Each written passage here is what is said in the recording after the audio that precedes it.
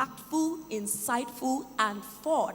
Now, speaking about fun, here at Landmark, we have the exhibition booths that would love for you to tour and just get a sense of what our exhibitors are doing. Also, we have a gaming center, so you can just go in there, play games, and have fun. That sounds like fun, right? In addition to this, we also have, a medical center where you could, just go and do your vitals at no cost, free of charge. Please, a round of applause for the Nigeria Fintech Week. So much packed. It's going to be learning and fun. So it's a cocktail of learning and fun. Now, as always, you can join our conversation online. You can connect with us on Twitter. And I think this is a good place for us to bring out our phones and just connect with us right away, because this conference is going to be packed. And just as we're speaking, you want to tweet at us, you want to send us a message, you want to repost, that's a good thing to do. So please, bring out your mobile devices. On Twitter, you can find us at Fintech Week NG. On Twitter, connect with us at Fintech Week NG.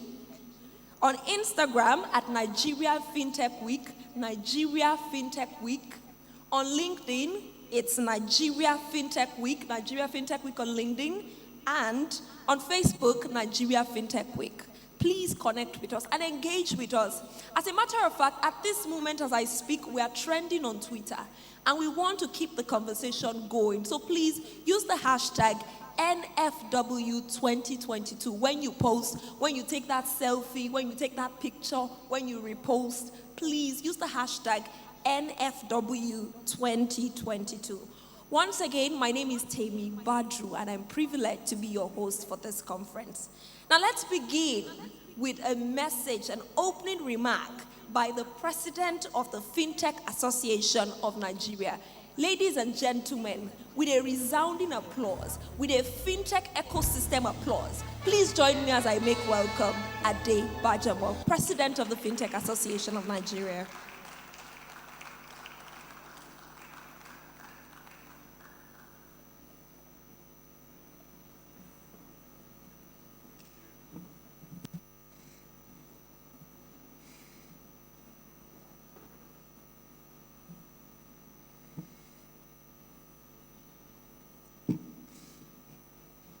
Thank you very much, Temi.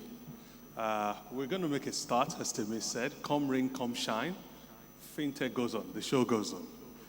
Distinguished ladies and gentlemen, thank you for being here with us today, both on-site and online, at the 6th edition of the Nigeria Fintech Week, the first to be held physically since COVID-19 pandemic. I hope we're all charged up this morning, excited to learn, share ideas, visions, develop strategies for the progression of both the Nigerian and global fintech ecosystems. It is with great pleasure that Fintech Association of Nigeria, its board of trustees, we're very privileged to have a couple of members here, my brother Patrick, governing council members, the staff and management, and of course members of the Fintech Association and its many partners to bring you this event. The Nigeria Fintech Week is an opportunity to showcase new thinking, solutions, thought leadership, and products by the local fintech ecosystem. The theme and overarching focus for this year's meeting is navigating the next normal, sustainable impacts in fintech, e-government, and emerging technologies. In the current climate, environmental, social, and governance discussions are top of every executive agenda. So are issues around extreme poverty alleviation, economic growth, and digital inclusion.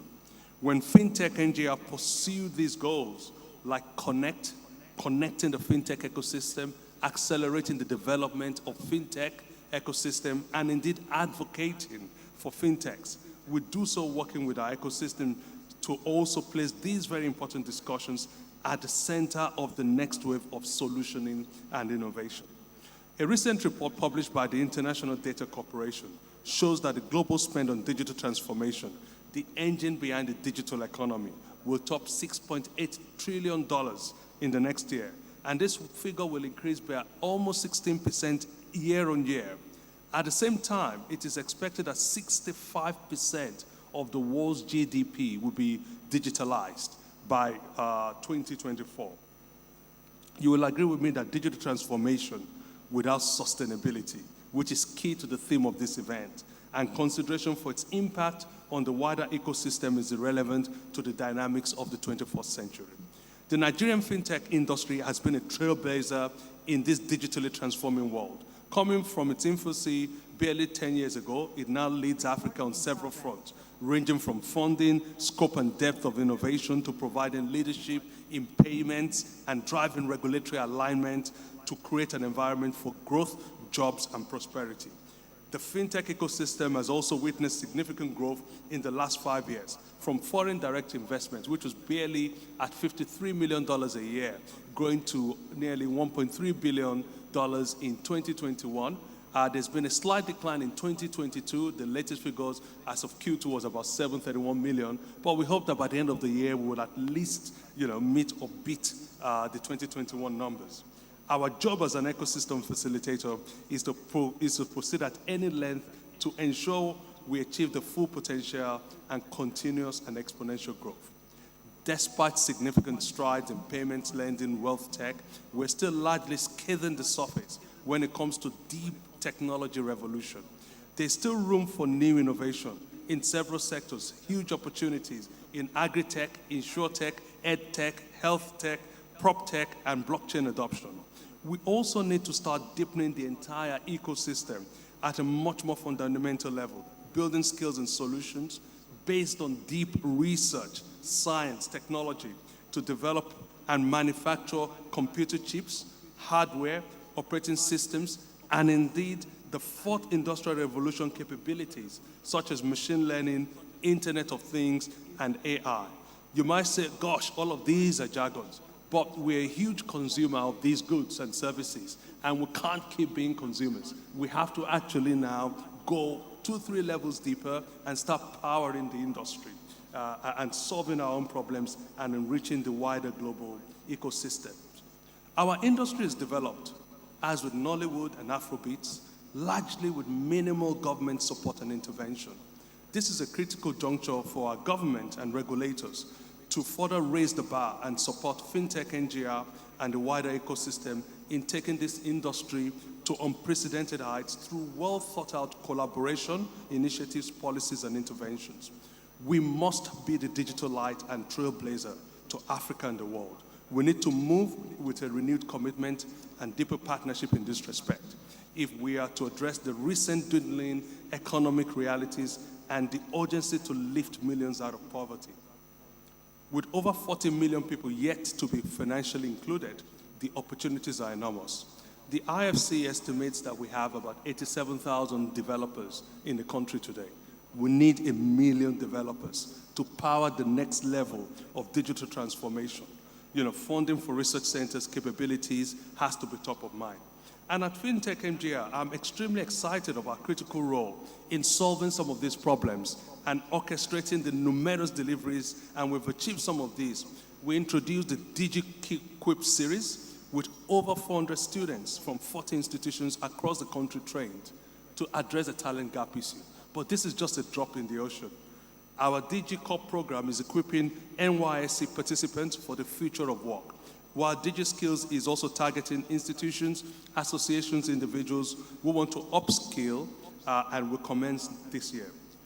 We have a Regulators Forum, the first and one of its kind in Africa to date. This is where regulators and innovators meet in an open environment to address and solution forward-looking and innovator-friendly regulation with appropriate consumer protection baselines. And this continues to deepen, and with partnership with the World Economic Forum. I thank the various regulatory bodies and participants for making this happen. We have advocated and participating in shaping the outcome of several issues that are critical to the development of our nascent industry, which includes the Nigeria Startup Bill, digital Indian initiatives, to name a few. We aim to continue to strengthen our advocacy role in a positive and collaborative manner. We've worked with other institutions, such as the Chartered Institute of Bankers, to develop an MOU which would deliver a curriculum that would deepen the skills of our fintechs in critical aspects, such as risk management, cybersecurity, and broader financial services skills. And we will continue to work with other participants, regulators, Central Bank of Nigeria, Securities and Exchange Commission, NITDA, NCC, NICOM, and of course Enterprise NGR, to name but a few. Let me seize this opportunity to particularly commend the Central Bank of Nigeria on the first anniversary of the e-Naira launch. This is also being launched at the same time in parallel today at a different venue. And also the Securities and Exchange Commission for putting forward market-leading regulation on digital assets. We thank Fintech NGR members and wider stakeholder community for their immense contributions in shaping these policies, in producing these papers that make this happen, and trust you will continue in future years. The track record of our successful collaboration with Singapore Fintech Festival, that's the largest in the world, has opened further speaking opportunities for Fintech NGR at this year's Singapore Festival, holding on November 2nd to 4th. We hope you can join us there, online or in person. It's going to be great. Again, great speakers and participants. Fintech NGR will strive for more international partnerships and collaboration. And we aim to position Nigeria as the go-to destination for fintech innovation and investments. In closing, we must not be naive to the various detractors, those who pose as fintechs but operate shady organizations that cannot be part of our ecosystem. We must also recognize that we cannot avoid contrarian views and scrutiny about our industry and operators, which clearly is altering the status quo in innovation and competitive trends and creating opportunities for a new generation of entrepreneurs in Nigeria and the world at large. The data points clearly show this and must be quite disturbing for incumbents that are unwilling to change. In fact, we must welcome contrarian views, and our members must reflect on further steps to take to further strengthen and sustain the industry and their businesses. Fintech NGR will continue to facilitate and collaborate with regulators to create a safe and secure financial services environment for the growth of our industry and our great nation. We have a unique opportunity to position Nigeria at the heart of Africa's digital transformation growth, and we and our 300 plus members will drive this irreversible trajectory.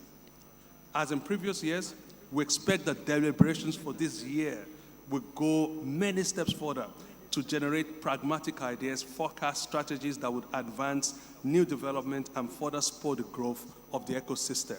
We have over 80 distinguished, well-informed participants participating at different levels on this conference. And I think it's not just going to be a talking shop, it's going to be one where people are going to get ideas, germinate ideas, and raise the bar in whatever they're doing. I'm extremely excited to be part of this revolution, together with the rest of the GovCo and the leadership team at Fintech NGR, where Africans are resolving African problems, leveraging global technology, global partnerships and collaboration. But it is more than that. As an ecosystem, we're building the next wave of founders, innovators, creators, national award winners, which we had 7 in 2022. Abstract, so you can't see it. But I just want to ask us, I want to implore us today, those who are joining physically or online, to please be gracious with our reservoir of applause. Give it freely. When I invite the speakers, please applaud them loudly. Let's celebrate one another. Please, can we do that? Thank you. We are warming up. Even though it's a cold morning, I know we are warming up. So that's applicable for our on-site audience as well as our online audience. We'd love to see your clapping emojis right in the chat box. Now, ladies and gentlemen, it's time for the keynote address. All right, but before we go into the keynote address, let's take the fireside chat. We'd now like to take the fireside chat, and it's focused on fostering sustainable impact in fintech, e-government, and emerging technologies. Fostering sustainable impact in fintech, e-government, and emerging technologies. And I'd like to invite the speakers and the moderator. Now, the first panelist is Ebenezer Onyegu, the GM, the CEO of Zenith Bank, who is represented today by Henry Oro, the MD of Zenith Bank. A round of applause, please. Thank you very much. As we welcome him for the fireside chat, please come take your seat. Also, we have the CEO at eTransact, Niyi Toluwalokpe. A round of applause, please. Thank you. Remember what we said about the reservoir of applause and being gracious? So that we are not, guilty of being partial. Let us applaud everyone equally and graciously. We also have on this panel the manager of Fintech's MasterCard West Africa, Tolulokpe Adeyinka. A round of applause. Thank you. And to moderate this panel, I'm honored to bring up the CEO, Enterprise NGR, Obi Ibekwe. Please let's give her a round of applause. I'll now be handing over to the moderator to take it on.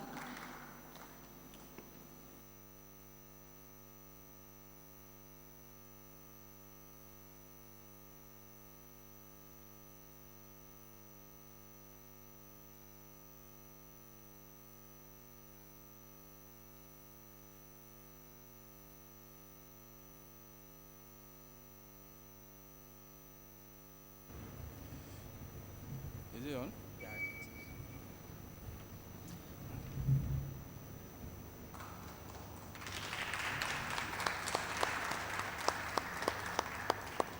So good morning, ladies and gentlemen. Once again, my name is Obi Ibekwe, and I'm delighted to be your moderator for today's panel discussion on the topic, fostering sustainable impacts in fintech, e-government, and emerging technologies. Fintech in Nigeria has witnessed rapid growth from just a handful of companies in the early 2000s to about 250 in 2021, supporting quite a number of financial products. They're also attracting significant investments, foreign direct investments into Nigeria. The impact of technology has been accelerated by the COVID-19 experience, and as pointed out by the president of Fintech Nigeria, Mr. Bajomo, in his speech, 65% of the world's GDP will be digitalized in the next 2 years. That's significant. That is significant. And the issue we will be examining this morning is, one, how sustainable is this growth that we've experienced in fintech in Nigeria? How sustainable is it? It's been rapid, yes, but how sustainable is it? Are we putting structures in place, such as skills building, research capabilities, solutions and manufacturing capabilities to sustain it long term? We'll find out. Again, how impactful has technology been beyond the financial space? For instance, how has it impacted governance, healthcare, education, transport, agriculture? We see what is happening in other jurisdictions and how is Nigeria keeping a pace with the world in this regard. And finally, how are we positioning in Nigeria and Africa as a whole, come to think of it? As Mr. Bajomo put it, it really struck me when he said it, that we need to be major contributors to the global technology force and not just consumers or fringe participants, solving our own problems and enriching the global ecosystem. We don't want to be recipients perpetually. We want to also contribute to the global ecosystem. So it promises to be a very exciting panel discussion. And I have with me today 3 distinguished panelists to help throw some light on these issues. Without further ado, please join me in welcoming, as already introduced, Henry Oro. He's representing the CEO of Zenith Bank. Niyi Toluwalokpe, he's the CEO of eTransact. Okay, and Tolulokpe Adeyinka, the FinTech Business Development Lead, MasterCard West Africa. Thank you all for honoring our invitation. So, Henry, I'll start with you. The first question goes to you. Zenith Bank PLC is today one of the biggest banks in Nigeria. How do you see your role in supporting sustainable impact and digitalization of the financial sector in Nigeria? Yeah, thank you, Obi, and good morning, ladies and gentlemen. It's my great honor to be here representing my CEO,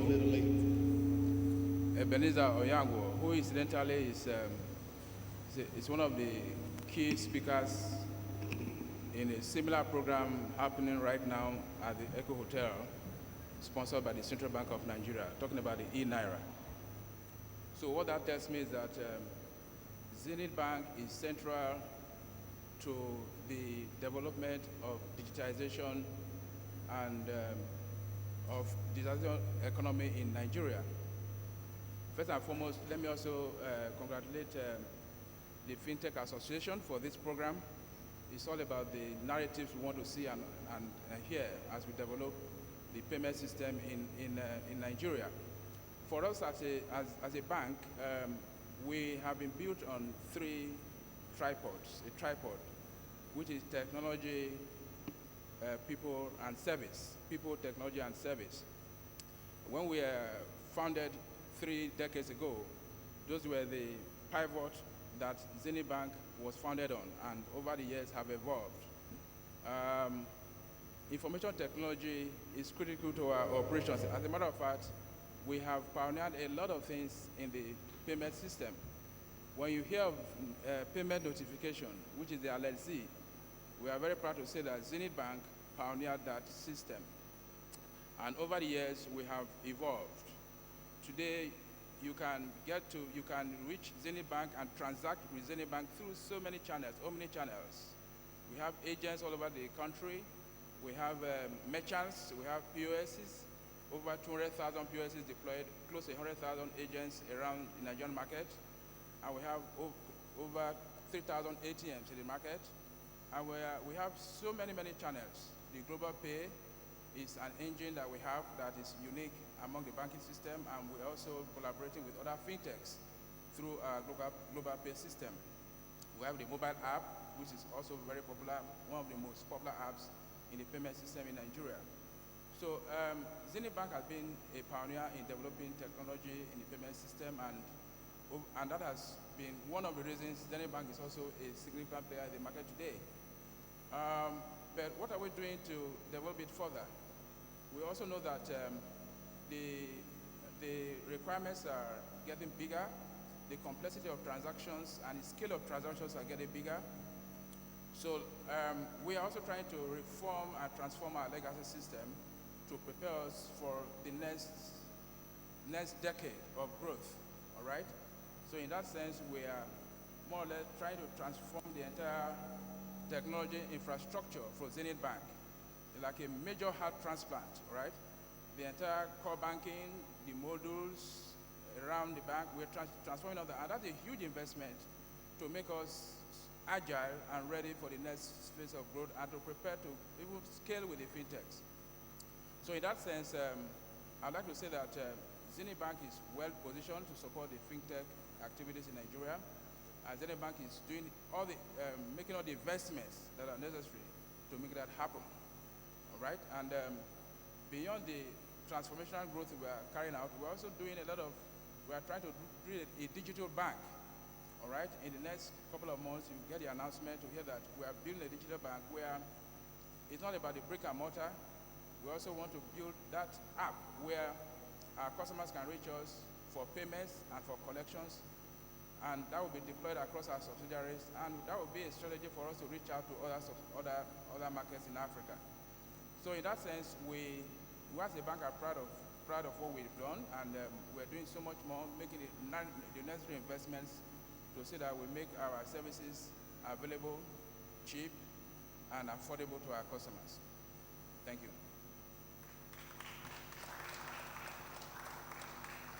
Thank you very much, Henry. Where no doubt Zenith Bank is a leading bank in leveraging technology for efficient, improve financial services. Now we move on to Mr. Tolu Alokwe, eTransact.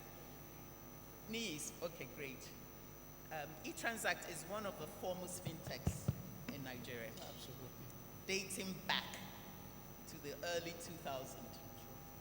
How do you see your role in supporting sustainable impact in the fintech ecosystem in Nigeria? Okay, absolutely. Thank you very much.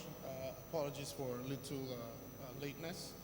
I'm very happy to be here and part of this gathering today. For us at eTransact, we are pioneers in the whole fintech space, dating as far back as 2000, like you rightly mentioned. But over the years, for us, it's been a state of continuous and consistent evolution. We've seen it all.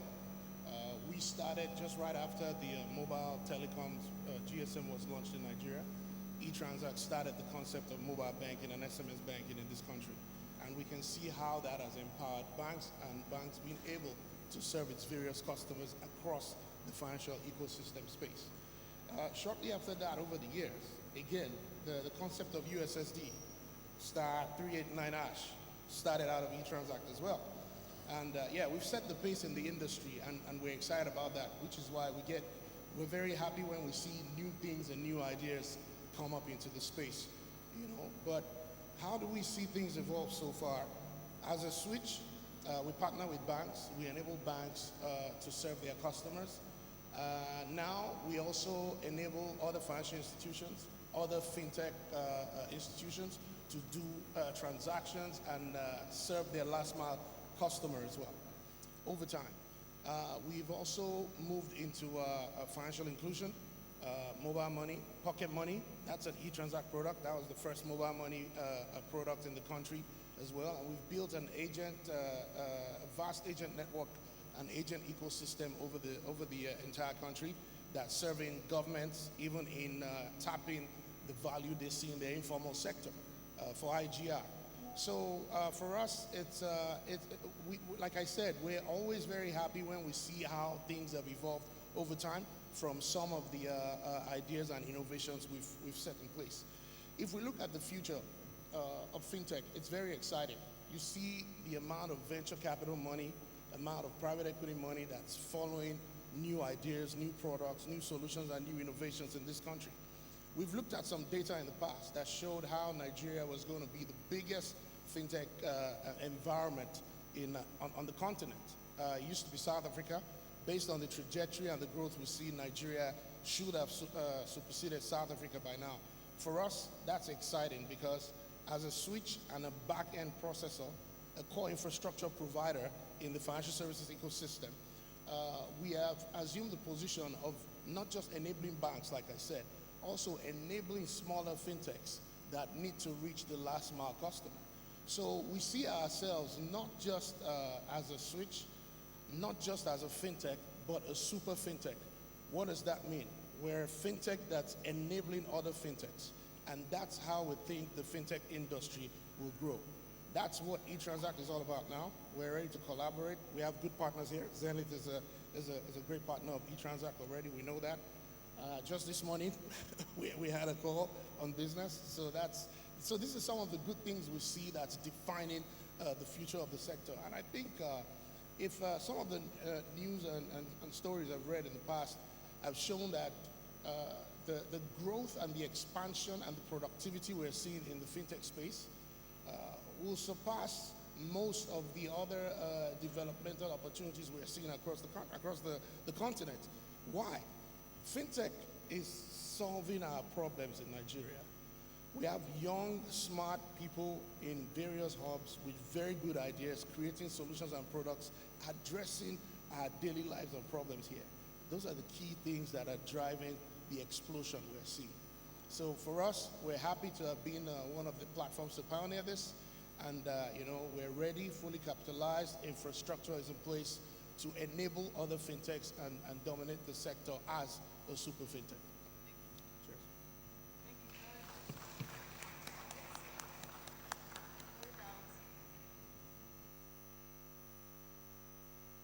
happening in the fintech space.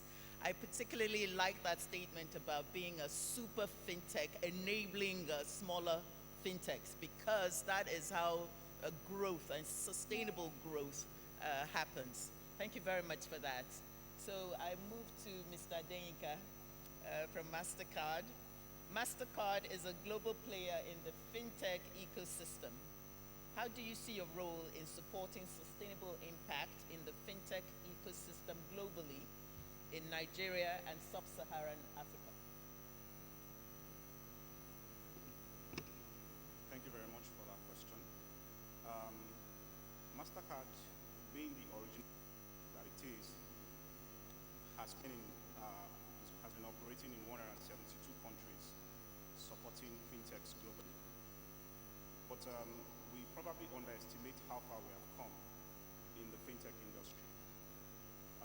Globally, what we are trying to do is to displace cash, basically to ensure that commerce takes place as it should. And when commerce takes place as it should, there is speed, there is efficiency, and its impacts on the economy. MasterCard provides the technology that supports the various enablers in the market to ensure that they are able to provide the support that the economies across geographies need to support their different populations in those countries. When we speak about financial inclusion in particular, we realize that in Africa, for instance, there are over 750 million adults that are bankable. But out of this, only 400 million thereabouts have bank accounts. And you can see that out of that 400 million, maybe just about 150 to 200 million have wallets and they don't have real bank accounts. So there's huge opportunity which MasterCard is innovating with other fintechs. And what we have been doing is to support innovators in the market who have the knowledge, the local knowledge of how the consumers what the consumers want, and what they want to see in the market. So what we do basically is to work with them, provide the platforms that they require, and the support and investment, bringing our global knowledge, because of course we operate in 172 countries. So over the years, we have garnered a lot of knowledge around the world to be able to bring solutions to people in their various geographies. And let me also put some context to it. Today, you go on a website, you are purchasing something, and you find that you are able to pay. And if, for instance, that was not available, and you had to order something, for instance, from Abuja, and you are in Lagos, we underestimate what happens when you have to move that cash all the way from Lagos to Abuja, and then you have to come back with your goods and services back to Lagos. This probably will take you 2 weeks, 3 weeks. But what the technology has done is to provide the basic technology for you to be able to transact without you even knowing, for you to pay as a consumer, for you to accept payments as an SME, as a business, and for you to be able to send goods and services across board through logistics platforms. So what MasterCard has done is to invest in so much of technology, in cyber and intelligence, in artificial intelligence, of course, and in different payment capabilities that empowers different people to make payments across the globe. So today we see that we are improving in financial inclusion in Africa, and we are investing in a lot of fintechs, and that is definitely going to continue. We are also seeing how we are working with governments across the different continents, particularly in Africa, working with different governments to help them provide solutions that meet the market needs. For instance, we see that in various jurisdictions, there are different laws that apply to guide them to ensure they abide by the rules and regulations of those jurisdictions where they operate. Because we understand what the governments in different countries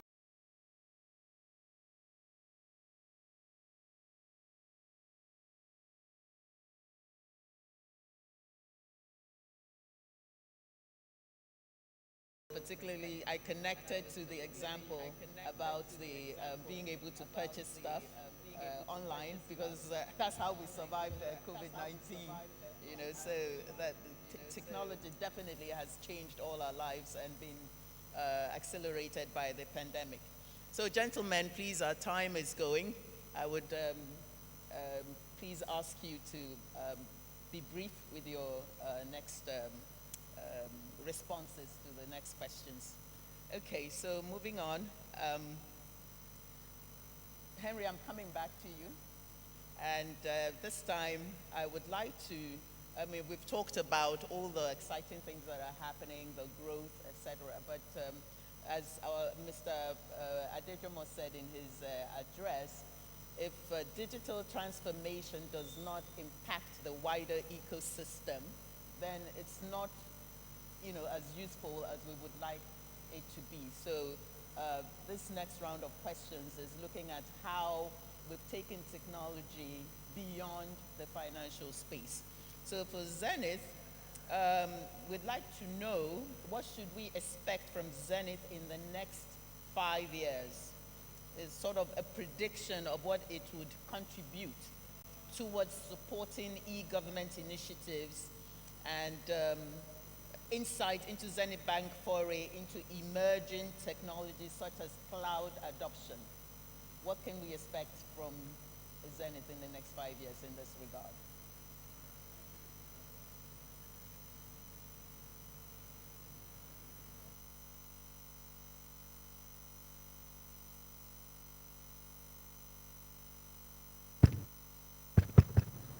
All right, thank you for that question. We all agree from the first round of discussions we've had that digitalization is an enabler to e-commerce. So if digitalization has to make impact, we have to take it across the various economy, the various industry, across the society as a whole. And for us, what we have done in that respect is to see that we take digitalization to the SMEs. Today we have a program that we are projecting, which is Grow My Business, the SME also Grow My Business, the Hustle Academy, in collaboration with Google. What we do is to reach out to the SMEs and train them on how to use the internet, how to use the digital channels to grow their business. And that is getting a lot of followership and making a lot of progress in that respect. We're also looking at how we can also empower the students, the upcoming students. We go to the universities, identify those in science, technology, engineering, and mathematics, and give them training in computing, and also mentor them and follow them through through their academic work. And once they are done, we also find a way to train them beyond that and make them ready for the industry, and also use that as a feeder pipe for our own bank. So in that respect, we believe that Zenith is making a lot of contribution on how to grow on the Fintech area. Now, talking about cloud and AI and all that, it's the emerging technology and all that. What does cloud seem to achieve? Cloud seems to bring agility, speed, and capacity. These days we have banks and companies building their own infrastructure and replicating that. That is pretty expensive when we have infrastructure in the cloud. So the cloud technology is something that sooner than later everyone has to embrace. And today Zenith is building its own private cloud, and we're also on the public cloud. People speak about security and data privacy and all that. I believe the cloud technology is taking care of all that, right? So for us at Zenith, we have a private cloud we're working on, and we're also working on Azure, which is the Microsoft cloud. And we do that because, like I said, it promotes scalability, it promotes portability, and of course, it also reduces downtime. So the cloud technology is something we embrace, and it's something we're investing in, and it's something we also want to use to drive our business moving forward.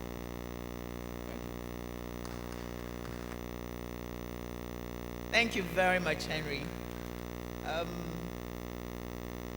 Neve, so what should we expect from eTransact in the next 5 years? Again, it's like Zenith has, give us a prediction of what the fintech ecosystem will look like insight into e-transact foray into emerging technologies such as blockchain technology? How will this support or trigger e-government initiatives? Absolutely. Thanks. So, just following up on what I had said a few minutes ago regarding positioning as an enabler. This is why we've taken that initiative. We are seeing a lot of new ideas, new products and services coming up that need the infrastructure and the backbone to be able to meet and reach their last mile customers. And a lot of this, because the fintech industry in Nigeria is regulated, and there are certain criteria you need to have to be able to build certain capabilities, and you need licenses for that. Unfortunately, not everybody has the capital resource or even the networks to build those capabilities and get those licenses. So what you're seeing is a lot more specialized focus on building solutions and then looking for partnerships and collaboration to do the necessary integration and consummate transactions across the globe. At the end of the day, what do we really need in terms of consummating transactions? You need partners that can help you move money from A to B. Call it any kind of solution, call it any kind of product. You need to connect so that individuals that are using that service can actually do the consummation. So we've seen a lot of that growth, and you all can see the funding that is coming into this part of the world to drive a lot of those solutions and services. So what's going to help is that enabler that's going to help facilitate all the ideology, innovation, ideas, and processes to help those type of solutions grow. Now, you see what's happening a lot in government. Historically, it was all about IGR, that's how government, state governments, federal government make money. We also saw what happened with the TSA, digitizing digitizing collections and payments of government transactions and government expenditure. Now, that also has happened in the States, but people need growth.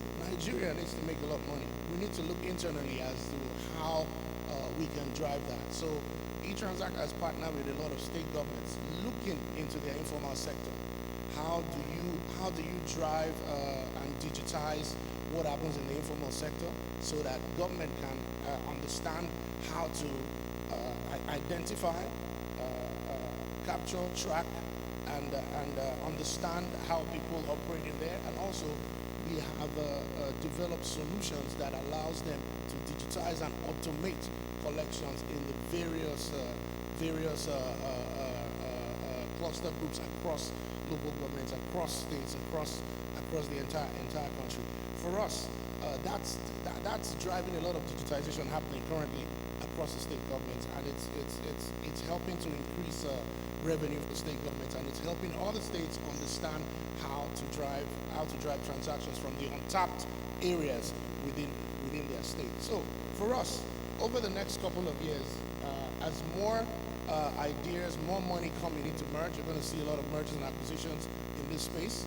And trust eTransact, we're out there looking for very good apples to apples companies we can partner, collaborate, or even acquire, and further diversify the entire system and dominate the market as a super fintech.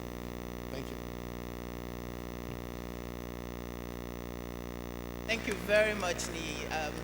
That was a very robust answer, and if time permits, I will come back with a follow-up question. Government access the informal sector. The fintech in connection with the financial industry can play a very significant role as far as that is concerned. Yeah. Okay, so Mr. Denka, coming to you on this aspect, what should we expect from MasterCard in the next 5 years? Just again, give us a prediction of what the fintech ecosystem will look like, and insight into MasterCard foray into emerging technologies such as contactless payment. Okay, thank you. One of the key things that MasterCard plans to achieve by 2025 is to bring 1 billion people into the digital economy by 2025.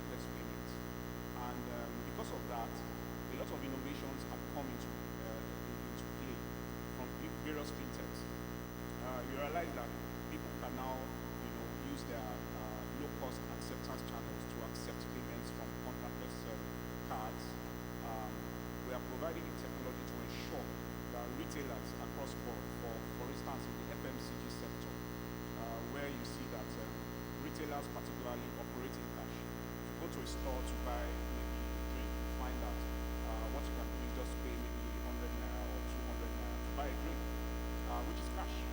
But these retailers find it difficult to be able to accept payments because the cost of probably buying a POS terminal is kind of expensive. So we are providing the solutions to ensure that these small retailers are able to accept payments at low cost. And these are some of the ways that MasterCard is seen in areas of EMPL, artificial intelligence, alternative lending. We are providing solutions in those areas, and we expect that by 2025 we will be able to achieve our goal of 1 billion in the digital economy.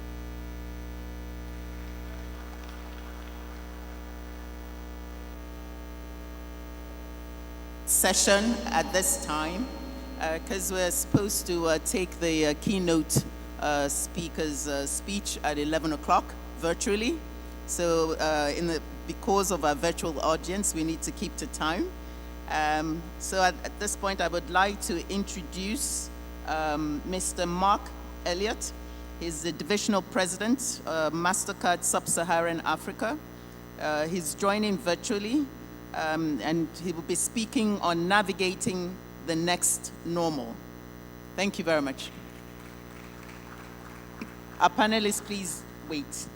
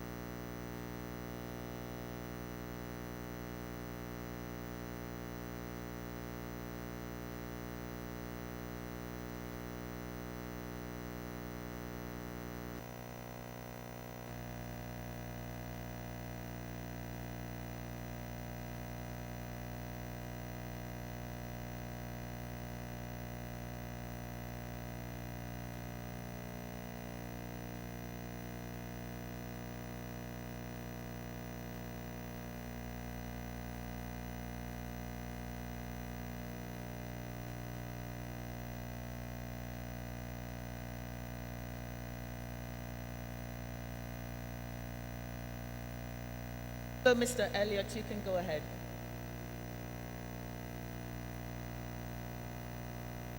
You may start.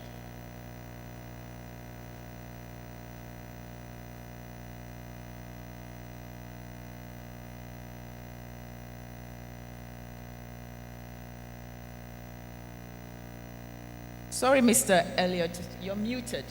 Can you unmute, please? We can't hear you.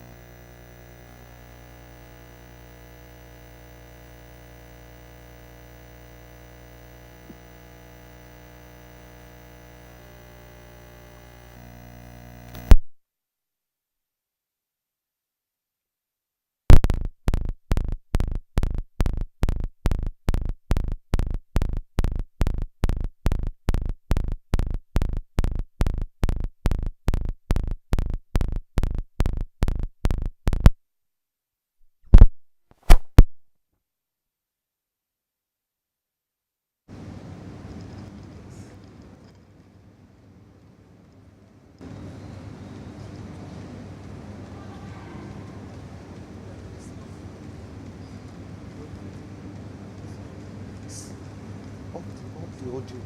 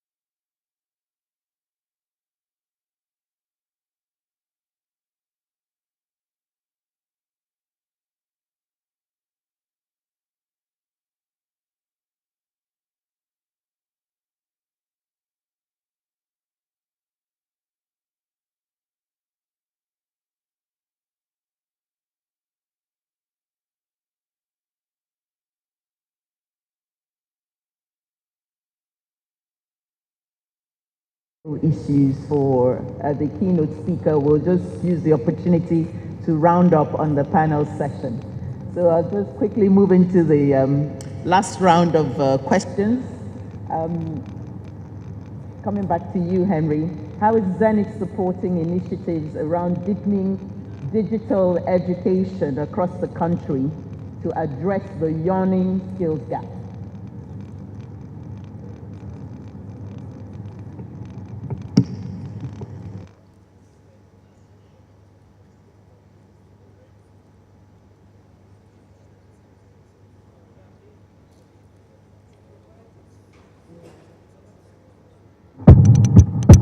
All right.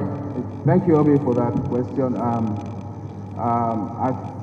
In my earlier remarks, I alluded to that. We've seen a skill gap, and it's made worse by the massive immigration from Nigeria. And somehow the question we ask is, why is that happening? The world has become a global village, and opportunities are global. All right, so once the opportunities are more and elsewhere, people will naturally migrate.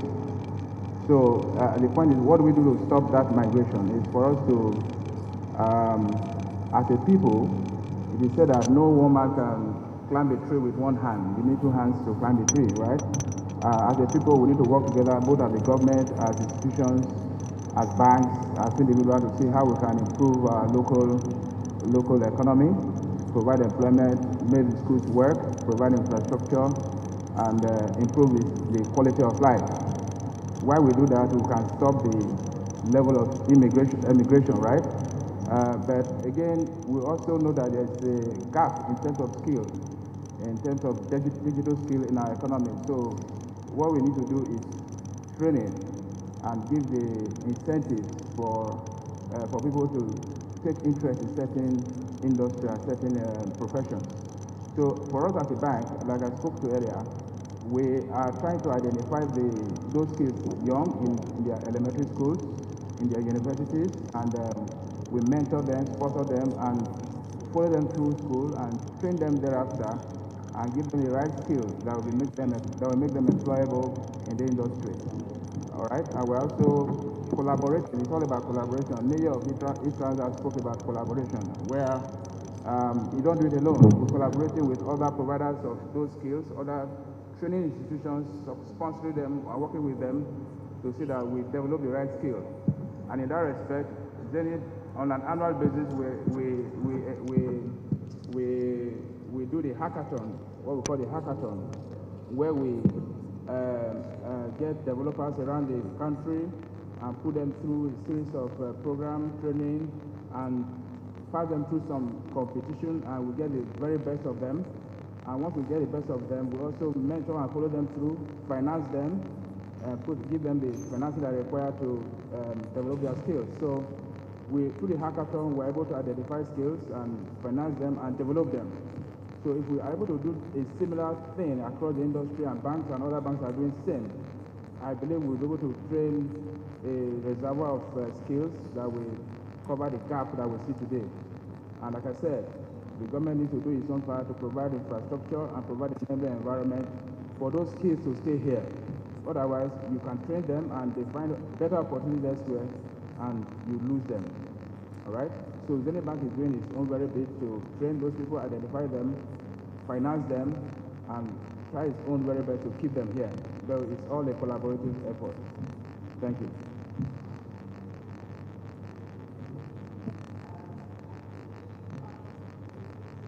The observation that this is not something that Zenith Bank can do alone. It's something that the system has to come together to do, because we're more efficient that way rather than the silo approach. Absolutely. So that is food for thought. Thank you. So back to you, Lee. How is eTransact supporting initiatives around deepening digital education in Nigeria? Okay, I think in terms as this relates to building the skill sets required to thrive in that space, like Henry had mentioned, It's becoming a nightmare now to find good talent and keep good talent to support the growth initiatives and the expansion initiatives you have, because you're seeing a lot of more very good talent interested in freelance working, which has led us to fully accommodating remote working and partnerships even with people wherever you want to be in the world. You work with them, give them projects to do, and that's working so far. But that's addressing the problem. But in terms of fixing and developing new people, we have a couple of programs we've started. I think we're on our third and fourth year now. I think COVID slowed it down a bit. We're on our third and fourth year now, identifying young talent at the internship level or at the fresh graduate level, take them through several weeks of training and expose them to real life complex problems that we try to solve from a tech engineering perspective or from a product development perspective. And we've seen over time, we've seen some very smart people come out of there and even go to do other things. And some of them have joined our incubator hub. I don't know if anyone that sees out there, you see the booth that's right next to Zenith called Credo, that came out of the eTransact Innovation Incubator Hub with one of our senior product development officers and some of the new talent we had accommodated in those programs. It's credocentral.com. You can check it out. That's one of the things that have come out of this. We believe that if we consistently do this, we can begin to grow and build and expand on the talent that is required to fit the industry. But just like my friend, my brother, my senior colleague Henry has said, we need an enabling environment to keep these people, because as we all can see, it will get better. Let's be positive. It will get better. Thank you.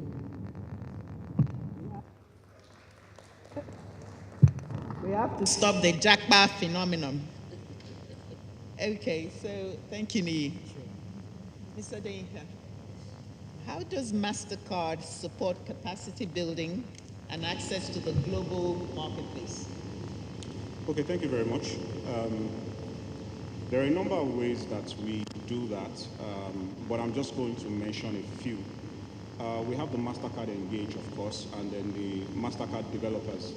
On the MasterCard Developers platform, we make APIs available to developers where they have access to various payments APIs and cyber intelligence APIs for them to iterate with, for them to do various, just play around with it, and then innovate, then launch this in the market. So this helps various fintechs to be able to launch easily.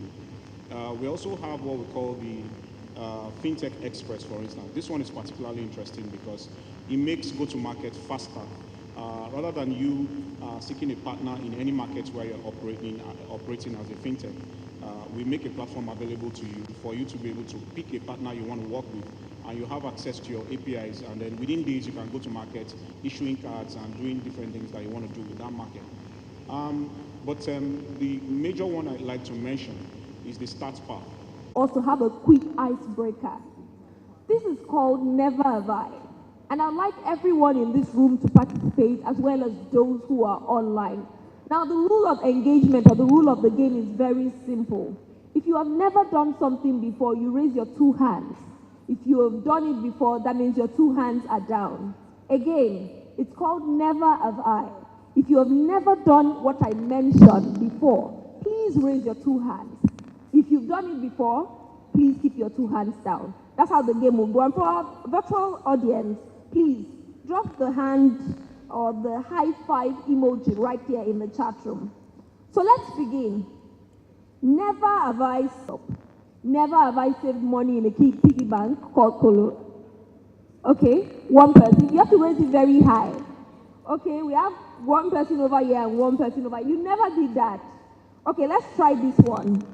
Never have I pretended to get on a phone call to avoid talking to someone. You've never pretended to get on a phone call to avoid talking to someone. Okay, we have somebody over there. Okay, this one is about ATM. Never have I, again, the rules of the game is if you've never done it before, you raise your two hands very high. If you've done it before, you keep them low. Never have I counted money immediately I got it from an ATM. It's true. Some of them, I won't raise my hand because I've done it. I counted the money unconsciously and someone said, do you want to return it? So if you've never, we're all guilty and we're laughing because we're guilty. Okay, let's take this one. Never have I given a compliment to a total stranger. You've never given a compliment to a total stranger. Anyone? One person, please, before you leave this conference, give a compliment to a total stranger. Would love to see this. And finally, never have I withdrawn money from a savings app to buy something impulsively. You know, you go shopping and you withdrew the money you were saving just to buy something impulsively. Anybody that's never done that? Okay, we have one person over here, one person. Great. All right, so we'll continue the game as we go on with the conference, but now it's time to have the keynote presentation, and the focus is on enabling the new era of financial services, safeguard, control, optimize. Ladies and gentlemen, with a resounding applause, please join me as I welcome the Regional Manager, Sub-Saharan Africa at SAS, Babalola Oladoku. A round of applause, ladies and gentlemen.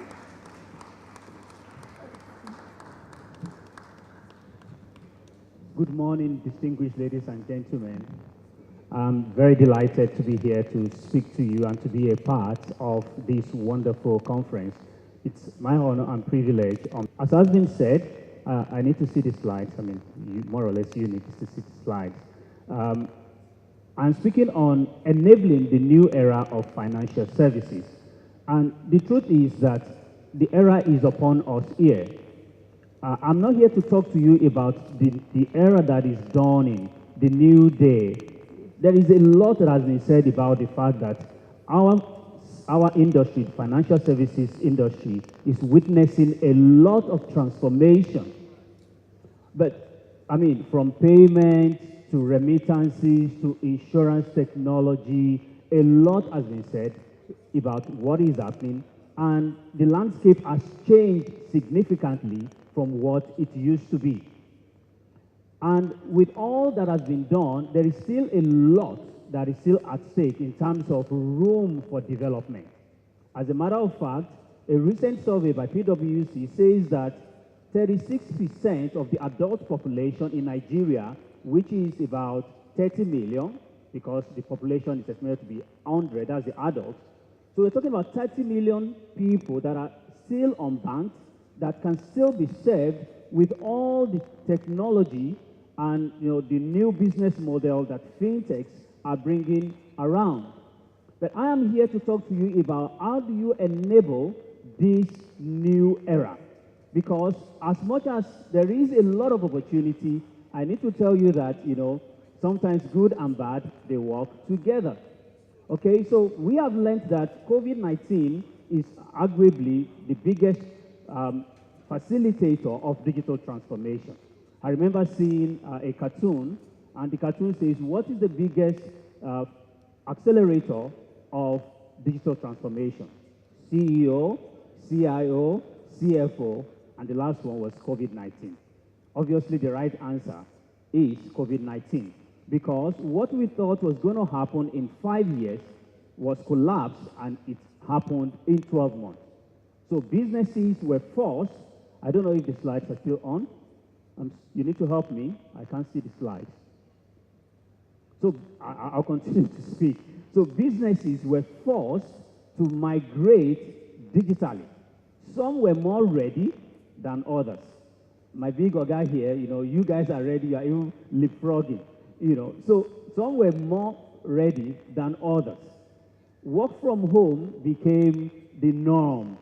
For instance, my office, we closed our office in Ikoyi temporarily. And even after COVID had subsided, they asked me, do you want to reopen the office? No. I don't want to do the commute. I don't want to pay the huge bills. I enjoy the flexibility. I want to spend more time with my family. Okay? So businesses opened to more channels. There were a lot more channels that were open. Everybody now knows that you can't do business without being on the internet. social media, mobile, the internet became the norm. Now, beyond that, technology scaled up. Everybody scaled up in terms of what they are doing. Okay, now this is the good side. Like I said, the volumes also went up because suddenly we saw the opportunities and the extent to open new frontiers for all our businesses. The downside, which I call the dark side of digital transformation, is that as you are taking advantage of this new era, the fraudsters are also getting ready for you. Again, so I don't have the slides. I'll just keep talking. I will not make any effort to use the slides again. In the same way, I said the businesses were migrating to digital. Flash. The fraudsters are also migrating to digital. I said work from home. Work from home opened a lot of opportunities, but to tell you the truth, work from home also opened opportunities for fraudsters, whether people who are internal or people who are external. People are working from home, they have more time to think, there are no restrictions of people around them, and then they can think of doing their nefarious acts. So digital transformation, ours is positive and ours is negative. And I said, technology is scaling. You know, artificial intelligence, they are also doing that. So what am I saying? Am I saying we should go back to the bad old days? No, not at all. I'm not asking that we do that. All I'm saying is there's got to be an optimal balance between what we are doing in terms of digital transformation and ensuring that we are keeping ourselves. You are safeguarding, you are controlling, and you are optimizing what you are doing. How do we do this?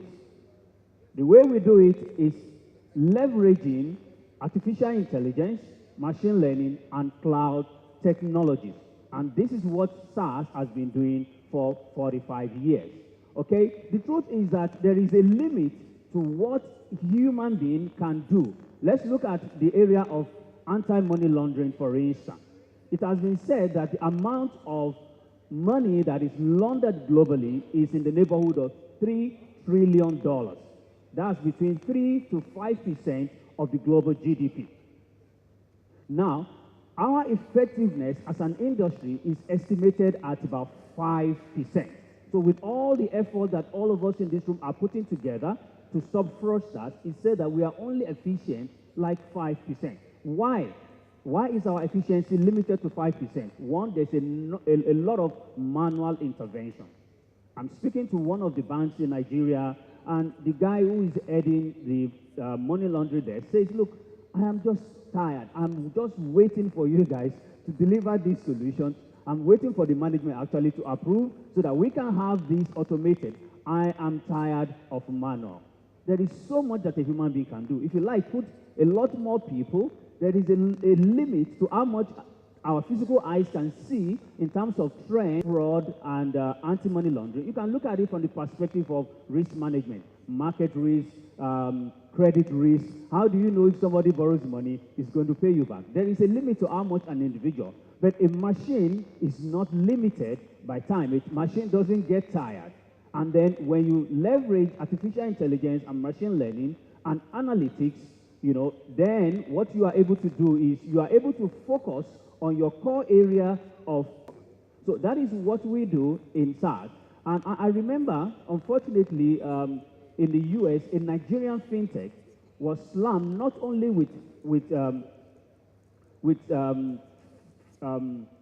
fine, but it was also sentenced to jail.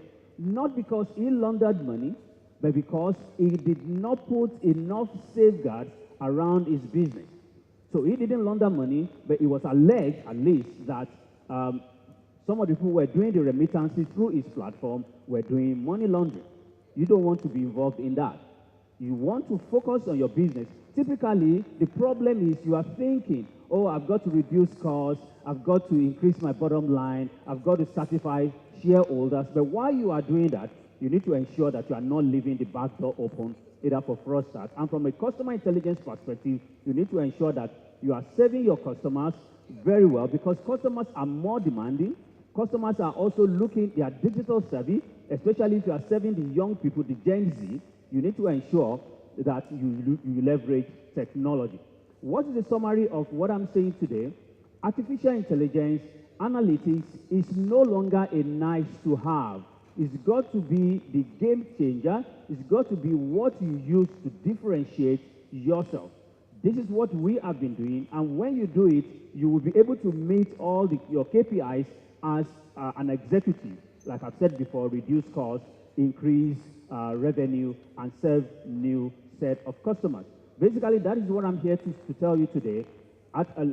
Digital transformation, as God is positive, you will be free to do your core businesses while you are generating new revenue.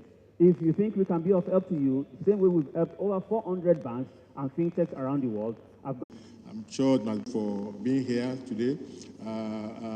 The African Fintech, the Fintech Association of Nigeria will continue to be the umbrella and the voice of fintech development, just as they have been doing since 2017. And it has received a lot of support from the industry, but it has received a lot of support from the government and the regulators. I'm sure the president and so forth.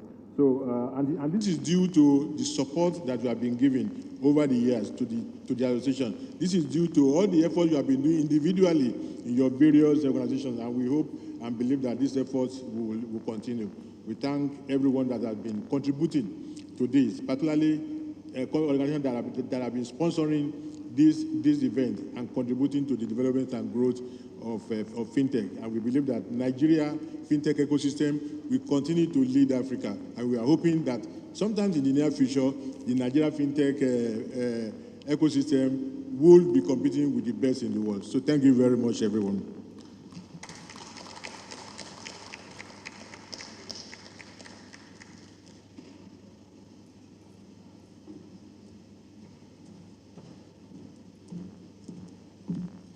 Thank you very much, Dr. Segun Aina. Ladies and gentlemen, we'll now take a break. This is an opportunity for you to visit the exhibition booth, visit the gaming center, play games, network, and visit the medical center, to just get some tests done at no cost. It's also an opportunity for you to get some lunch. So we'll take a break. I just want to remind everyone that as we take a break, this is an opportunity to meet new people. Who knows, maybe business partners will emerge from this conference. Maybe you will meet someone who will end up being a partner, an associate, or a client. Who knows what relationships can come out of conferences like this? So please, let's explore them. As we go on a break, make sure you meet at least one or two people that you have never met before and interact with them. Because when we come back, I'll ask us how many of us did that. Ladies and gentlemen, we break for lunch now and to tour the exhibition center. Please let's come back before 12:20 p.m. We reconvene before 12:20 p.m. Have a nice time viewing the exhibition booth and just looking around and networking. The conference continues before 12:20 p.m. Thank you very much.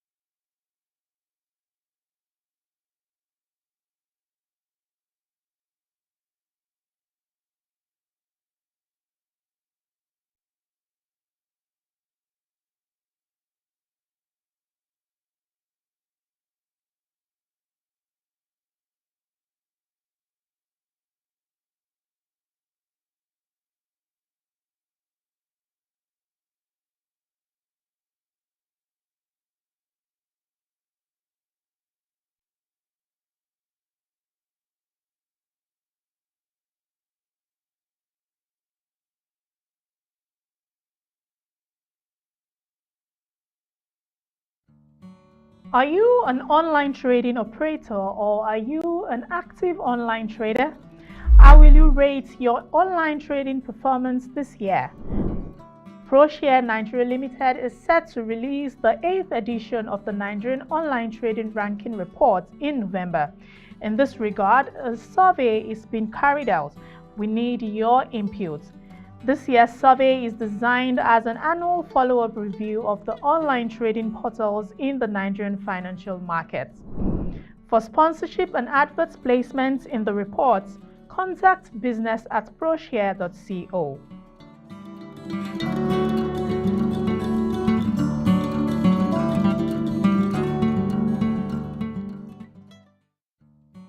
Are you an online trading operator or are you an active online trader?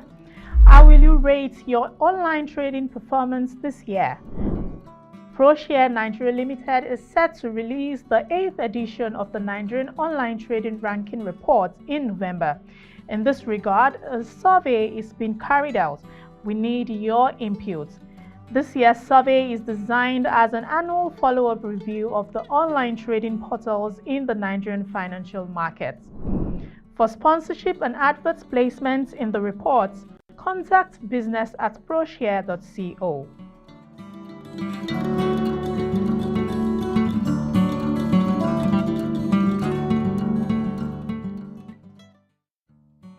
Are you an online trading operator or are you an active online trader?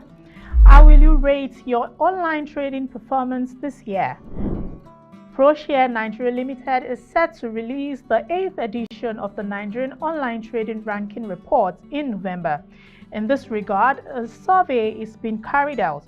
We need your input. This year's survey is designed as an annual follow-up review of the online trading portals in the Nigerian financial markets. For sponsorship and advert placements in the reports, contact business@proshare.co.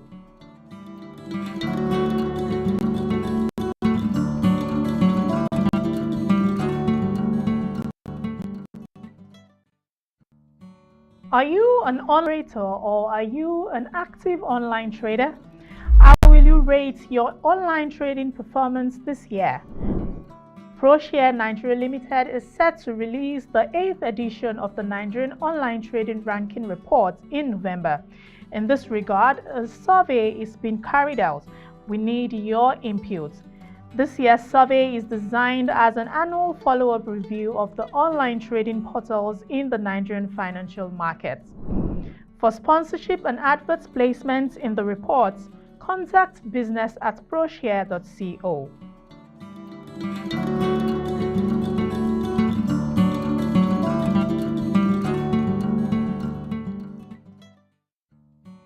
Are you an online trading operator or are you an active online trader?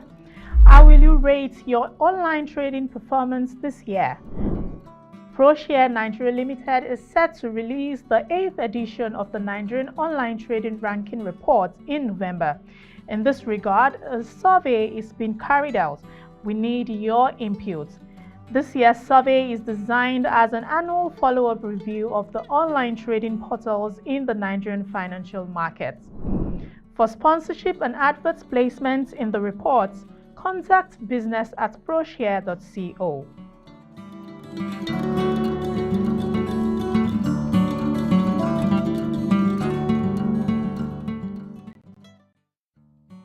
Are you an online trading operator or are you an active online trader? How will you rate your online trading performance this year? ProShare Nigeria Limited is set to release the 8th edition of the Nigerian Online Trading Ranking Report in November. In this regard, a survey is being carried out. We need your input. This year's survey is designed as an annual follow-up review of the online trading portals in the Nigerian financial markets. For sponsorship and advert placements in the reports, contact business@proshare.co.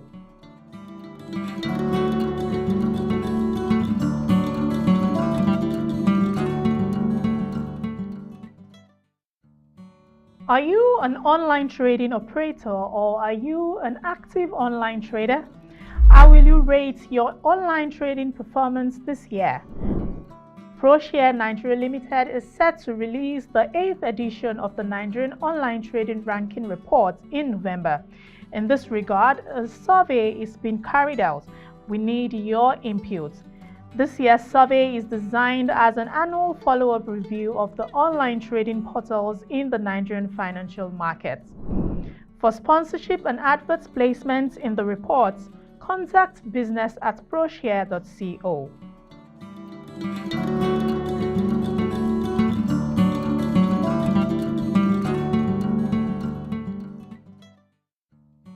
Are you an online trading operator or are you an active online trader? How will you rate your online trading performance this year? ProShare Nigeria Limited is set to release the 8th edition of the Nigerian Online Trading Ranking Report in November. In this regard, a survey is being carried out. We need your input. This year's survey is designed as an annual follow-up review of the online trading portals in the Nigerian financial markets. For sponsorship and advert placements in the reports, contact business@proshare.co.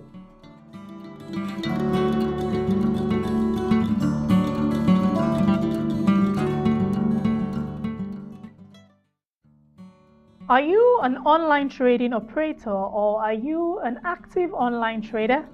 How will you rate your online trading performance this year? ProShare Nigeria Limited is set to release the 8th edition of the Nigerian Online Trading Ranking Report in November.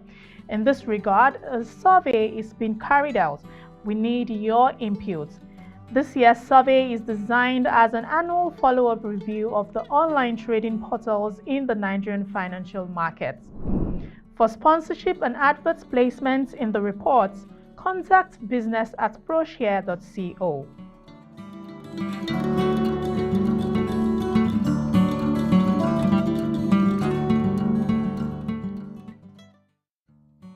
Are you an online trading operator or are you an active online trader?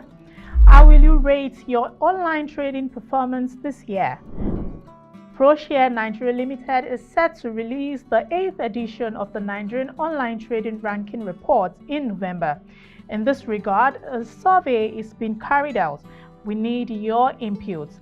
This year's survey is designed as an annual follow-up review of the online trading portals in the Nigerian financial markets. For sponsorship and advert placements in the reports, contact business@proshare.co.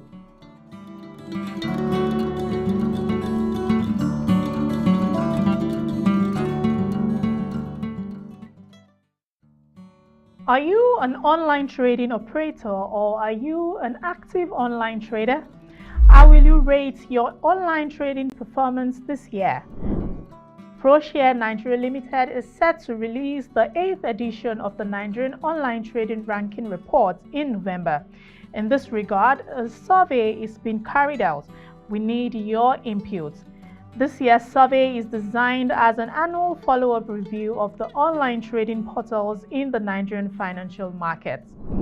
For sponsorship and advert placements in the reports, contact business@proshare.co.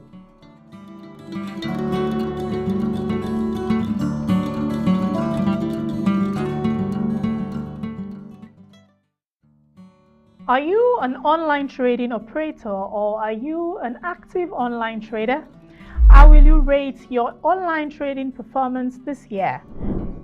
ProShare Nigeria Limited is set to release the 8th edition of the Nigerian Online Trading Ranking Report in November. In this regard, a survey is being carried out. We need your input. This year's survey is designed as an annual follow-up review of the online trading portals in the Nigerian financial markets. For sponsorship and advert placements in the reports, contact business@proshare.co.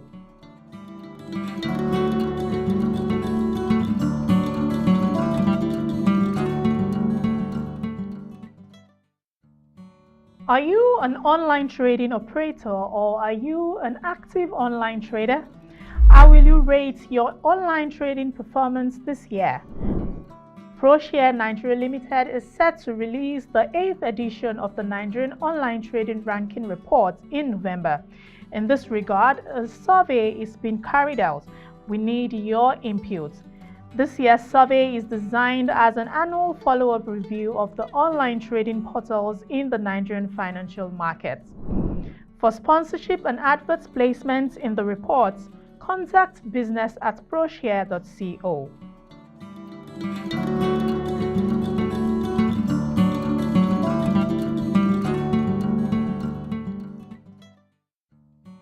Are you an online trading operator or are you an active online trader? How will you rate your online trading performance this year? ProShare Nigeria Limited is set to release the 8th edition of the Nigerian Online Trading Ranking Report in November.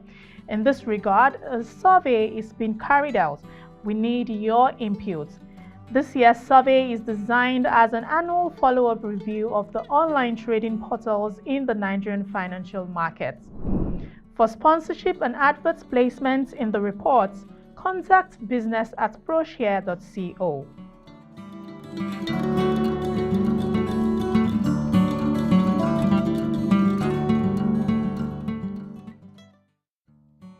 Are you an online trading operator or are you an active online trader? How will you rate your online trading performance this year? ProShare Nigeria Limited is set to release the 8th edition of the Nigerian Online Trading Ranking Report in November.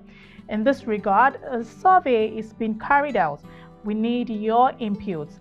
This year's survey is designed as an annual follow-up review of the online trading portals in the Nigerian financial markets. For sponsorship and advert placements in the reports, contact business@proshare.co.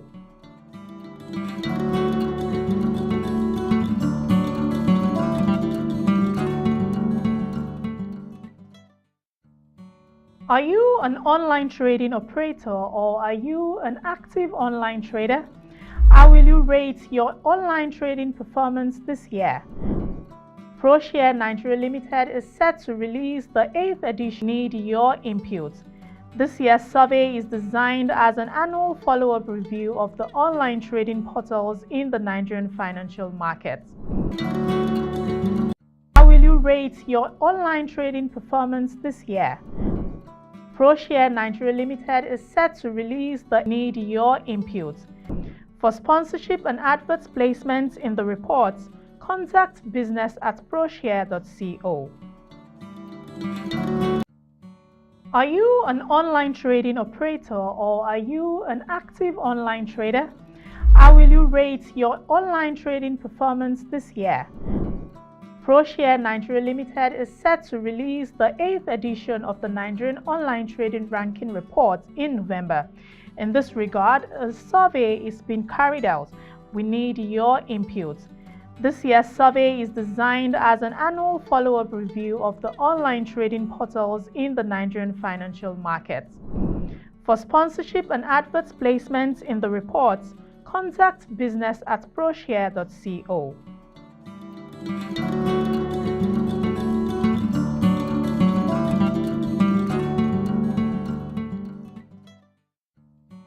Are you an online trading operator or are you an active online trader? How will you rate your online trading performance this year? ProShare Nigeria Limited is set to release the 8th edition of the Nigerian Online Trading Ranking Report in November. In this regard, a survey is being carried out. We need your input. This year's survey is designed as an annual follow-up review of the online trading portals in the Nigerian financial markets. For sponsorship and advert placements in the reports, contact business@proshare.co.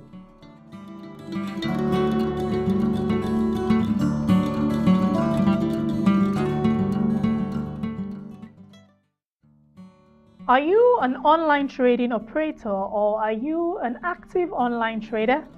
How will you rate your online trading performance this year? ProShare Nigeria Limited is set to release the 8th edition of the Nigerian Online Trading Ranking Report in November.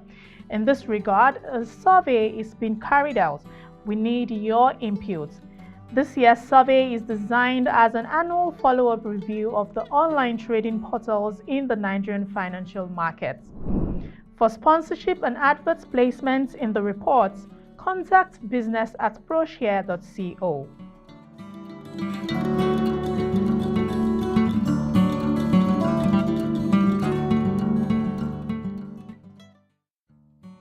Are you an online trading operator or are you an active online trader? How will you rate your online trading performance this year? ProShare Nigeria Limited is set to release the 8th edition of the Nigerian Online Trading Ranking Report in November. In this regard, a survey is being ProShare, Nigeria's leading financial information hub, recently published an incisive report titled The Anatomy of Crude Oil Theft in Nigeria, Understanding the Graft, Impacts and Implications, preferring solutions to what has become a major issue of national concern. I think the report is very comprehensive. It goes very deep in analyzing it to the extent that I'm not surprised.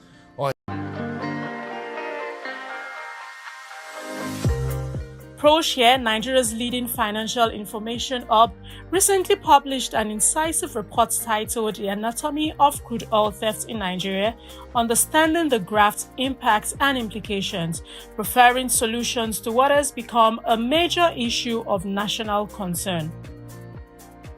I think the report is very comprehensive. It goes very deep in analyzing it to the extent that I'm not surprised, or indeed, let me say, I will not be surprised if some of the progress we are seeing today in terms of the reawakening of government's interest to deal with this as a result of the ProShare report, because that report was bang on time, was very timely, was perfectly timed, so that when you read it. Are you an online trading operator or are you an active online trader? How will you rate your online trading performance this year?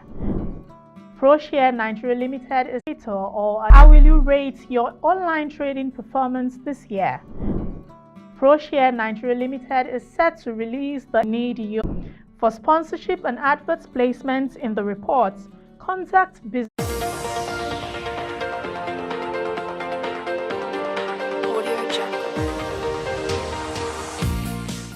Well, I think it's been an exciting journey. When you look back some 20, 25 years ago, when the likes of Value Card, which is now Unified Payments, and InterSwitch, Charms, there were very few fintechs. Today we have over 250 fintechs and over 6,000 startups. So it's the journey has been exciting. We can see lots of transformation within the financial sector, or even going beyond the financial sector, even the verticals, we're beginning to see a lot of things, and InsurTech, Agri-Tech, Health Tech, EdTech. So I think that that's the place to be. And I think the future is going to be quite more exciting with the kind of prospects that we see in the ecosystem.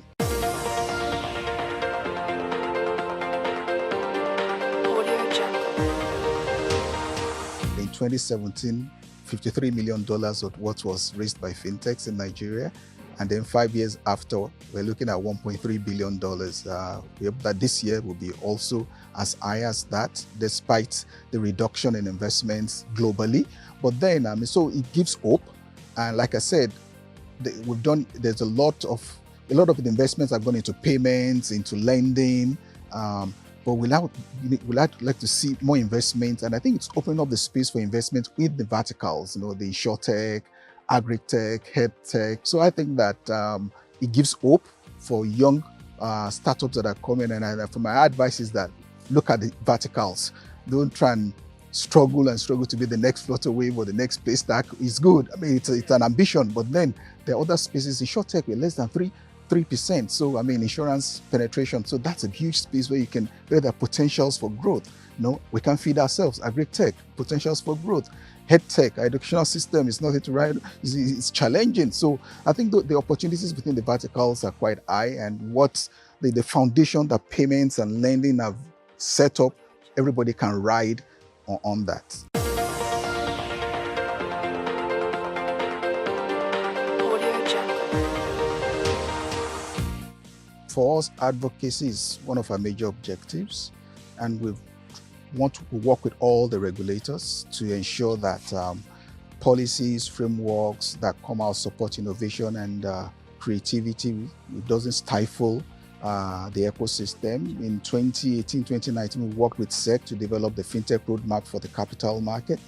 We're already going to start work with NICOM for the same project for the insurance sector. We've been part of various frameworks from the central bank. And because innovation is always ahead of regulation, how do we bridge that? We believe that it's by engaging.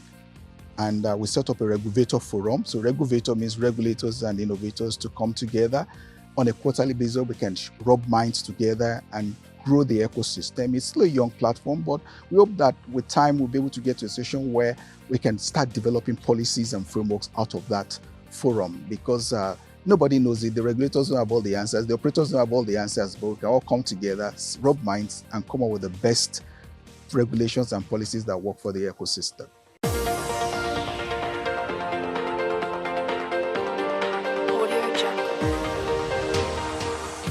From the theme, navigating the next normal, not just the new normal, because what was new was disrupted. So COVID disrupted disruption itself. So everybody needs to like the next normal. And the next normal is can you be sustainable? I mean, a lot of people were affected by COVID, So if that occurs again, how sustainable are you? So sustainable impact, and how does that affect government, new technologies? So there'll be expectation that there are going to be a lot of exciting thoughts, thought leadership issues that will come out of this Nigerian Fintech Week. We're going to hear a lot of new solutions that people are coming up with. We're going to see a lot of pitches of new products. There are a lot of exhibition. We have over 30 companies that are going to be exhibiting. So I think it's going to be fun. It's going to be a lot of learning, and the resolutions will be shared with everybody, government, regulators alike, towards growing the ecosystem.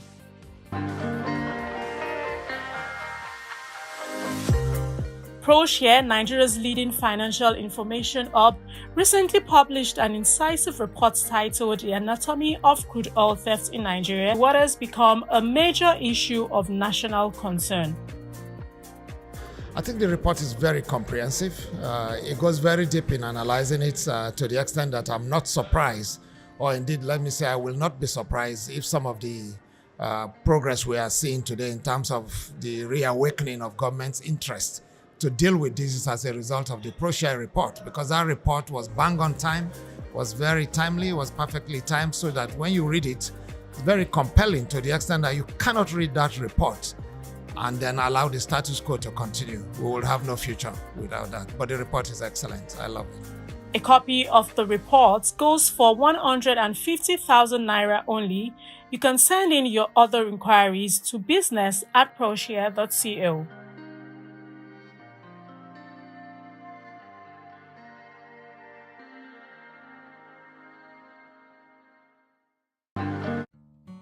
Are you an online trading operator, or are you an active online trader? How will you rate your online trading performance this year? ProShare Nigeria Limited is set to release the 8th edition of the Nigerian Online Trading Ranking Report in November. In this regard, a survey is being carried out. We need your input. This year's survey is designed as an annual follow-up review of the online trading portals in the Nigerian financial markets. For sponsorship and advert placements in the reports, contact business@proshare.co.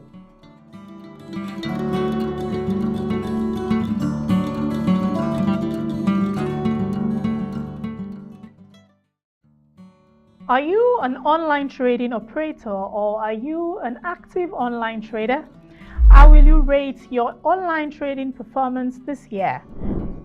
ProShare Nigeria Limited is set to release the 8th edition of the Nigerian Online Trading Ranking Report in November. In this regard, a survey is being carried out. We need your input. This year's survey is designed as an annual follow-up review of the online trading portals in the Nigerian financial markets. For sponsorship and advert placements in the reports, contact business@proshare.co.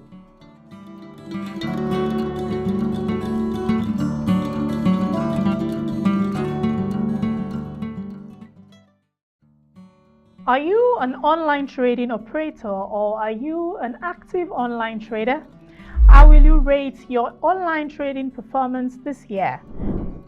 ProShare Nigeria Limited is set to release the 8th edition of the Nigerian Online Trading Ranking Report in November. In this regard, a survey is being carried out. We need your input. This year's survey is designed as an annual follow-up review of the online trading portals in the Nigerian financial markets. For sponsorship and advert placements in the reports, contact business@proshare.co.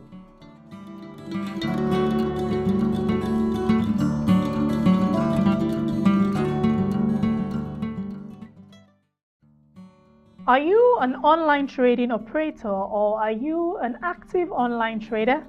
How will you rate your online trading performance this year? ProShare Nigeria Limited is set to release the 8th edition of the Nigerian Online Trading Ranking Report in November. In this regard, a survey is being carried out. We need your input.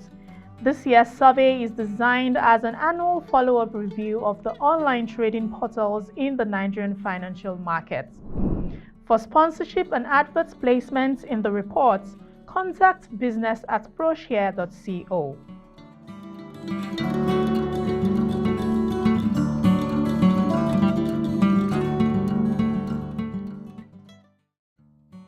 Are you an online trading operator or are you an active online trader? How will you rate your online trading performance this year? ProShare Nigeria Limited is set to release the 8th edition of the Nigerian Online Trading Ranking Report in November. In this regard, a survey is being carried out. We need your input. This year's survey is designed as an annual follow-up review of the online trading portals in the Nigerian financial markets. For sponsorship and advert placements in the reports, contact business@proshare.co.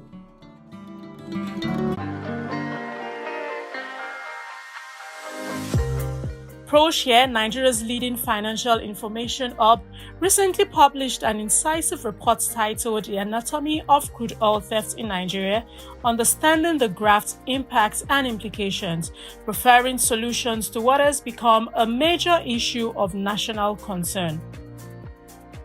I think the report is very comprehensive. It goes very deep in analyzing it to the extent that I'm not surprised, or indeed, let me say, I will not be surprised if some of the progress we are seeing today in terms of the reawakening of government's interest to deal with this as a result of the ProShare report, because that report was bang on time, was very timely, was perfectly timed, so that when you read it, it's very compelling to the extent that you cannot read that report and then allow the status quo to continue. We will have no future without that. But the report is excellent. I love it. A copy of the report goes for 150,000 naira only. You can send in your other inquiries to business@proshare.co.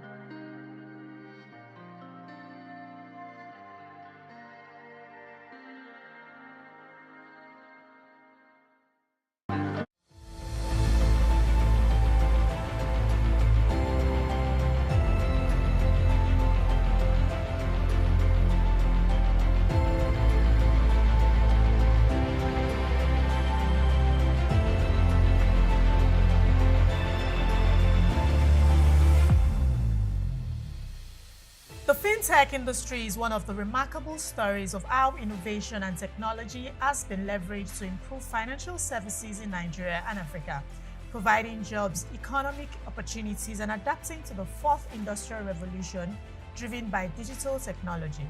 Nigeria is the leader in Africa in terms of investment.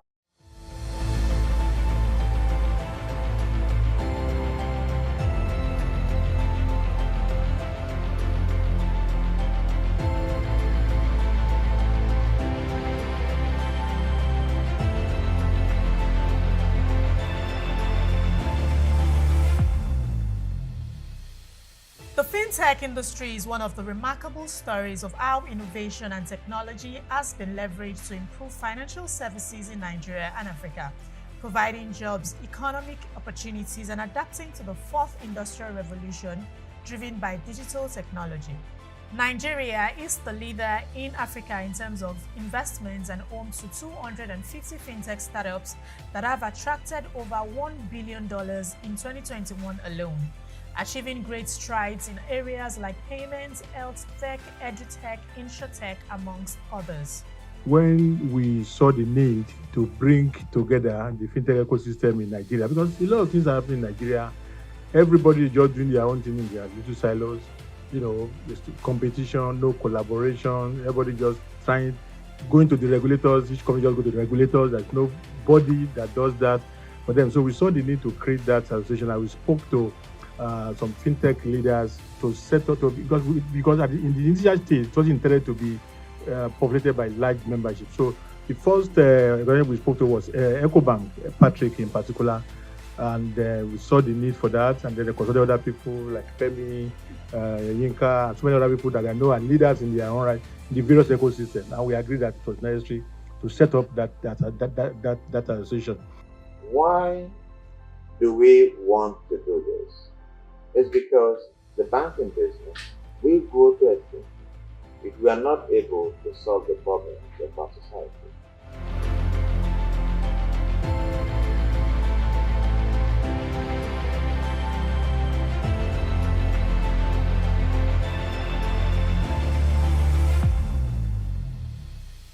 One of the major needs of the fintech industry has been the need for a vibrant and robust ecosystem, which has been facilitated by the Fintech Association of Nigeria.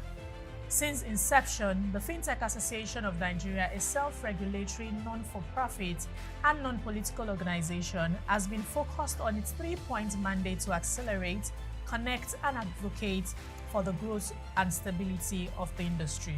The establishment of the Fintech Association of Nigeria, the not-for-profit organization that is designed to be the main hub for all interested stakeholders in the Nigerian fintech ecosystem, to be operated for the benefit of its members and society at large, and it will promote, advocate, connect, empower, and support various stakeholders as necessary.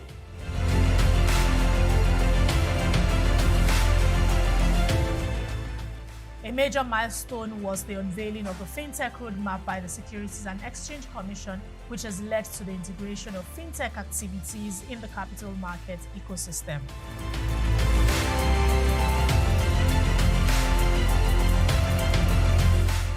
Through the activities of the fintech industry, Nigeria has witnessed an improvement in financial inclusion, economic opportunities, create jobs, enhance talent development, efficiencies and dynamism in the banking system through collaborations with the fintech and significant investment in emerging technologies and innovation hubs.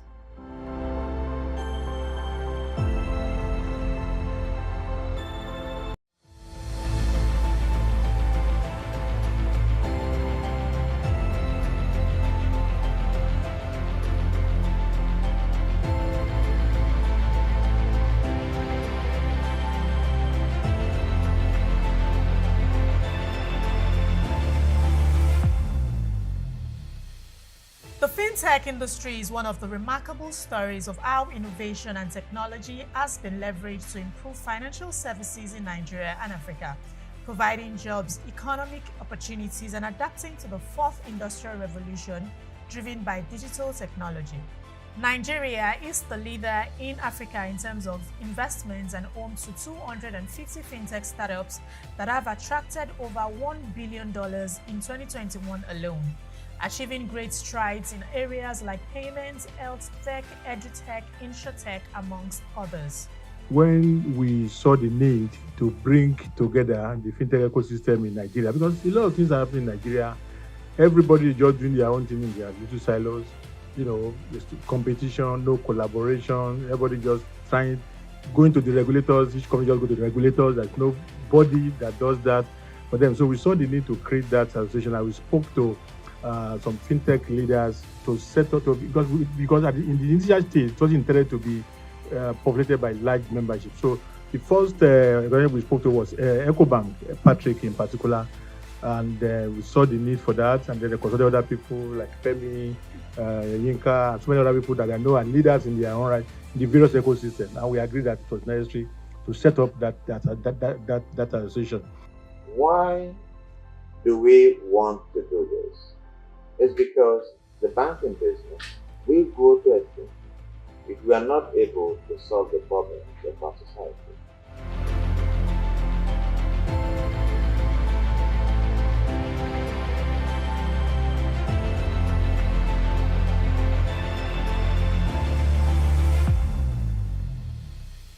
One of the major needs of the fintech industry has been the need for a vibrant and robust ecosystem, which has been facilitated by the Fintech Association of Nigeria. Since inception, the Fintech Association of Nigeria, a self-regulatory, non-for-profit and non-political organization, has been focused on its three-point mandate to accelerate, connect and advocate for the growth and stability of the industry. The establishment of the Fintech Association of Nigeria, a not-for-profit organization that is designed to be the main hub for all interested stakeholders in the Nigerian fintech ecosystem, to be operated for the benefit of its members and society at large, and it will promote, advocate, connect, empower, and support various stakeholders as necessary.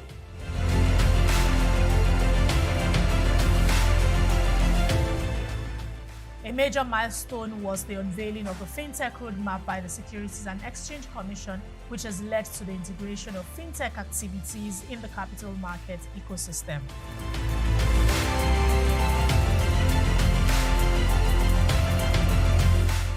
Through the activities of the FinTech industry, Nigeria has witnessed an improvement in financial inclusion, economic opportunities, create jobs, enhance talent development, efficiencies and dynamism in the banking system through collaborations with the FinTech and significant investment in emerging technologies and innovation hubs.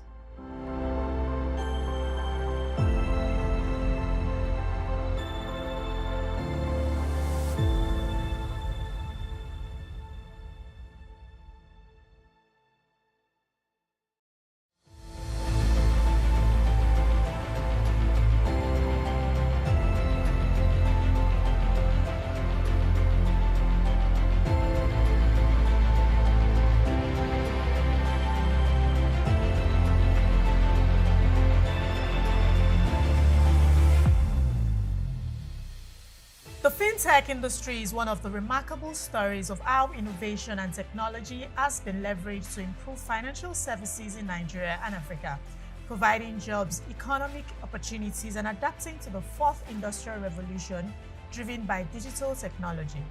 Nigeria is the leader in Africa in terms of investments and home to 250 fintech startups that have attracted over $1 billion in 2021 alone, achieving great strides in areas like payments, health tech, edutech, insurtech, amongst others. When we saw the need to bring together the fintech ecosystem in Nigeria, because a lot of things are happening in Nigeria, everybody is just doing their own thing in their little silos, there's competition, no collaboration, everybody just going to the regulators, each company just go to the regulators, there's nobody that does that for them. So we saw the need to create that association, and we spoke to some fintech leaders to set up, because in the initial stage, it was intended to be populated by large membership. So the first we spoke to was EcoBank, Patrick in particular, and we saw the need for that, and then they consulted other people like Femi, Yinka, and so many other people that I know are leaders in their own right in the various ecosystems, and we agreed that it was necessary to set up that association. Why do we want to do this? It's because the banking business will go to extinction if we are not able to solve the problems of our society.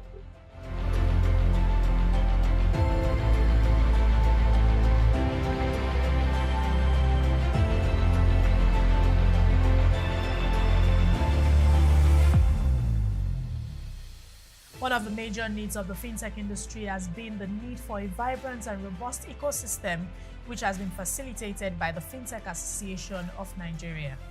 Since inception, the Fintech Association of Nigeria, a self-regulatory, non-for-profit and non-political organization, has been focused on its three-point mandate to accelerate, connect and advocate for the growth and stability of the industry. The establishment of the Fintech Association of Nigeria, a not-for-profit organization that is designed to be the main hub for all interested stakeholders in the Nigerian Fintech ecosystem. It will be operated for the benefit of its members and society at large, and it will promote, advocate, connect, empower, and support various stakeholders as necessary.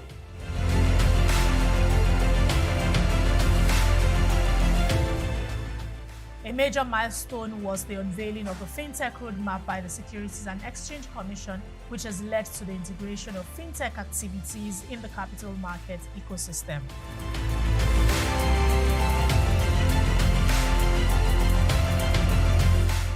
Through the activities of the fintech industry, Nigeria has witnessed an improvement in financial inclusion, economic opportunities, create jobs, enhance talent development, efficiencies, and dynamism in the banking system through collaborations with the fintech and significant investments in emerging technologies and innovation hubs.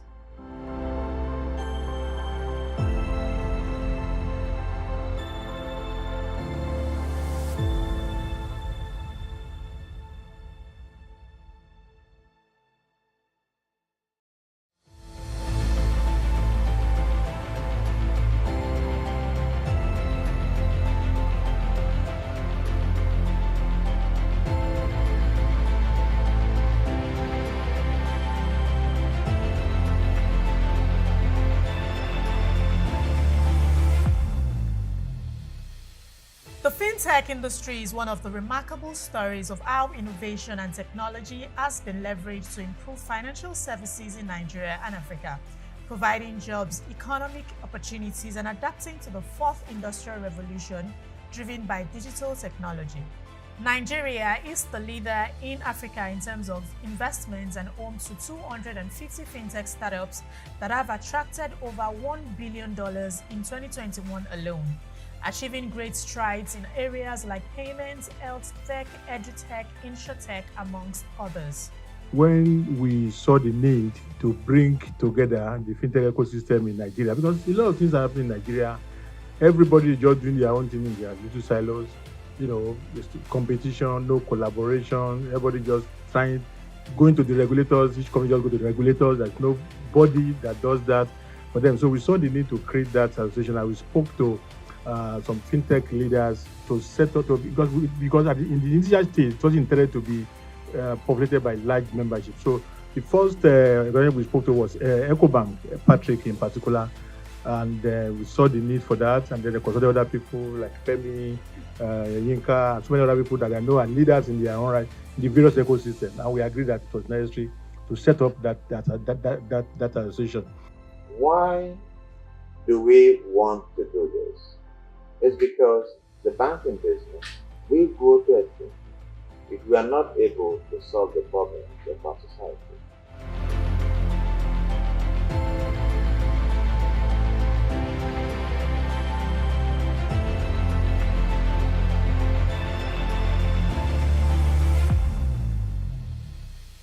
One of the major needs of the fintech industry has been the need for a vibrant and robust ecosystem, which has been facilitated by the Fintech Association of Nigeria.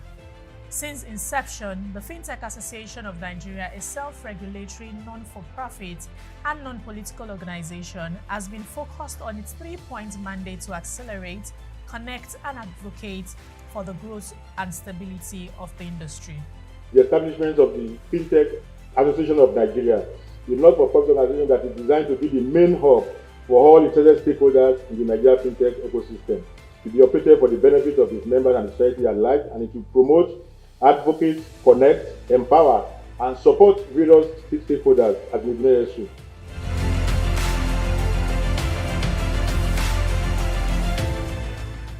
A major milestone was the unveiling of the Fintech roadmap by the Securities and Exchange Commission, which has led to the integration of fintech activities in the capital market ecosystem.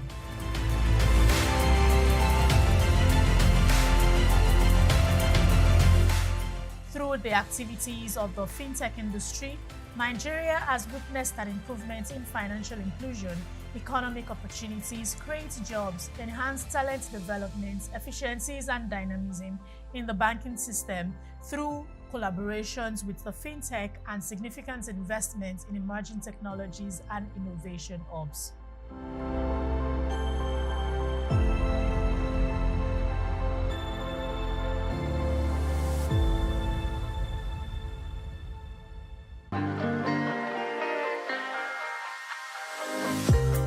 ProShare, Nigeria's leading financial information hub, recently published an incisive report titled The Anatomy of Crude Oil Theft in Nigeria, Understanding the Graft, Impacts and Implications, preferring solutions to what has become a major issue of national concern.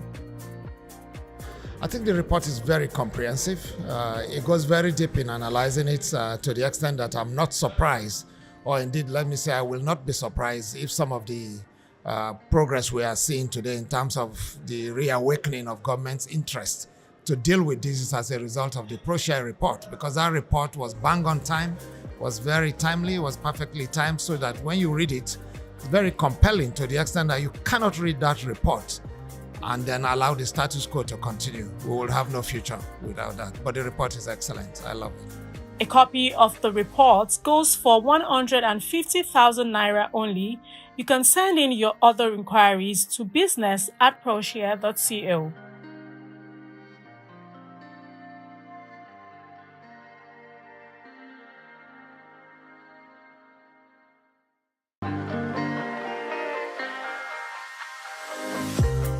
ProShare, Nigeria's leading financial information hub, recently published an incisive report titled The Anatomy of Crude Oil Theft in Nigeria, Understanding the Graft, Impacts and Implications, preferring solutions to what has become a major issue of national concern.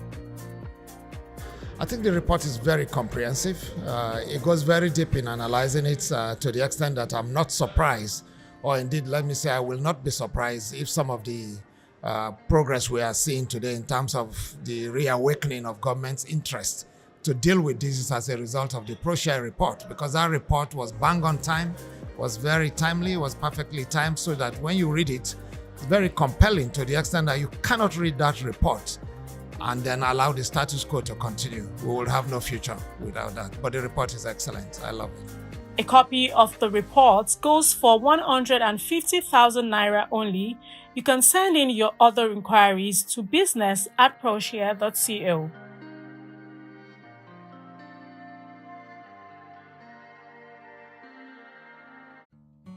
Are you an online trading operator, or are you an active online trader? How will you rate your online trading performance this year? ProShare Nigeria Limited is set to release the 8th edition of the Nigerian Online Trading Ranking Report in November. In this regard, a survey is being carried out. We need your input.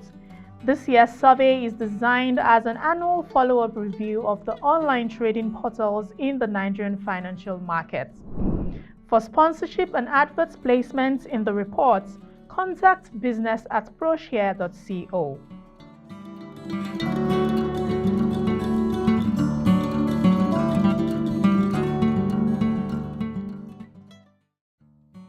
Are you an online trading operator, or are you an active online trader?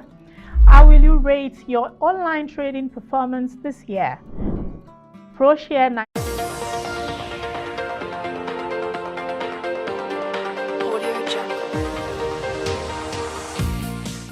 Well, I think it's been an exciting journey.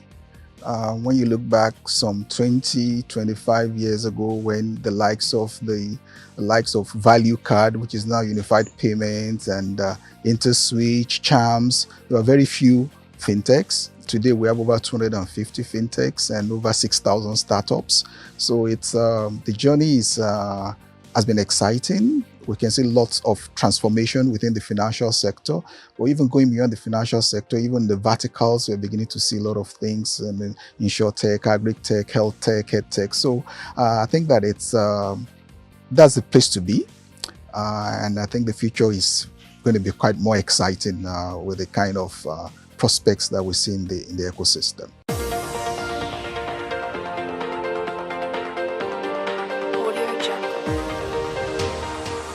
2017, $53 million of what was raised by fintechs in Nigeria. And then 5 years after, we're looking at $1.3 billion. We hope that this year will be also as high as that, despite the reduction in investments globally. But then, so it gives hope. And like I said, there's a lot of the investments have gone into payments, into lending, but we'd like to see more investment. And I think it's opening up the space for investment with the verticals, the insurtech, agri-tech, health tech. So I think that it gives hope for young startups that are coming. And for my advice is that look at the verticals. Don't try and struggle to be the next Flutterwave or the next Paystack. Is good. I mean, it's an ambition, but then there are other spaces in insurtech with less than 3%. So, I mean, insurance penetration. So that's a huge space where there are potentials for growth. We can feed ourselves. Agri-tech, potentials for growth. Health tech, our educational system is nothing to write. It's challenging. So I think the opportunities within the verticals are quite high, and what the foundation that payments and lending have set up, everybody can ride on that.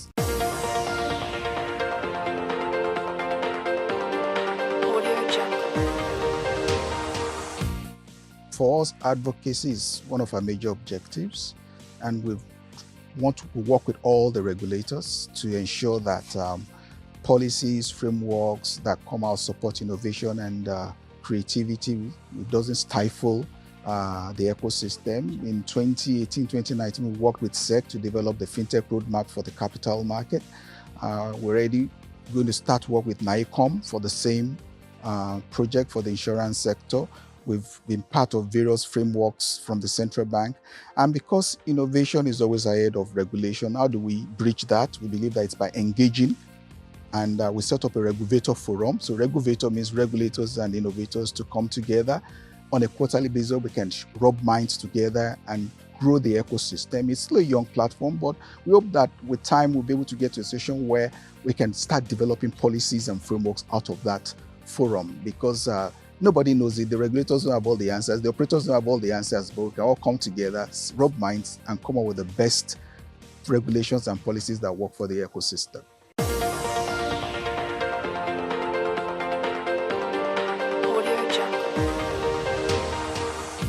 From the theme, navigating the next normal, not just the new normal, because what was new was disrupted.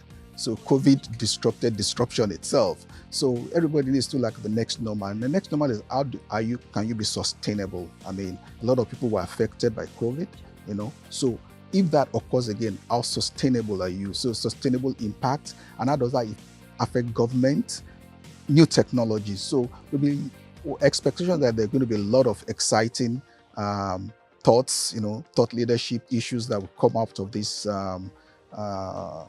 Nigerian FinTech Week. We're going to hear a lot of new solutions that people are coming up with. We're going to see a lot of pitches of new products. There a lot of exhibition. We have over 30 companies that are going to be exhibiting. So I think it's going to be fun. It's going to be a lot of learning, and the resolutions will be shared with everybody, government, regulators alike, towards growing the ecosystem.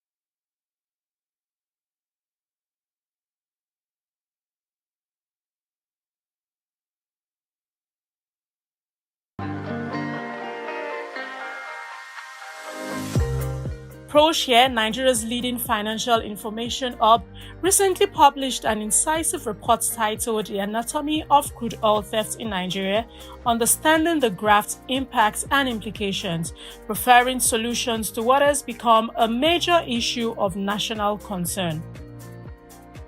I think the report is very comprehensive.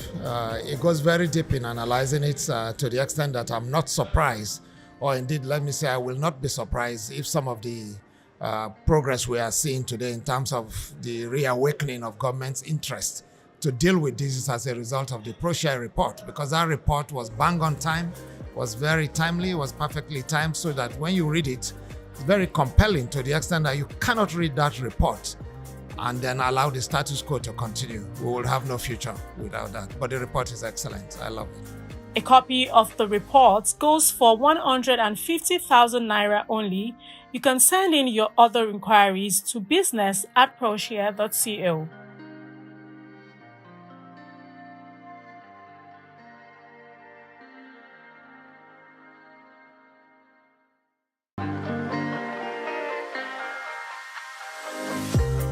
ProShare, Nigeria's leading financial information hub, recently published an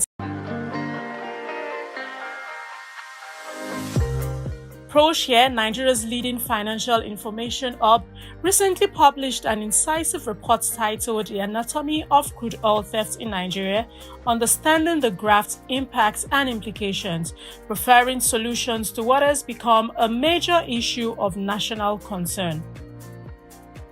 I think the report is very comprehensive.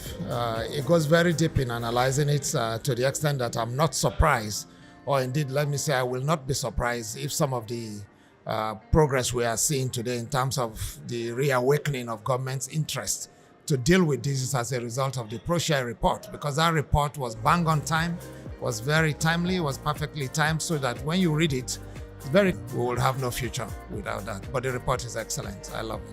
A copy of the report goes for 150,000 naira only. You can send in your other inquiries to business@proshare.co.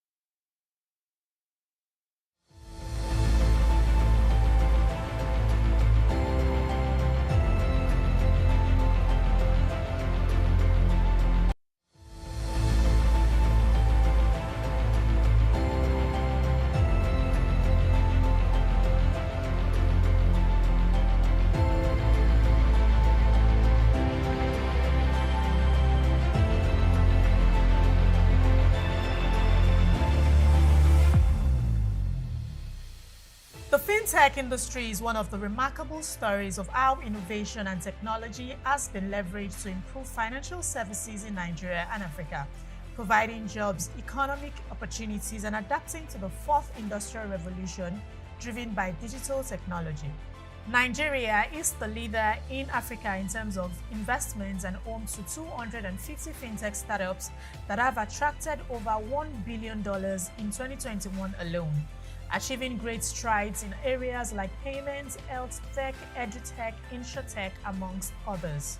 When we saw the need to bring together the fintech ecosystem in Nigeria, because a lot of things are happening in Nigeria, everybody is just doing their own thing in their little silos.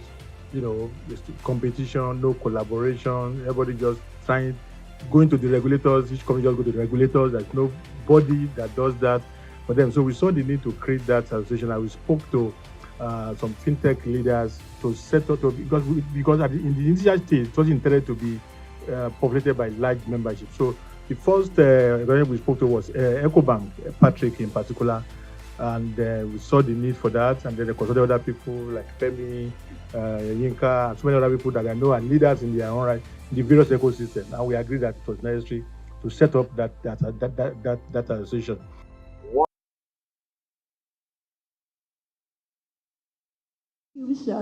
At NIPS, Shegun Oluyemi. Please give him a round of applause as he comes up for the presentation on sustaining fintech growth and building a legacy.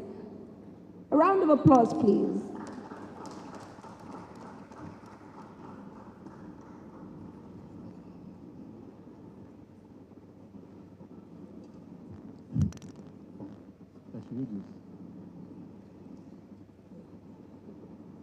Good afternoon, distinguished participants and delegates.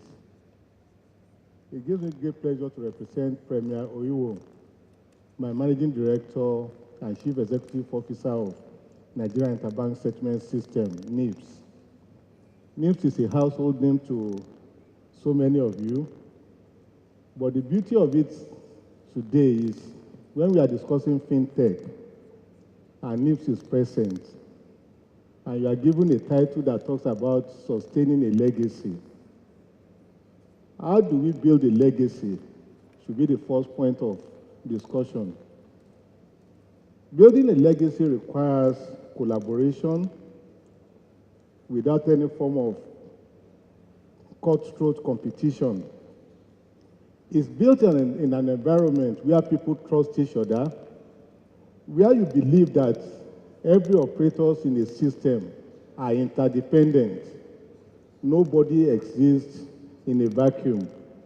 And so for this reason, as far back as 1993, when we had as much as 189 banks in Nigeria, the MDs of those 189 banks came together, trusted each other, and said, enough of having to spend money in silos. Why should I continue to spend money interconnecting myself as maybe a UBA to Keystone Bank, to All State Trust Bank of those times, to Savannah Banks of those times, to First Bank and so on? Can we have a convergence of infrastructure? And so having a convergence of infrastructure now requires that the 189 of them that locked themselves up in a room are agreeing to cede their independence to one unit of association. And that unit of association now was more of a company that would be private sector led. Imagine what it takes for three people to agree on something. And now here you are with about 189 chief executives for banks saying that rather than me investing in infrastructures that will to empower financial system intermediation, we want to cede that independence to a company. At that point, I'm sure Mr. Shegun, I know if he's still around, was an MD of a bank. And so that trust is something that gives someone like me a level of confidence that things can still be done better. things have been done well in the past, but now, how do we ensure that the confidence that was built in those days, we are able to sustain it? And so if NIPS came into existence in 1993-94, we started operation in June 1994, and then you are looking at institutions that you have to power. What do we have to do? The name Nigerian Interbank Settlement System comes from just one singular responsibility: facilitate settlement across the banking industry.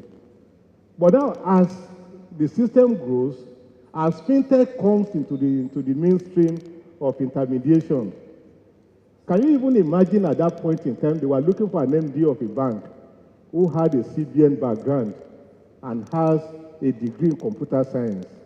And it was very hard to source in 1993. And here we are. If you're looking for somebody that has an experience in regulatory framework of Nigeria, has been even an MD of a bank, you know how easy it will be for you to get that kind of an individual. But then, it was at a point at which we were beginning to domesticate computers. Trying to domesticate computing when we relied on programmers as the drivers of even our IT department. But here we are today. Then don't forget the days of saying Visa card accepted here, MasterCard accepted here. And so if you have a MasterCard, you can't use it on a Visa device. If you have a Visa card or VAF card, you can't use it on a MasterCard device. And then, even at that point, where do people run to look for IT support? We didn't even have local competencies that could drive some of the initiatives we had for the banking industry or the financial system at those points. But here today, beyond the banking industry that NIPS was established to serve them, we now have various and multiplicity of operators. Pension industry has been defined as part of financial system because ordinarily the financial system is not all about banking. It's about insurance, it's about the capital market, it's about the pension industry. Not to not talk about the myriads of ancillary institutions that services this financial system. Who do we rely on, even in NIPS in 1994? NCR. That was a foreign company for that matter. But now we can comfortably say that as a company, we have local competencies that makes us rely on initiatives that are developed by locals. When we wanted to introduce the NCS, the Nigerian Central Switch, we were looking for ACI all over the world. But here we are. I can tell you that whatever you have in the NIPS Instant Pay is a locally developed API by our staff. And so most of the things we do in NIPS today rely on our people. And so if you want to even build legacies, what legacies do you currently have? We have legacies that must be built around people, processes, performances, and purpose. Did we clearly define the purpose for which fintech are needed? Yes, we've defined it that they are supposed to enable participation and fair conduct among the operators in the financial system. They are supposed to allow for responsiveness, promptness of activities, promptness of financial intermediation is what people want. People are tired or never even want the so-called a la carte meal. They want something they will get instantly. And so in terms of responsiveness, how has fintech assisted? Fintech and the competencies we have locally, that doesn't even necessitate us running from pillar to pole, looking for competent hands to run our system, has introduced a lot of efficiency and effectiveness into our processes. We have more openness among even the operators. If there is a discussion that needed to be held in terms of growing the financial system today, It's not hard for you to bring the practitioners in the banking industries to the table. You bring practitioners in the pension industries to the table. Insurance will bring them to the table. Capital markets will bring them to the table because of the support that we are getting from the fintech that doesn't recognize the dichotomy of territories. And so it's important for us to equally know that in the course of even developing these competencies, we rely on the rule of law. Standards are set across regulatory framework, and the regulators are there to manage it. Today, you cannot talk of the financial system without talking about telecoms. Is the NCC up to its responsibilities? Yes. Because anytime there is even any form of divergence view between the banks and the telecommunication operators, NIST is able to bring everybody to the table to say we have to discuss, because one way or the other, we have realized that the capacity of the telecoms industry is needed to run the activities in the banking industry and the financial system as a whole. And what do? Is to innovate and continue to take challenges that the customers are bringing to the table for us to grow. And then, in terms of our planning has gone beyond short-term processes. We are looking at long-term processes because the generations that are coming after us are more impatient than us. And so, as much as possible, even as present managers of companies, fintech, financial system, and so on, everyone realizes that accountability and sound financial management becomes necessary. But the question we now need to ask ourselves is, have we really gained from fintech incursion into the financial system? We have. And it is not limited to fintech alone. Everybody is competing for the same fund that the fintech are trying to access. Today you hear of e-commerce, you hear of e-health, you hear of logistics, you have of edtech, you hear of energy, you hear of agri-tech and transportation. Have we, as fintech, been able to play a leading role, a trusted role for us to even be invited to come and take the funds that are available? Statistics are there to tell us that in the year 2021, over 1 billion 38 million 456,500 US dollars came into Africa in terms of funding startups that has to do with fintech. Out of it, the Nigerian economy got 536 million of the 1.038 billion, representing 59.4% of the funding that comes to startups to drive businesses, to drive startups. And the question again is, even while bringing the money in, you've assured the investors that this is what I'm going to use this fund for. Have we been able to have the desired social impact?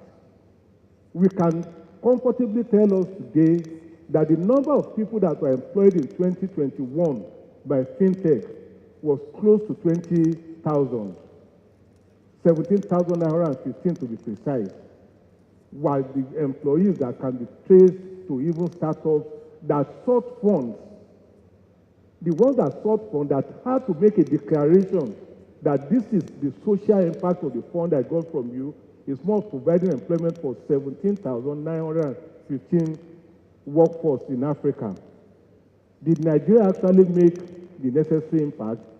Nigeria was able to employ 5,446 additional workforce by these fintechs that sourced for funds and got it. In that respect, it becomes necessary for us to realize that fintech is not only the bride everybody is running after. Everybody has some other sources, like I mentioned, of e-commerce, e-health, energy, transportation. Move is there in Nigeria today. Who do we rely on? Before Move came into Nigeria, we were relying on Uber. But now with the incursion and the engendering of confidence in foreign investors, we are able to get investors to come into the fintech space and invest. Flutterwaves, for instance, then we will now come to company level. We now begin to look at across Africa, who are the individuals, who are the companies that are able to get funding from foreign donors. Flutterwave from Nigeria, for instance, got $170 million US. That is a fintech. We have MTN Alan, an Egyptian company that got 120 million in 2021 alone. We have Trade Depot, a Nigerian retail tech company that got 110 million.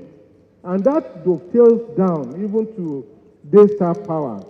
That is an energy driving company that equally got a sum of 62 million. What does that tell us? That we are daily gaining. We are gaining, we are making the desired impact in terms of ensuring that fintech contributes significantly to growth and is able to power innovation and economic growth. But the question that remains in the top of our mind today is, has this funding been growing? Yes, we have a table that shows that in 2015, we were only able to get 185 million US. But by 2021, we were able to get, Africa was able to get as much as 2,148,517,500 US. Meaning that from 185 million, we have been able to cross the threshold of 2-point-something billion. Do we have the potential to sustain this? Which is the question that is the keynote address is addressing today. If we have been able to build confidence over the period, and we've made foreign donors and even loan disbursing institutions to trust us that will use whatever fund is given to fintech effectively, it will make the desired impact. How do we sustain this legacy? We need to still build confidence across the various operators in the financial system. Today, you see that even the CBN is licensing more and more players in the financial system. 5 years ago, we still had the discount houses playing dominant role. With mergers, acquisitions, and so on, discount houses are moving into merchant banking. But today, again, 3 years ago, we never had anything called payment service banks. But today we have 5 licensed payment service banks. What does that tell us? Majority of these ones, Money Master, for instance, is powered by Glo. 9PSB is powered by 9 Mobile. Hope PSB, UPSL here. And then we have Smart Cash by Airtel and Momo by MTN. Do we trust ourselves now? That means the financial system and the telecom sector. Whatever we have been telling the telecommunication sector in the years past, that there is need for us to ensure efficiency and low-cost processing of transactions. Will it not become more glaring to the PSBs now and even their promoters that we are not just fighting for low-cost service delivery, but because as we grow the latitude of operations of the financial system and exposures, we all need to do it at reduced cost. While doing it at reduced cost, efficiency that is desired from each of the players must be ensured and assured. And that is why this comes as an appeal, even from NIPS as standard setter for the payment system, that we need to still look at the people, process, purpose of the fintech more and more for the financial system, and ensure that we have greater and improved accessibility of the services the financial system offers to the hinterland. We've done enough in the metropolitan cities. How do we penetrate into the hinterland? That is a mission that we must set to do. And it requires trust. It requires cooperation. The days of saying, I'm competing with this person is gone. Institutions today collaborate, cooperate to ensure that service is delivered to the last mile customer. At what pace are we responding to the needs of the market? As much as it is necessary, we need to ensure that infrastructure optimization is equally put as a top burner. It's not just enough for us to say we have infrastructures. I build my own in silos, this one builds its own in silos, and so on. If there is no convergence, there is no way the desired impact of fintech, inclusion, and inclusion. Because I believe strongly that even while talking about financial inclusion, we should equally be talking about fintech inclusion in our processes.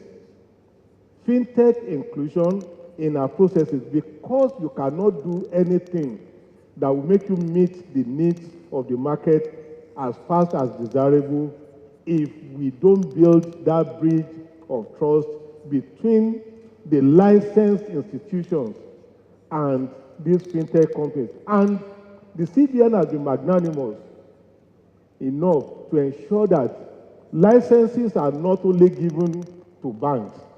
Fintechs are beginning to be the owners of MMOs. They are beginning to be the owners of microfinance banks. A lot of them, at one point or the other, will own banks of their own. We saw what happened the Polaris during the week, for instance. Was it acquired by a multinational? Behind this are some fintech initiatives that feels that, okay, what is needed now to drive the operation of this bank is for us to introduce technology into whatever is being done. And don't close your mind to the fact that opportunities only exist with the currently licensed institutions. We have about 3 banks that have been recently licensed by the CBN. You think they want to do brick and mortar banking? No. Everybody wants to adapt technology to deliver services to the last mile customer. But for fintech, we need to address the challenge of locating you. Even while you are driving financial inclusion, driving financial intermediation, where can I locate you? You don't only exist in the cloud. While seeking your licensing, you gave a locational address and you gave some operations and operating location. If we get there, will we find you? Let's sustain our confidence in each other. Let's sustain trust. Let's build bridges of collaboration in such a way that when the roll call comes, we'll continue to engender confidence of the public we are serving and the investors that want to pool resources for us to make the desired impact in the financial intermediary role that fintech are driving. And above all, it is not the funds that the fintech are sourcing today is not only for you. Other competing needs are imagined that are competing for this same fund, but be accountable, be accessible, and work more with as many partners as possible that are in the system to grow the economy of Africa, nations of the world, and in particular. Thank you.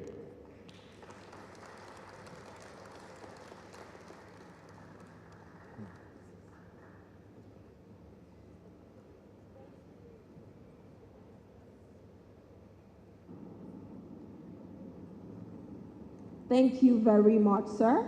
Ladies and gentlemen, we're now moving on to product pitches. Now, different companies are going to be pitching their products, so I would urge you to please sit back, relax, and enjoy the pitch. We're starting with YVOS. It's a one-stop platform for KYC, AML, address verification, legal tech by You Verify. Please let's welcome YVOS for their pitch. The timer is right at the back, so you can please look to the timer so that you work with time. Thank you very much.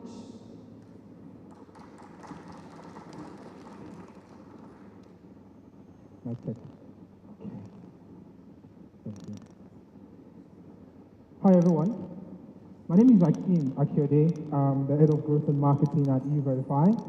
And today we want to show you what it looks like to perform KYC, AML, and all other compliance needs that are mandated by law for you as a company to perform. Not to waste time, we're going to be showing you live data from our product at E-Verify. We call it the E-Verify operating system, the YVOS. And with this product, you can perform all of your KYC checks. Now, just to mention, everything that you see displayed on the screen today can be manually verified. And you can also choose to integrate your platform with us using APIs and SDKs. Can we display the product now? Okay, so today I'm going to be doing a summary of what it looks like to perform identity, address, and address verification using all the popular IDs in Nigeria, your NIN, your BVN, your international passport, driver's license. And perhaps a lot of people do not know, but you can even perform checks using registered mobile numbers. So with a person's mobile number, you can get their NIN, and if you wish, you can do advanced checks from there. Also, we're going to be demoing what we call the global company search, which allows you to verify any company all across the world. This search will return to you the details of the shareholders of that company, and will also let you know who the ultimate beneficial owner of that company is. Okay, so let's get started with identity verification. We'll start with the BVN. Can we have a live BVN data, please? So just like every other KYC verification that you must perform as a company, it is mandated that you get consent from your customers. Consent is the very first step. So after inputting the details, the person's BVN number, first name and last name, you must always check that you have consent from the customer before you go ahead to run your verification.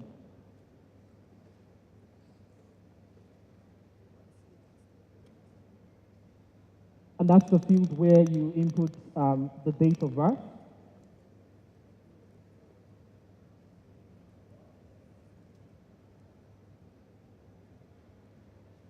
And finally, the consent form, and you click on verify. Now, as you can see, the BVN was found, and the system is returning data from the government database, right? You have all the details from that person's BVN registration. Now, for fintech, banks, or anyone who wants to verify BVN, you can always cross-reference this against the details that the customer provides to you, and that way you can confirm their identity, that they are who they truly say they are. Next up, let's verify the NIN.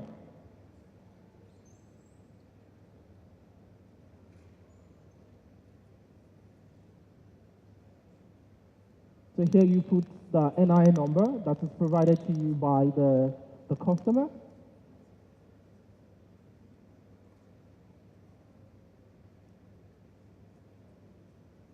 And then you provide their name, first name, last name.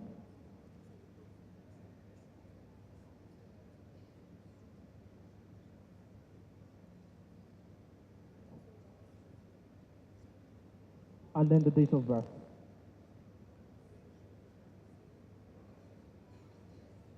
And as always, you check that you have consent, then you click on verify. Once again, the NIN is found, and it returns all the details, all the personal details of this person, from the name down to local government of origin, down to their nationality, and even a copy of their signature on the government database, right? So if someone else claims to be this person, for instance, and they provide you a signature that is wrong, you can see from this data that that person is an impersonator, and it helps you like really confirm people's identities. Finally, let's do the mobile number. Let's do the mobile number.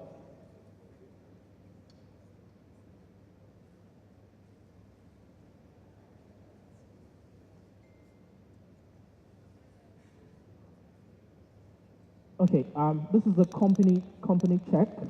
Now, this product is what allows you to verify that companies are actual legal entities that they claim to be. And this particular feature allows you to verify any company all over the world, be it in Africa or in Europe or in the Americas. So right now, we're going to verify a company in South Africa, right, using their registration number. So this is our company, by the way, right? But as I mentioned, this is a live verification. This is not test, right? So everything that you're seeing right now is being verified right on the spot.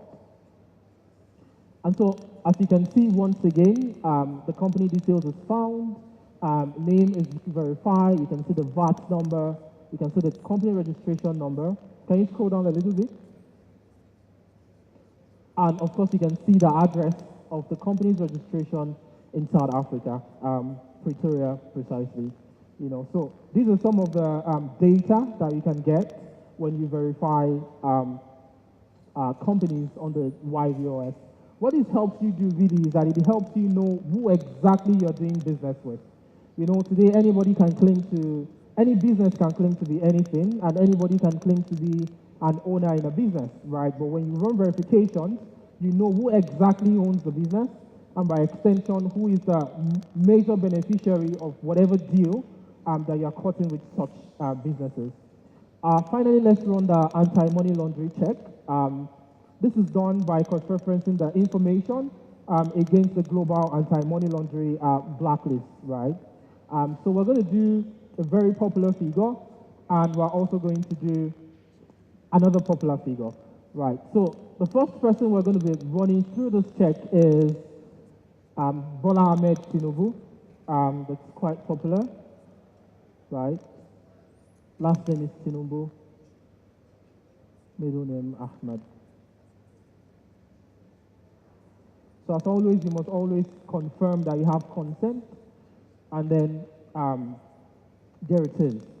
So this result is not red, and what it means is that this person is not on any anti-money laundering list. However, the report is also showing you that this person is politically exposed, right?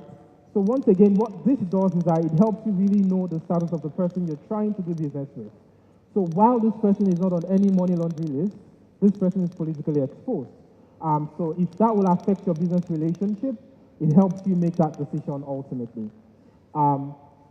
Let's run a neutral person through this list.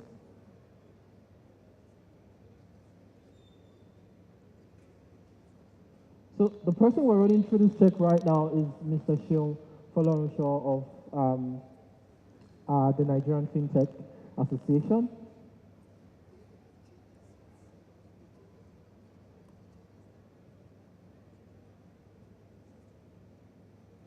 And as you can see, the result for this is green, which means this person is neither on any money laundering list, nor is he politically exposed, right? So naturally, this also helps you make a decision. Now, I have to mention that as a company, we do not provide any of this data to regulators, right?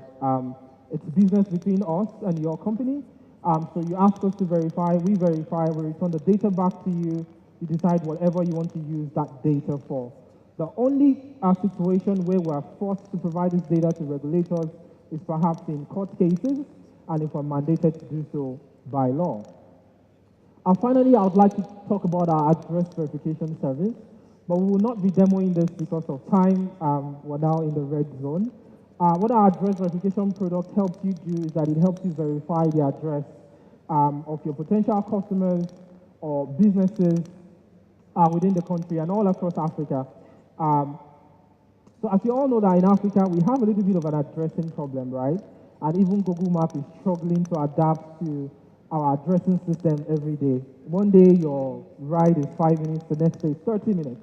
What we have done as a company over the years is really build a solid technology that is backed by human resources to verify the location of anyone all over the country, right?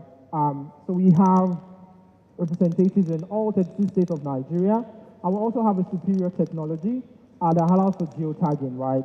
So this way, we verify the addresses of your potential customers, potential businesses, staff guarantors, or perhaps even your staff, right? So not only can you confirm that your customer lives somewhere, you can confirm that their guarantors work or live where they say they do, and you can also confirm the addresses of your potential business partners. I would like to go on and on, but sadly we've exhausted our time. Thank you so much for your attention, and if you have any questions, we'll be right here to answer. Thank you very much. Thank you very much. Now to the next pitch. We've got Bujeti, end-to-end expense management platform enterprise solution by Bujeti Limited. A round of applause for Bujeti as they come forward for the 10 minutes pitch. Again, the timer is at the back. And can you hear me? All right. Hello, everyone. Good afternoon. My name is Pokwala Tolilokwe, and I'm the Business Development Manager of Bujeti Limited. All right, Bujeti, of course, is a budgeting and expense management platform. It's a solution that helps finance teams in different companies to manage their expenses. I mean, isn't it very funny and amazing how at this age, a lot of companies, a lot of finance teams still get to use the manual processes, to manage their expenses. I mean, this is not sustainable. I know you agree with me, right? It is not very sustainable and it is not very optimal. A lot of finance teams in different companies still get to have a lot of things very manually. You would see that if you check your finances very carefully, you still use manual processes, you see that your finance teams are very tired, they might be very hungry, they are always very frustrated, all because the way they manage the spendings of the companies, the expenses of the companies, the budget of the company is still very manual. Please play the video.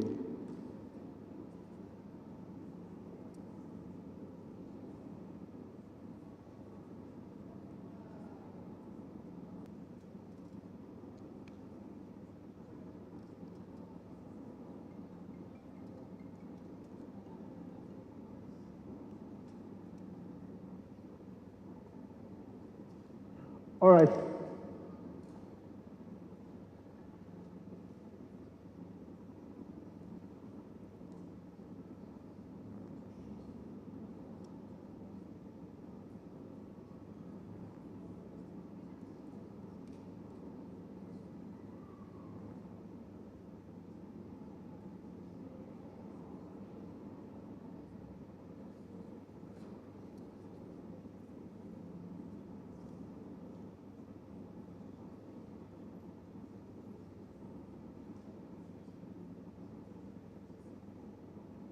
All right, thank you very much. I mean, I was trying to say that a lot of companies today still use spreadsheets, manual expense reports, manual processes, and these are the problems. These are problems, next slide please. These are problems because a lot of people, a lot of companies, a lot of finance teams are still very stuck in this very particular manual process. And when there are problems, there are definitely consequences. The consequences that comes with these kinds of problems, and when I say problem, I mean manual processes of expenses, is number one, you are not able to have, quick visibility and a very robust visibility on how money is being spent in your company. You get to find out that people spend money, and you are not able to have, a robust approval process because people spend money at their will. I mean, you do a budget, or you do some kinds of expenses, and people are meant to spend on this budget and expenses as the case may be. And when they go out of the office, they get to spend anyhow they spend, and they come back with, some people come back with fake receipts and the likes, but this is not the case when you are with budgeting. Next slide, please. All right, like I said, one of the very consequences that comes with manual management of your expenses is number one, lack of visibility. You will see that companies at the end of every year, week on week, month on month, they try to forecast for the next year because they do not have, they don't have that vastness of visibility on how they spend their money for the year, all right? And this is what budgeting can help you with. Of course, hazardous cash management, because, how can you say you want to track your expenses when there's no tool to support you? And again, there are a lot of risks, there are a lot of human errors, data entry errors, fraud, compliance issues as you would have it. And you don't have control because you're not able to set policy when it's manual. You can't set a policy on a particular spend because it's manual. When people go out, like I said, they don't have any policy that they want to key onto, they just spend as they like. And of course, you will not be able to approve a particular payment except for the fact that you've signed the paper. And anybody can just spend anyhow they want to spend it. Of course, definitely, because of this kind of processes, you're wasting time, you're wasting money, you're not productive. Next slide. Now, what we are bringing to you today and what we're trying to tell everyone here is that we've come with a solution which is Budgeti. Next slide, please. And with Budgeti, we have a lot of product suites, right? First of all, you are able to manage your budget and expenses. You are able to create customized budgets. You are able to keep an eye on your budget in real time. And you are able to keep control of every money that you spend every time. And another thing that is on Budgeti, you can make your payments just on Budgeti. You are able to issue cards for your employees or beneficiaries for them to be able to spend per time, and you are seeing how they spend the money, and you are able to also, of course, do instant transfers, and the cards can be virtual or physical, depending on your use case, and definitely you are able to customize spend policies. Another thing that is very important for us that we have on our solution is the fact that your employees, when they have gone to spend some money and perhaps the budget that they were on, they have overshot that budget, they are able to hack and request for reimbursement. And when they request for that reimbursement, you are liable to approve or decline it at that particular point in time. So it's not that they are spending money how they want to spend it, but they are getting approval from you because they've overspent, and then you know why they need more money, and then you are giving them more money. Definitely you can decide that, you can automate that, and of course you can customize your approvals. Another thing which is quite important for a lot of us, especially in the fintech industry and SMBs, is the fact that you need reports, you need insights on everything that you do. If you don't have insights, if you don't have reports on how your money is being spent, how then do you want to know how to spend the next time? So on our platform, you get real-time insights, you have automated periodic reports, and very interestingly, the ERPs, the accounting tools that you use today, you have the opportunity to also integrate it with Budgeti. Next slide. Very interestingly, on our platform, you are able to, spend multi-currency. It means that you're not just limited to Naira. You can do USD, you can do Naira, because we know that you have vendors that are not Nigerian, Nigerian vendors.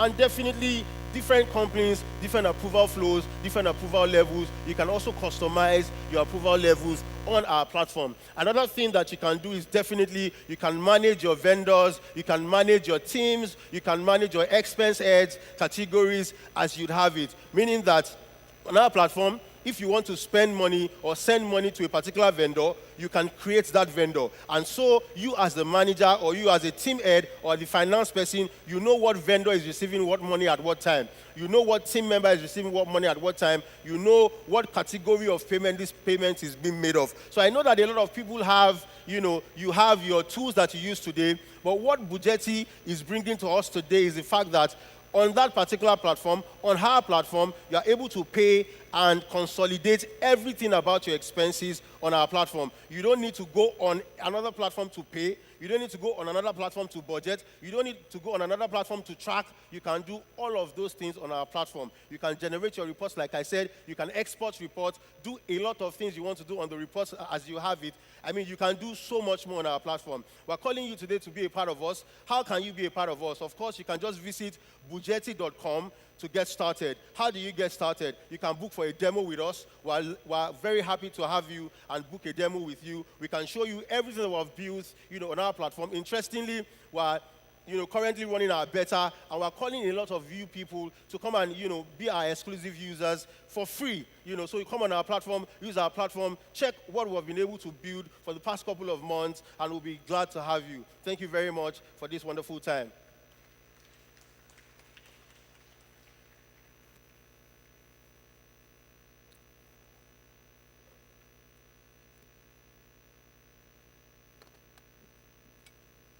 Thank you. We dash it to you. Thank you so much. We appreciate it. Now we're moving on to a masterclass on environment, social governance, and risk management for the fintech ecosystem. And we begin with fintech and governance, and I'm honored to invite Ayodele Adeyemi Faboya, a partner at Banwo and Igodalo, to please come up for the presentation. A round of applause, please, ladies and gentlemen.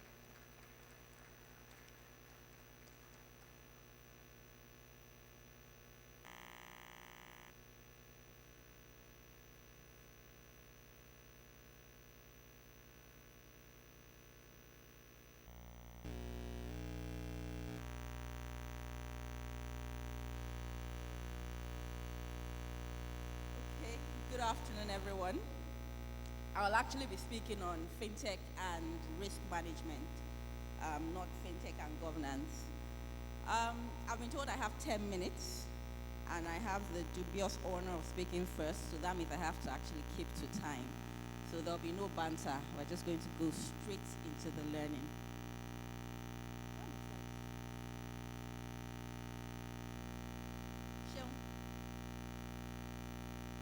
I hope you have not started my time.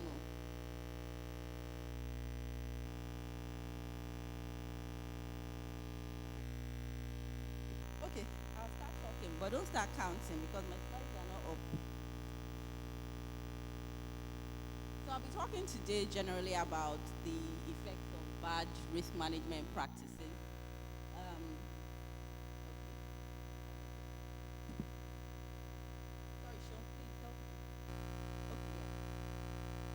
So I'll be talking about the effects of bad risk management practices first, and then hopefully if I have scared you enough to pay attention to the rest of what I have to say, I will then go into the categories of the risks in the fintech ecosystem, and then we'll talk about steps to good risk management practices, and then conclude hopefully within the 10 minutes. So going into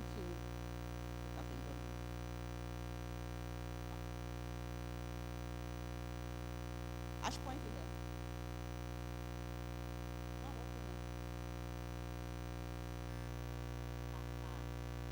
Okay. You guys have to add more time. Your clicker is not working. So, effects of bad risk management practices, the obvious ones, regulatory sanction. You could lose your license. You could be fined. You could lose profits. There's reputational damage. We're in social media era. I mean, everybody knows one viral scandal and that could be the end of it. And I don't need to tell anybody here that customers, they are fickle. They will leave you quick because the competition is fierce. So you could lose almost everything with reputational damage. And then there's loss of shareholder funds, which means that you don't just lose profit, but you're at risk of losing capital as well. And then of course the risk of lawsuits. But it's not just that, it could be a lot worse. Right, this headline right here is a real headline, and if you look at the date, it's quite recent. Those that are familiar with this case would remember that these gentlemen were not accused of fraud. They didn't do anything, there was no sharp practice.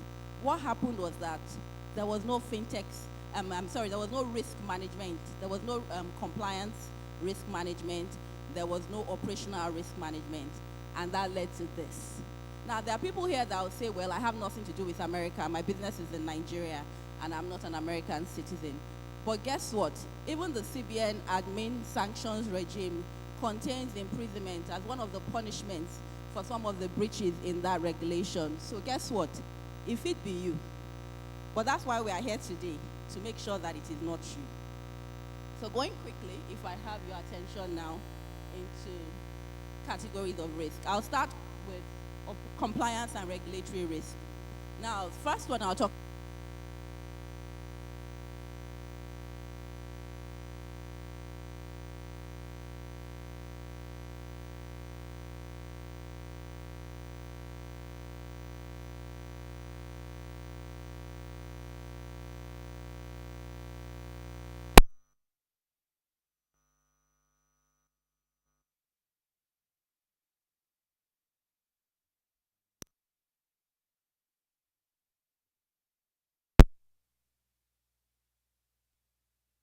report. Let them show you all the obligations that you are subject to right from the beginning. And then ongoing, ensure that you subscribe to a regulatory watch service so that you're up to date. Now, it might cost you money in the beginning, but guess what? It could save you hundreds of thousands of dollars going down the line. So, and then looking at AML CFT, I mean, I don't have to talk too much about this. Everybody is aware of AML CFT regulations. The one thing I want to mention is that it's now strict compliance. You can't afford to go half measures. So there's strict compliance now when it comes to AML CFT. And you have to make sure that it's not even just local legislation. A lot of times, stakeholders look for higher standards nowadays.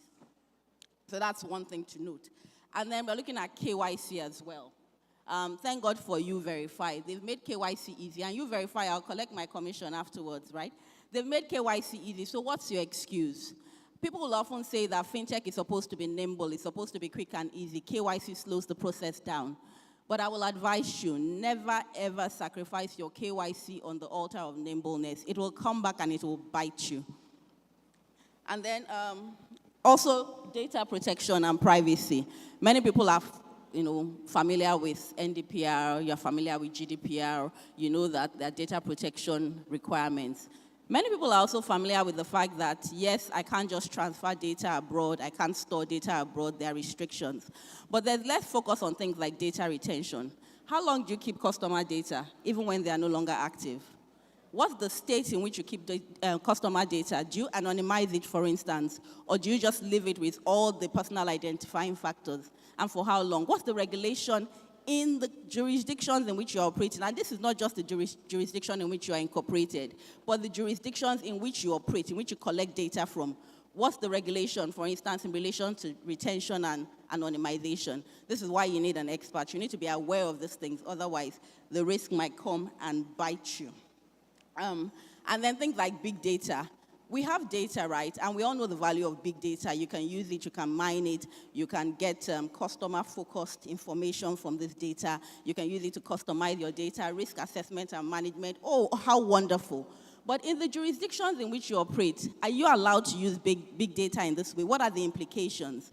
For instance, the EU is looking at big data controllers and is looking at them and saying, look, we need to put more focus on these guys in relation to antitrust issues, in relation to market share. So when you are using big data in certain jurisdictions, you have to be aware of the implications of this big data that you're using. It's not just a case of, oh, I have data and I'm using it. And then we move to operational risk. So day-to-day operational risk is actually where a lot of people miss this thing. You have things like technology risk, yes. Cyber threats, cyber security, everybody is aware of that. But what about your licensing? Do you actually have the license that allows you to exploit the technology? Many people don't pay attention to things like assignment agreements, licensing agreements. You're using templates. You're getting your neighbor to look at it for you because your neighbor wears a wig and gown. Technology is the bedrock of fintech. And if the technology is the bedrock of fintech, you owe it to yourself and your company to ensure that that technology is actually right. You actually have the right authorizations and the right powers to exploit that technology. And then things like third-party risk. Typically, this will come in form of customers or come in form of partners. And this usually we would mitigate with KYC, we would mitigate contractually. U-Verify has spoken about KYC. Do you know your guy? Do you know this partner? Are they on the sanctions list? Will you be guilty by association? Those are things that you need to think about. And then contractually, what is your liability allocation? You're going into a partnership to deliver a product. What is the liability allocation? What is the liability limitation? Those are important things to look at in contracts. And then that's more important when you look at things like robo-advisory, when you look at things like your smart contracts, like the fact that people are outsourcing core banking to the cloud. Those kind of things become more important when you then think of the fact that there are multi-jurisdictional components in these things. And so it's important to really understand, for instance, the statutory liability allocation framework when you are going into this thing so that you don't end up carrying the bag of risk. And then, of course, enforcement. Many of us use smart contracts. The customers love it. Click a button and it's done. But smart contracts are actually not enforceable in every jurisdiction. And this is something that one should consider. And then intellectual property. Is it registered? Do you have your appropriate protection language? And then my favorite one, corporate organizational risk. And this is something that applies to a lot of startups. In a rush to just move forward, develop and start and get into the market, many people fail to address strategic risks at inception. So do you have the right corporate structure? Simple things like, do you have a shareholders agreement? Do you have director contracts? Are your supply chain agreements in place? It's quite disheartening, the number of fintechs that we see that are stuck and cannot scale because of disputes that could have been avoided by a very simple contract. And then strategic risk. I mean, that's the more quiet one, the slow poison. Strategic risk essentially involves future risk management by contingency planning. So what is your business continuity plan, for instance? And I've just set out here, I mean, I've spoken about mitigation as I've spoken, right? But I've set out here some of the other mitigation strategies. So your business continuity plan, you need forward-thinking structuring, you need to have inbuilt flexibility in your structuring. Of course, hire an expert, hire a lawyer, subscribe to regulatory watch services. Change control processes are very important. Many people don't pay attention to them. And then, of course, your regulatory obligations must be inbuilt into your contracts. Don't separate your contracts from regulatory framework, right? It's one and all. And then, of course, operational risk, you need to ensure that you have good risk management software or a good risk manager at the very least. And then engage in real-time suspicious activity monitoring. I mean, we had a client come to us and, of course, the partner refused to take bare liability because what should have been reported 6 months ago was only just being discovered down the line, and they had the obligation to monitor and to report. So you can avoid massive fraud if you just monitor and report. And then, of course, corporate governance, which Joseph will speak about, and then liability insurance. Professional liability insurance is important. I mean, that's something that many people don't think about. And then, of course, I have set out some of the applicable laws in Nigeria. There are many of them, and there are many that are not in Nigeria, but are also applicable. You can't see them. They are very tiny, but don't worry, your lawyer. Okay, so to conclude, I think I'm 1 minute over. I've said that risk management framework requires implementing structured policies. That's the first step. You have to articulate your risk appetite. You have to establish strong internal controls. Honestly, risk management it's from inside. It starts from like Aaron's, how do they say it in the Bible? The oil from Aaron's beard, it flows down. So it starts from the board. It starts from senior management. They set the tone, and then it flows down. And then, of course, you must ensure that you have risk assessments and you have adequate oversight. Board oversight of risk management is key. If you don't have a risk management committee and things don't come to the board, then you are setting yourself up for failure in the future. And then the regulators are here, so I'll say this. Regulators also have a role to play. Fintech risk will ultimately become systemic risk because of the role that fintechs have started to play in the financial system. And so regulators also have a duty to reconstruct their own systematic financial risk prevention and control methods.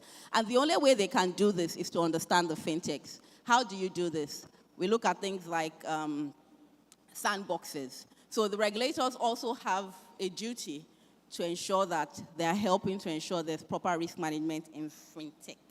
Thank you very much. I wasn't really over time. Thank you very much. Ayodele Adeyemi Faboya. She spoke about fintech and risk management.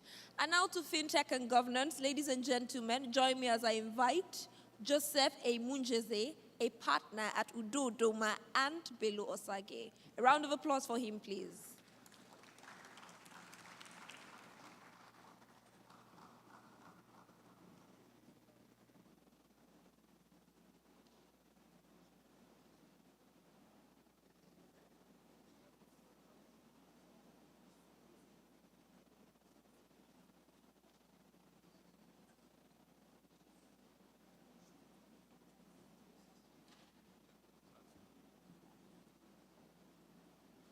Okay.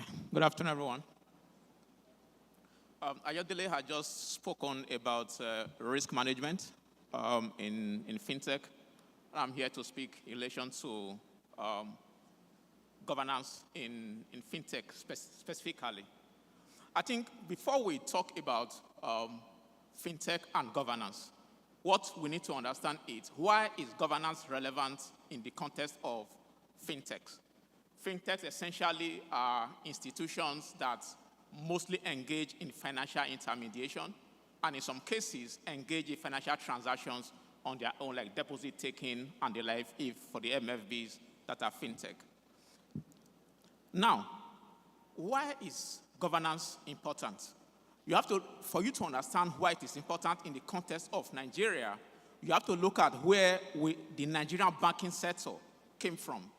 Some of you may recollect in the 1990s when we have the Fed Bank Tribunal that has to deal with various banks at that time that had various issues, most of them that arose from governance-related issues. The keynote speaker talked about 189 banks that we have in Nigeria in the 90s.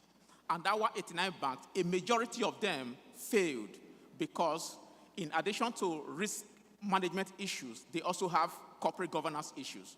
You have a bank where you have the husband, the wife, and with children who are the chairman, the MD, and the directors.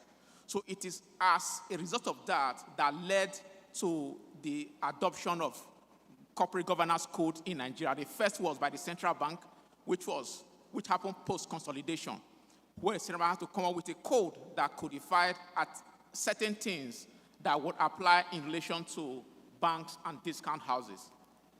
But to understand why governance is important, the first thing we need to know has to do with the issue of conflict of interest.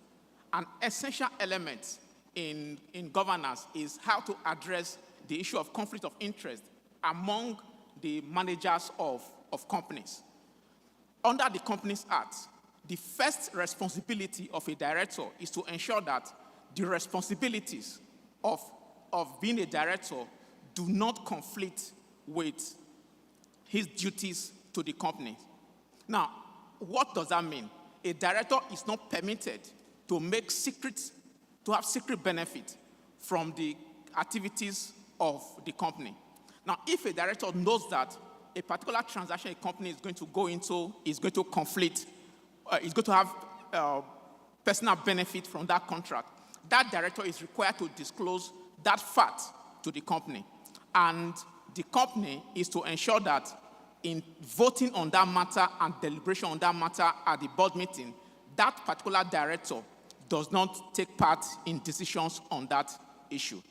Now, where a director fails to discharge that duty effectively, I have gone ahead to make secret profit in relation to a transaction, the profit made belongs to the company. It's required to be disclosed to the company. The only where a director will not be liable is where the director has disclosed the transaction to the other directors and the other director have gone ahead, taken a vote, and agreed to go ahead with that transaction, notwithstanding that a particular director has interest in that transaction. Now, how does that relate to fintech? Fintech in Nigeria are essentially mostly regulated by the central bank, where you have a few that are not regulated by the central bank. Now, what has the central bank done? The central bank has come up with various regulations that have set out the governance requirements that apply to fintech. Those requirements include board composition, meetings, shareholding, who can be a shareholder, who can be directors, what are the responsibilities of directors. For instance, if as a fintech, you're in a microfinance bank or a finance company, the central bank requires you to have a majority of non-executive directors more than executive directors. And then you also ensure that you have what they call an independent non-executive directors. Then there's also a separation between the role of the chairman and the MD CEO of any of the CBN regulated entity. So unlike in the past, where you could have the chairman as being the CEO of a company, which happened in some banks in the past, that is no longer permitted. One key thing to know in relation to microfinance bank is that in relation to Unit Microfinance Bank, because of the nature of that institution, the central bank requires that a Unit Microfinance Bank should have only one executive director, and every other director will be non-executive directors plus one independent non-executive director. And the CBN Code of Corporate Governance that applies to microfinance bank is also similar to the codes that apply to finance companies. And there are other codes that apply generally to the other sectors that are regulated by the central bank. Another key thing to also note is that we have the Nigerian Code of Corporate Governance, 2018, that applies to public companies, private companies that are regulated by other institutions, and then also holding companies of other companies in Nigeria. Now, this National Code of Corporate Governance also applies to CBN-regulated institutions. But when you look through the various codes, you will see that there is a convergence between the requirement of the national code and those of the central bank. There are only little areas of conflict. But for most fintechs that are regulated by the central bank, the key requirement is for them that you have to comply with the requirements of the central bank. Now, in relation to the National Code of Corporate Governance, if you are a fintech that is not regulated by the central bank, and also you do not come within the regulatory purview of the National Code of Corporate Governance, and then you take the view that, oh, I don't have to comply with any Code of Corporate Governance requirement. There are benefits that will accrue to an institution that the governance structure is appropriate and it's robust enough to ensure that institution run effectively. I have instances where we have had to be involved in transactions between foreign institutions and companies in Nigeria, where those transactions simply could not proceed. Reason being that the foreign investor didn't have confidence in the fact that those companies were not strong in corporate governance ethics. So as a result, those deals most often are not fair, will fall through. And whereas some cases, a deal that could take 6 months, 7 months, could take 2-3 years to complete, because the investor is trying to ensure that the corporate governance requirement of this institution is restructured and ensure that it complies with what is required. For institutions that are regulated, the key requirement is that they have to comply with the requirements of the various codes before they are licensed, so they don't have major issues. Most of the fintech who are into lending that are operating with money lender license, they do not come with they are not required to comply with the codes of the central bank. And also, most of them will not come within the National Code of Corporate Governance. But it is advisable as an institution who is hopefully be looking for investors who want to ensure sustainability of that business, who wants to ensure that that system runs transparently and risk management risk issues are minimized. It is important for that fintech to adopt either the requirement of the central bank code as a form of self-induced obligations, or comply with the requirements of the National Code of Corporate Governance. While doing that, that will ensure that that fintech institution has trust and confidence of investors, is able to have employees' loyalty, because employee will see that this company is properly run, properly governed, and will ensure that I have loyalty to the company, and if anything happens, the company will remain a going concern. It's not a case that we have an institution and the brain behind it is no more, and that institution ceases to exist. So these are some of the key requirements for Code of Corporate Governance, and also the reason why it is essential that institutions ensure that they institute sufficient Code of Corporate Governance in relation to their operations. It is not just to comply with requirements or regulations. It is also a way to ensure that that institution is efficiently run, efficiently managed, and that power is not concentrated in a single individual or a few individuals, and that there's a reporting line that everybody knows that if a particular person is not around, there are others who are within the system that are able to operate the system, and the system will run efficiently in a manner that addresses the interest of all the stakeholders that are involved in that particular institutions. Thank you.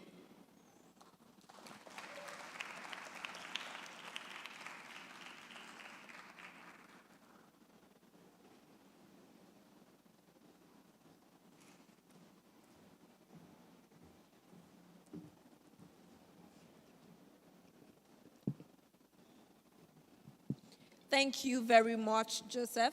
Now we're moving on to the next one, and it's focused on fintech and social impact. And I'd like to invite Dayo Ademola, CEO, Branch International, to please step forward and speak on fintech and social impact. A round of applause for Dayo, please. Thank you.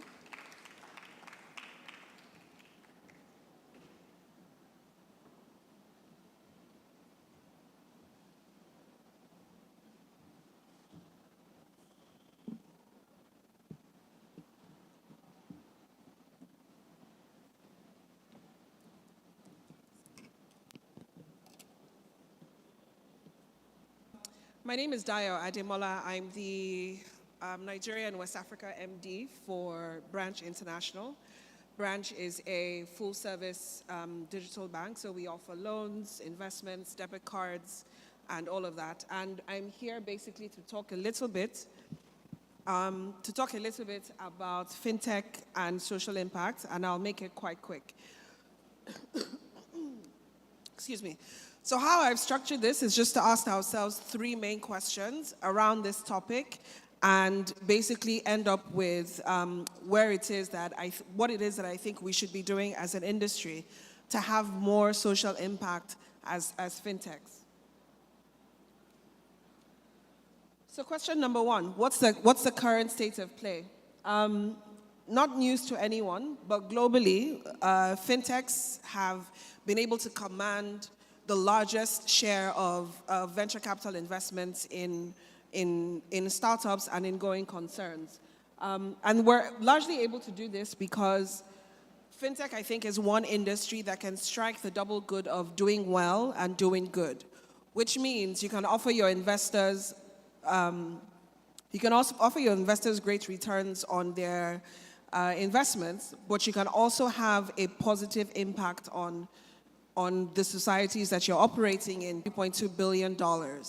Still small, is a drop in the bucket of the total amount that was invested globally, but in the scale of what's happening on the continent right now, that's 62% out of all industries, right? So you're thinking health tech,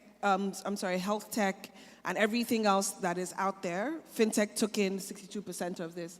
And a good proportion of that is development and impact funds. Because again, referring to my first point, fintech is one industry that gives the opportunity of great returns as well as having a positive impact on the societies in which we operate. And the way firms design, manufacture, distribute, and sell products, and sell their products also impact not just the bottom line, but society as a whole.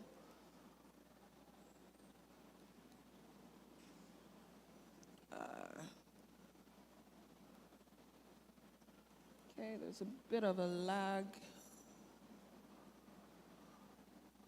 The answer to that is yes. A good data point, between 2016 and 2020, looking at the Athena Access to Finance survey, DFS and fintech, meaning that financial services have made available to people, was a jump of 36.5 million people to almost 48 million people within that time frame. And again, that is largely attributable to DFS, digital financial services, and fintech. So are we having an impact? Yes, absolutely. Speaking about firms specifically like Branch, firms like us have an impact not just in financial sector widening, but particularly in financial sector deepening. Because while you have almost half of the adult population in Nigeria is banked, a good portion of them have one single product, which is the savings account. Some of them also have a debit card, for example, but a very, very tiny majority of those people have access to credit, which is the most underutilized financial savings account or whatever it is. We're able to extend credit to a large group of users that traditional banking in Nigeria is not able to do. I have a data point there that says we've accessed about 4.5 million Nigerians. I was just corrected an hour. So I think, again, back to my original question, have we had a significant impact in Nigeria? The resounding answer is yes. And should we be doing? The first thing, I think, is doing a better job of setting and measuring specific impact goals. So a lot of times with fintechs, you'll see big impact goals in our mission statements, in our objectives, but a lot of the time that doesn't actually, then we face the business of doing business rather than, you can actually layer impact goals on top of that. So if your target is to reach X amount of users, you can layer impact on top of good business. That is where you have the largest successes. And again, where there's room, experiment, right? So us as operators spend a lot of time, we're very profit driven. We have investors who have put their cash and their faith in us, and we have to spend a lot of time getting returns for them. But you get to a certain position where there's room in your bottom line for you to experiment a little bit. So dedicate some of your brain trust and some of your profit margin to experimenting. What else can we be doing to reach more people and to have a deeper impact with people? And truly, at the end of the day, you'll see that this largely has a positive impact, because if you're taking time to experiment, then you're going to find nuggets in there that actually add to your bottom line. And another big thing, celebrate successes. Right? So we have, again, like I said in the beginning, we set these huge impact goals that we write in our objectives without, building all the steps that lead us to achieving those goals. Now, if we celebrate the successes, we build the steps that are all the way, that lead us to those big goals. We should also take out the time to celebrate the successes on that journey to getting there. And, even when it comes to managing a team, managing your investors, managing your board, being able to celebrate those smaller successes keeps the organization on the path towards achieving the big ones. And again, be flexible. So the last 2 points, I think, feed off of each other. Be flexible and be ambitious, right?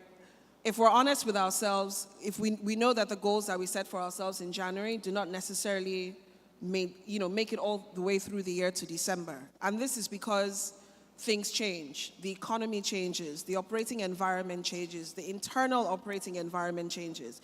You have new goals, you have new people, you have new focuses, and as well as being dynamic and flexible in the running of our businesses, we should also be dynamic and flexible in the impact goals that we set for ourselves.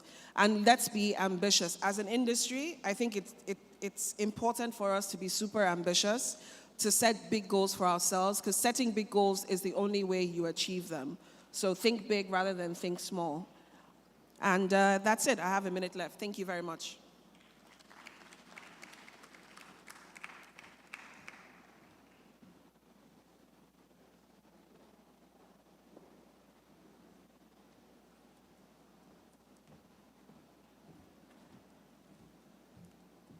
Thank you very much, Dayo. Thank you so much for giving us 1 minute and 10 seconds. We're very grateful. Now to fintech and financial inclusion. I'd like to invite Branka Mrachayat, CEO 9PSB. Please let's give her a round of applause as she makes her way to the lectern. Thank you.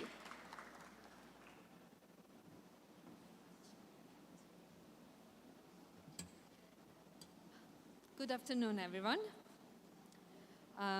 I'm always passionate when invited to talk about financial inclusion.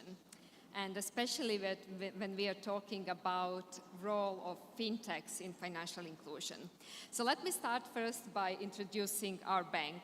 Nine Payment Service Bank is the very first digital bank launched in late 2020, and we are one of 5 payment service banks. So as the gentleman from NIPS mentioned earlier, that at some point Central Bank of Nigeria decided to leverage on access and technologies that telco companies had and still have across Nigeria. They decided to provide licenses to the 4 leading telco companies across Nigeria to establish their banks.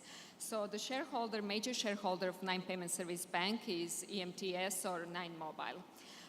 Nevertheless, we are a standalone digital bank that is on a mission to provide simple, accessible, efficient, inclusive payments, service, and banking products and solutions. And we are all about financial inclusion. So the goal for us when we started was to ensure easy access to useful and affordable financial services from anywhere. So basically what we do, we bring bank to our clients' homes. So there are no paperwork, there are no branches. Basically you open your account in 2 minutes. So, but beyond offering these accessible services, what we are very much passionate about and what we believe that is key element for financial inclusion in Nigeria to happen is focusing on financial literacy. So we want our clients to be aware of all various opportunities across the market and to educate them why they should be part of financial ecosystem. So let me go a step back and make a reference to financial inclusion. We hear this word like buzzing all the time, but what financial inclusion is all about? So the other day, I heard a very funny remark. A lady said that we all know what financial inclusion is. That's when fintechs go to market and they try to take your money to put on their accounts. So it's a funny remark, but financial inclusion is not about that. We truly believe that all individuals and businesses should have access to useful and affordable financial services. What that means in practical terms. It's one thing to access all these financially excluded people across Nigeria and to open accounts for them, but that's not sustainable financial inclusion. The first step for account holders is to start creating the next step. Next step being providing them access to all financial services that will bring benefits to their lives. Access to capital, access to better healthcare, to better insurance, to pension funds. And it starts with financial literacy. And it also starts with cooperation between all market players. What that means, so that ultimately, this is not a sprint, it's a very, very long marathon, to put it like that. And for this society and economy to grow and thrive, people should have access to capital, affordable capital. And nobody will give loans, not even microfinance banks, nobody will give loan to a market person that is doing all transactions in cash. So this is where payment service banks and 9PSB come in. So we provide the difference between payment service banks and actually other deposits banks is that we cannot give loans. So that means that how we at 9PSB see our role is that we are building the bridge between those who are financially excluded and deposit banks, building this track record, collecting data, and preparing, educating those who are financially excluded and preparing them to be able to apply for loans that the deposits banks can only offer, being mortgage loans, being car loans, being like all other kind of different loans. So also, I would like to to remind us about some numbers in Nigeria. Actually, the funny thing was that 2 days ago, on 23rd of October, we marked 10 years since the Central Bank of Nigeria launched National Financial Inclusion Strategy. It was 23rd of October of 2012. So it was a decade ago.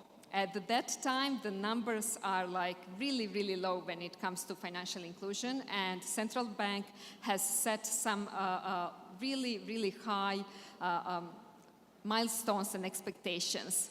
I will not run through the numbers, but I will say that a decade later, we see that the needle hasn't moved significantly.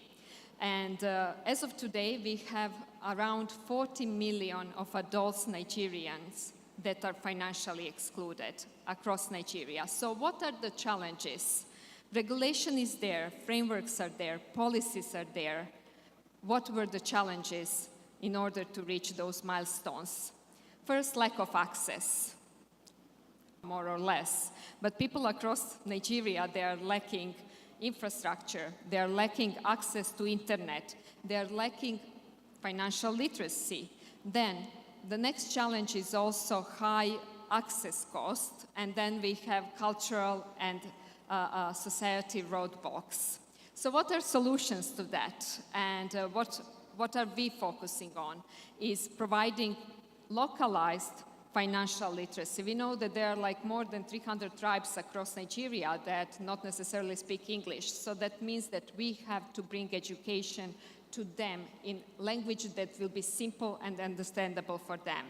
Then we also have to create simplified product and processes. That means that we are not trying to enforce what we in fintech and digital banks see as appealing products to them, but we have to pinpoint their needs and to understand their demands and to complement their way how they live today in order to basically lead this transition from cash to cashless society. Then also low minimal cost of access. So that means with good platforms, with good solution, we are able to provide lower cost products to them. And then the key one is collaboration among stakeholders. So that means that each and every fintech player, regulator, and bank has its own role to play in this fintech revolution, to call it like that. So let me tell you, I have 2 more minutes, let me tell you what at 9PSB, how we are delivering on this. So we are deliberately positioning our bank as bank for all Nigerians, and we are giving priority to all local solutions through partnerships with local talents, with partnership with vendors, with partnerships with different fintechs, different payments providers and banks. So we are all about products. If available in Nigeria, we don't outsource. We buy products and partners with providers here in Nigeria. Then also, as a part of our social objective and recognition of Nigeria as the next major fintech hub, we are focusing and deliberately seeking out and giving local people like youths, like women, like students, opportunity to learn about financial institutions, to grow and then improve their own circumstances and living. Then the next one, we are mobilizing all available channels across Nigeria. We are talking about fintech and digitalization, but the reality today is that in order to bring this to people across Nigeria, especially in rural areas, we have to do a lot of legwork. So we are reaching out to those who are unbanked and underbanked, underserved, to bridge the infrastructural gap through agent banking. As of today, we have 8,000 agents across Nigeria in all states. Then USSD, that is understandable, translated in local languages. Then mobile application, and also through partnerships and distribution. And at the end, we are creating an enabling environment in terms of banks' products that we are offering through our API, Open Banking API, for all fintechs and other stakeholders to be able basically to offer last mile services to targeted user across Nigeria. So my time, I have 8 seconds. So I'm very passionate about cause, and if you want to learn more how you can contribute to closing financial exclusion gap in Nigeria, please visit our site. We have a stand booth outside, and take a part in this revolution. Thank you very much.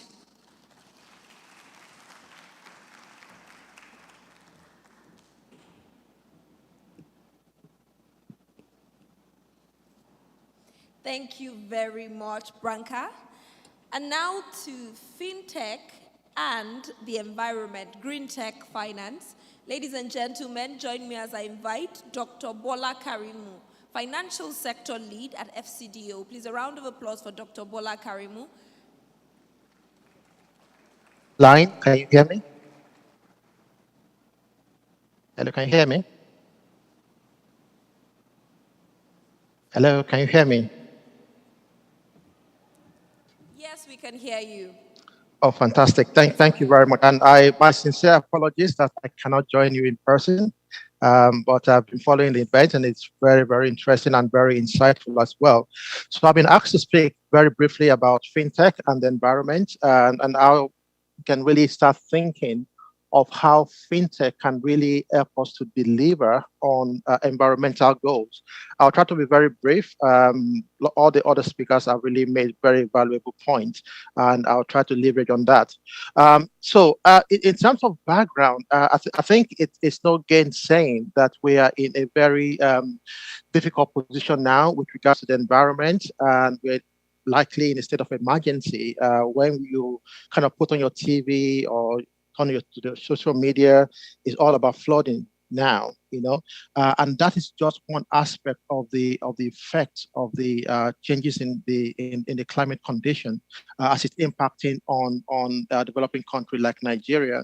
For me, with regards to the environment, I think it's very important for fintech and the financial sector at large to really to rise to the occasion and the challenge in terms of designing appropriate and contextualize product and services that would enable Nigerians to be able to adapt and also to mitigate the climate change effect. We've seen a lot of displacement going on with the recent flooding. We've seen lots of lives. We've seen livelihoods and properties being destroyed. And apart from this, we see a key sector to the economy being really significantly affected, from agriculture all the way to economic and trade. But the question now is, how do we mitigate? How do we leverage on the financial sector at large and fintech specifically? What are the roles of fintech, whether they are startup, whether they are incumbent, whether they're technology company, how can they come in to support us in this at this crucial time to develop a newer approach, new tools and instruments that will enable us to adapt better to this. This is a common sight when you turn on your TV and you see the devastating effect of flooding over the last few months, which has been occasioned by kind of high, above average rainfall, which has been compounded again by Nigeria as a country and other countries around us, Cameroon, Chad, trying to manage the amount of water in their dams, and releasing this water, which are flooding the farmland communities and also displacing people. And those are some of the statistics that are quite significant in terms of the reported death, the number of states actually impacted, and as well as the number of people that have been displaced and the ripple effect of that on the humanitarian crisis. Now, in terms of addressing all this, I mean, there's a new nexus, which is the interface between finance, climate, and digital technology. And as we approach COP27, one of the key reflections from the last COP is how can we interface between finance, tech, and climate to help support the development of new ways of addressing ESG risk and vulnerability. There are key environmental issues around flooding, as we mentioned earlier, drought, land use, soil degradation. The list is so endless. And the impact of financial sector as a whole, of fintech in specific terms, stepping in to help to address some of these will be significantly felt around livelihood, around generating of income and new jobs, around even getting some data that will enable us to start measuring and to start reporting and disclosing some of these vulnerability and risk so that we can better prepare and better manage the outcome of this risk as they occur. So how can fintech step in? It's very important for fintech and financial services generally to design products that are contextualized in nature and address specific demographic, also having a gender perspective to it as well, and also supporting the building of data and evidence on climate vulnerability that will support financial institutions and the wider ecosystem to deliver appropriate innovative product. So product need to be tailored. The product need to be able to address not just today's challenges, but challenges that are also emerging that might be impactful in the future. In addition to that, it's very important for financial institutions to start thinking of the need for a shift in their financial asset and portfolio towards a more sort of climate-related assets classes, including renewable energy, climate, as well as climate-smart agriculture. I'll quickly move to the next in terms of recommendation. I think it's important, as I said earlier, to contextualize innovative products and services. And this is important within the context of Nigeria for us to look at critical sectors like agriculture that fit into our livelihood. Someone earlier mentioned financial inclusion is very, very critical. What are the infrastructure that we need to build, and where can fintech really play a valuable role within this? As we try to shift away from the use of fossil fuel towards more renewable energy, what is the role of fintech within this? What are the opportunities that fintech have to really plug into that space? It could be in terms of paygo model or any other innovative model that will allow those that are aiming to shift away from the use of fossil fuel to be able to afford and access those new ways of living. So as I mentioned earlier, affordability is very critical. Access is very critical because even though this innovative product might be there, we've heard a lot about around solar home system, solar irrigation. If individuals cannot access and cannot afford, it's going to be very difficult, for there to be sustainability in terms of the usage of this innovative product. So affordability is important, access is important, and the PSB are also playing a very critical role, just like was mentioned earlier, in getting this access across to the end user in the rural area. So designing early warning signs very critical for farmers and within the agricultural space, and also design of innovative insurance product that will help to mitigate some of the environmental related losses that might be suffered by farmers, for example, in this case. Other areas that quickly speaking services is how we can leverage on fintech to help to incentivize or drive citizens in terms of their participation in environmental management. How can we pass ownership over to citizens and change their behavioral mode in such a way that they see the environment as part of their responsibility? Catering for the environment today in terms of the use of plastic, in terms of the way they recycle, and if fintech can step into that space to be able to design products that might, for example, allow users to really rack up points that could be used to trade for other essential commodities across local financial system, might be a good incentive for people to start engaging in terms of environmental management. Regulators play a very, very critical role. We've been engaging on the part of the UK government with the central bank, with the Security and Exchange Commission, with NICOM, with PENCOM, in creating an enabling and friendly environment for fintechs to ensure that they can thrive, they can co-create, they can test their ideas in a very safe space, For example, the use of sandboxes are very popular, and we're trying to drive that within our engagement with the regulators. Now, we also need to institutionalize the whole idea of a green fintech challenge that will bring together both the private sector as well as the public sector counterpart for everyone to co-create and partner within that space to be able to deliver on the environmental goal. I've also included a bit of the UK's approach and some of the lessons that we can learn from the UK. In 2018, the UK, through the Financial Conduct Authority, launched the pilots for the Green FinTech Challenge to support innovation and growth within that green space. I've included a link here for anyone that might be interested in that particular challenge. The whole idea of the challenge is to bring together startup, incumbent, as well as technology providers using instruments such as regulatory sandboxes, direct support, advisory, as well as bespoke green finance cohort engagement to be able to drive this new and emerging idea about the use of green fintech to really drive environmental impact. Lastly, I've included a bit of example in terms of use cases for anyone that might be interested in this. But at the end of the day, it's very important for everyone to come together in terms of how we can really build the ecosystem in such a way that we create more awareness, we create more trust, create more leverage for fintech to be able to drive the changes that we want to see within the environmental space. I'll stop here now. Thank you.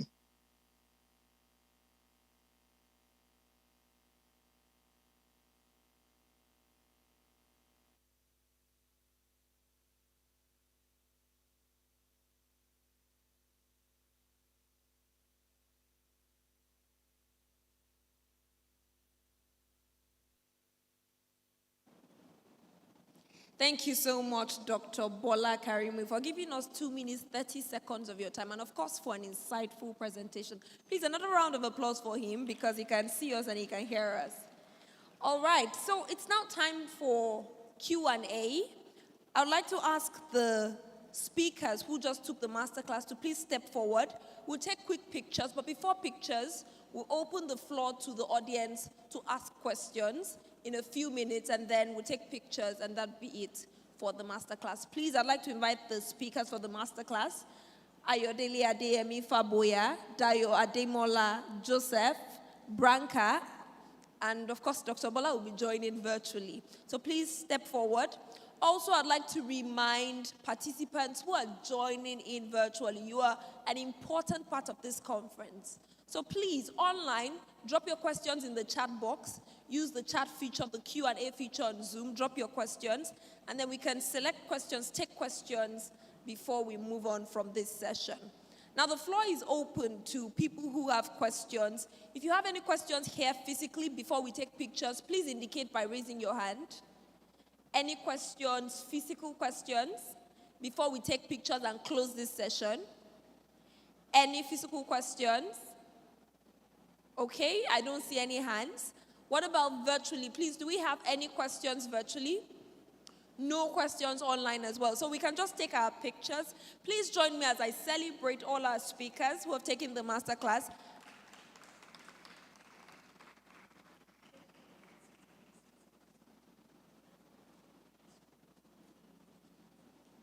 Okay, now in the absence of questions, I have been informed that we can take final comments from speakers.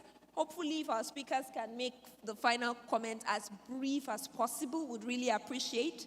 I'll pass the microphone around so that our speakers, get to use the microphone to ask the question. So please.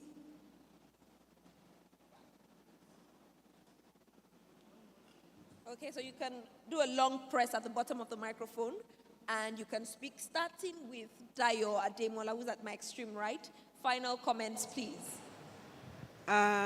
Okay, you're putting me on the spot. Final comments. My specific talk was around the social impact of fintech, and just wanted to reiterate that I'm a huge believer in it, and a huge believer in the confluence of social impact and commerce and business. And I think that's what, I don't know how many operators are in the room, but, that's what I think needs to be at the forefront of our mind, that we have our revenue targets, we have our business growth targets, but as much as possible, we layer impact goals on top of that. And I think that's where the most change can be made. And we also need to make a concerted effort in measuring those goals, because I think that's something that we don't do very well, is actually measure the impact that we are having, and not to be shy to publicize that impact, whether good or bad, because it sort of garners the entire industry into doing better. Thank you very much. Over to you, Joseph. Final comments, please. Hello.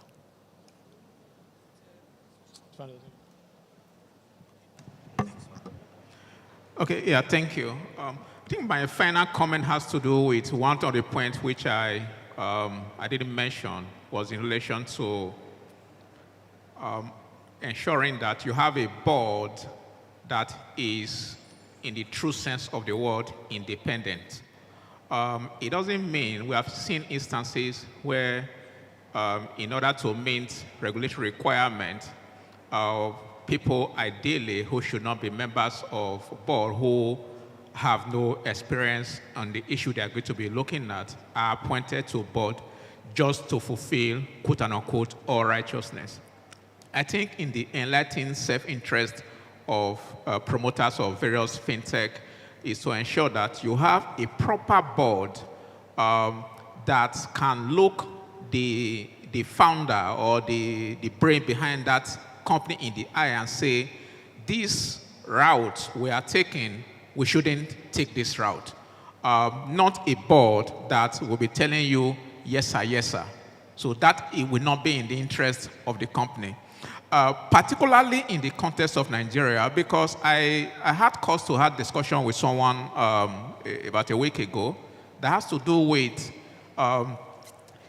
generational companies in Nigeria. When you look around, you see several names that were top-notch in the corporate world in those days. But today, most of their companies are no longer in existence.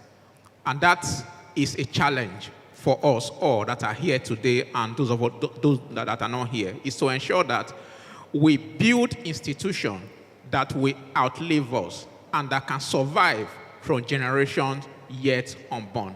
And with that, we'll have, that would happen by inculcating good corporate governance in the operation and management of such institutions. Thank you. Thank you very much, Joseph.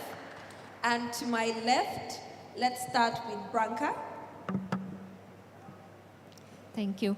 So what I would like to say, as my conclusion at the end, how I see Nigeria today and fintech space, is that Nigeria is a country of two opposites. On one hand, we have all these amazing people, all these fintechs, many of them being recognized as unicorns.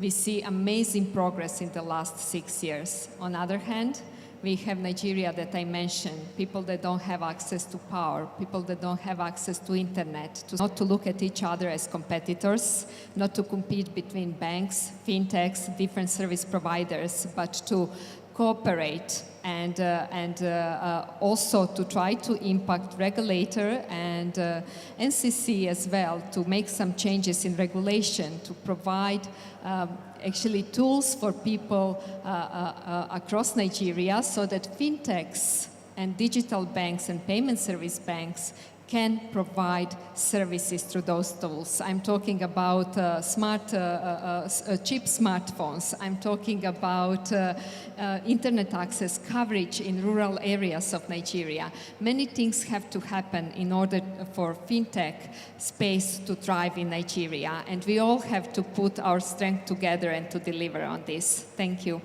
Thank you very much, Branka. Yes, miss, it's okay to clap. A round of applause. Thank you.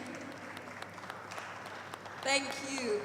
And we'd like to hear from Ayodele. Final words, please. Yeah, it's working. So, I mean, a lot has been said today, and we've seen some of the pitches, we've seen some of the beautiful things that are being done. But the truth is that unless fintechs understand the importance of getting help, they will always be at risk. And that's the truth. We can't achieve what we want to achieve in the ecosystem without getting help.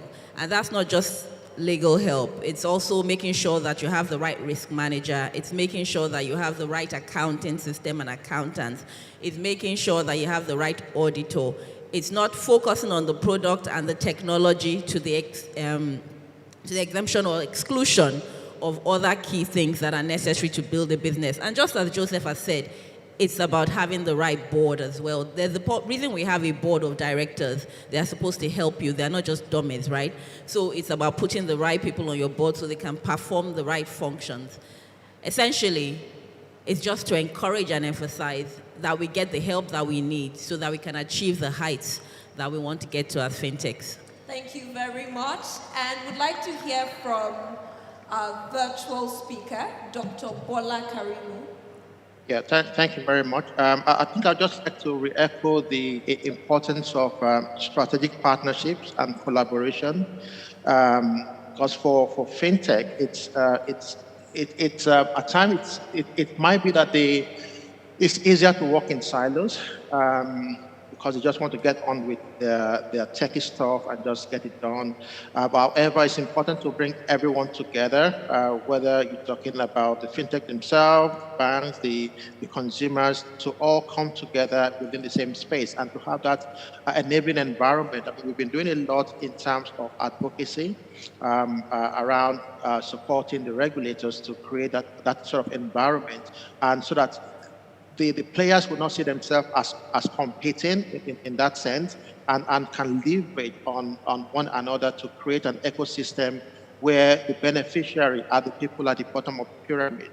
And I think that is one thing that is always missing in most of the design of product and services. A product might be designed for those in the urban area with the exclusion of those within the rural area that are really, really in need of those products and services that will really lift them out of poverty. So as we design this innovative product and services, it's important to contextualize those services and products within the Nigerian space and see how these products and services can really address the needs of the country at large. Over.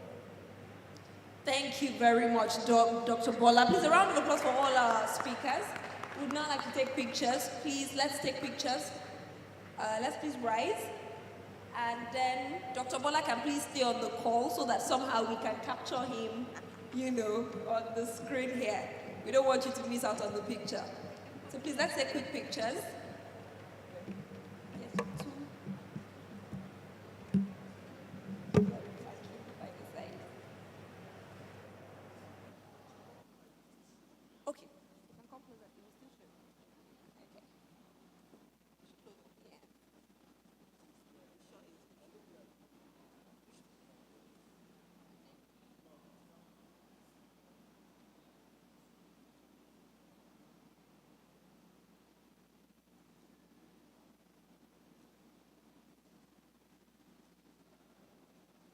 Maybe you can take one together. Okay, you can come together there.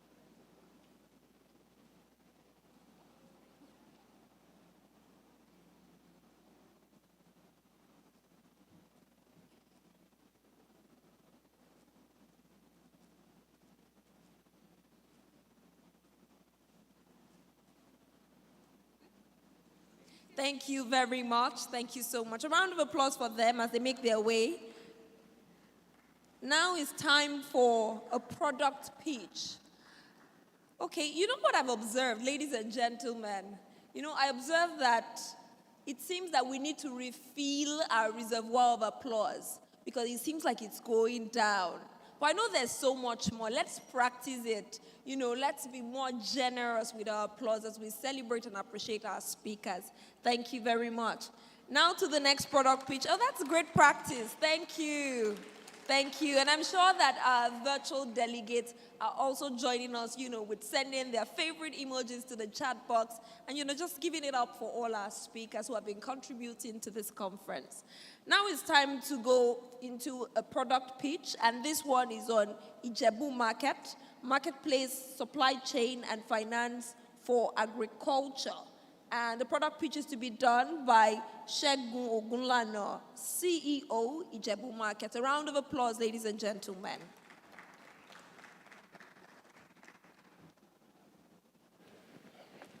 Okay.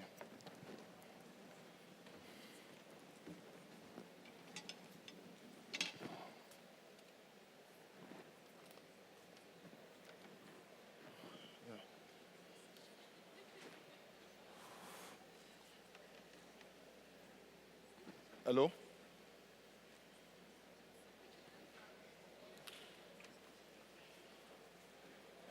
Okay, thank you. Sorry, good afternoon, anyone. I'm just trying to test out my slides before I begin. So it's not responding.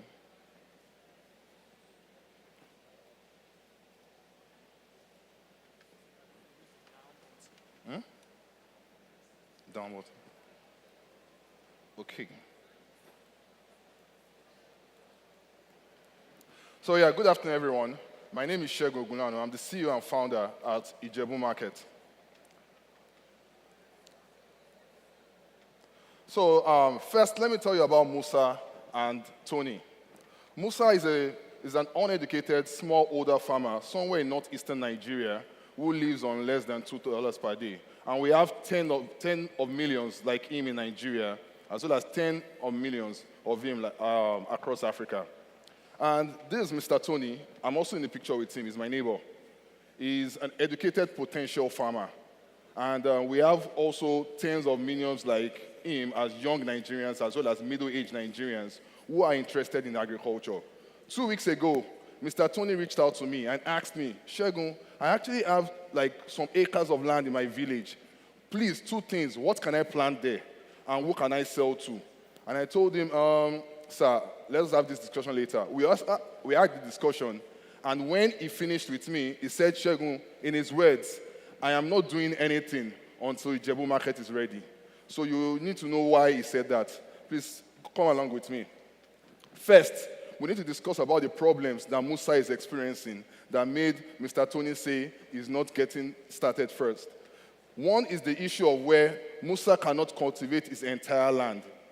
Most people only cultivate just a fraction of their land because of several issues like market access and other things. And secondly, when Musa even cultivates his land and he plants like 1 to 2 some maize on his land, he gets 1 to 2 metric tons on a land that is supposed to get 6 to 9 metric tons. He will still lose 20 to 60% of that to post-harvest losses and harvest losses. And when you combine this is a $203 billion Nigerian problem and a $650 billion African problem.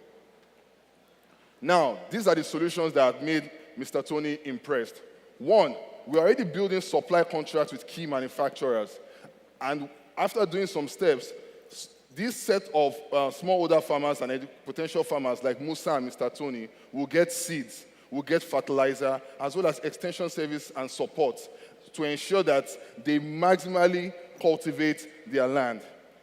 Next is for the harvest losses, to prevent the harvest losses, we provide extensive harvest support, logistics to pick up harvest, and ensure that it's delivered to cold or dry storage or direct to the people that have built the demand contracts to ensure that once that is done, for anybody that plants, you're able to know that at this also point in time, I'm harvesting, we are picking up, and you're getting your returns as it is moved to customers like manufacturers, exporters, and international buyers. That we've actually been able to build orders close to around $2 million as of between end of 2020 to 2021.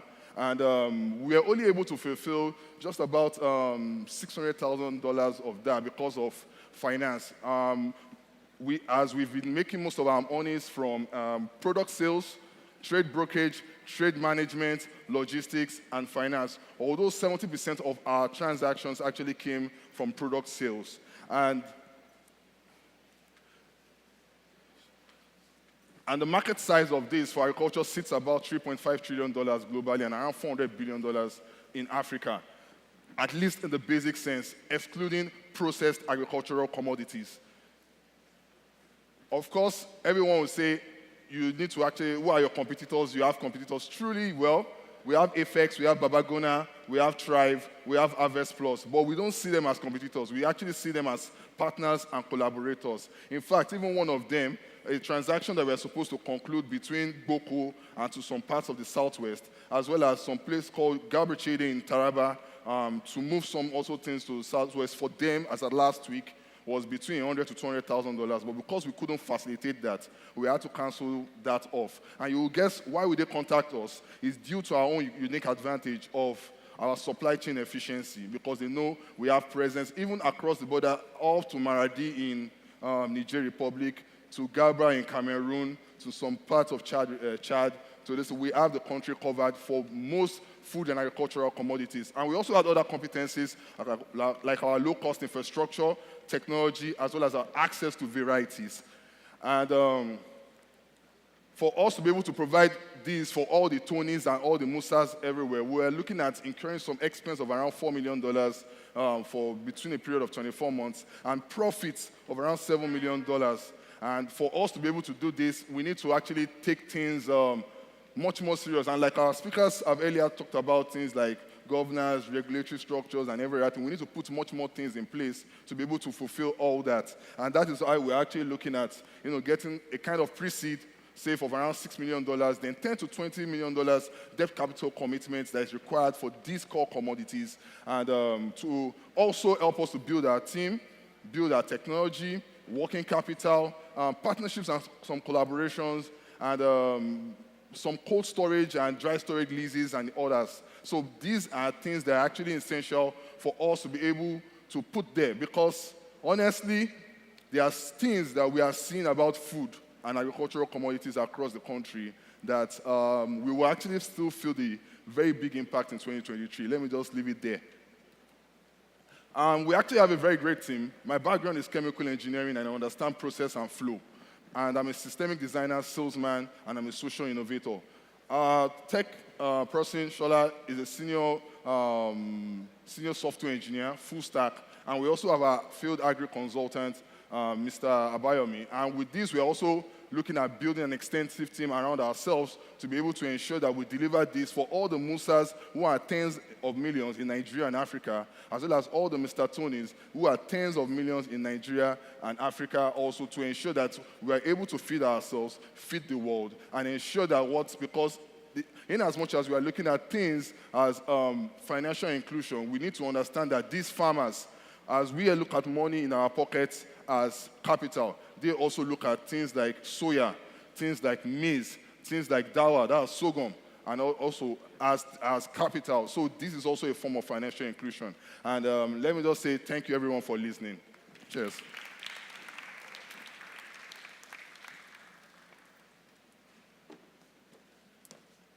Thank you.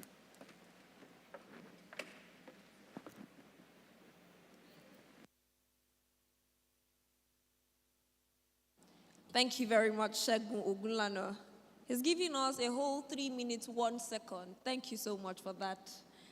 Ladies and gentlemen, we're now moving on to the next and the final panel discussion for today. Now, the focus is on charting new parts. Charting new parts, what's new in the tech space, InsurTech, Agri-Tech, EdTech, Legal Tech, and so on. So I enjoin everyone to sit back and enjoy this discussion because it's going to be very insightful. I'd like to invite the moderator, Wale Olajubu, MD, Asset MFB. A round of applause as he makes his way to the stage to come in first and receive the panelists. Now, our panelists are Peretimi Perez, Senior Associate, ALEX. A round of applause for her, please. We also have Nosiru Shonoiki, Head Agency Banking, Liberty Pay Limited. And Gerald Eri, CEO, co-founder, Last Mile Financials. A round of applause, please. Thank you. Over to our moderator.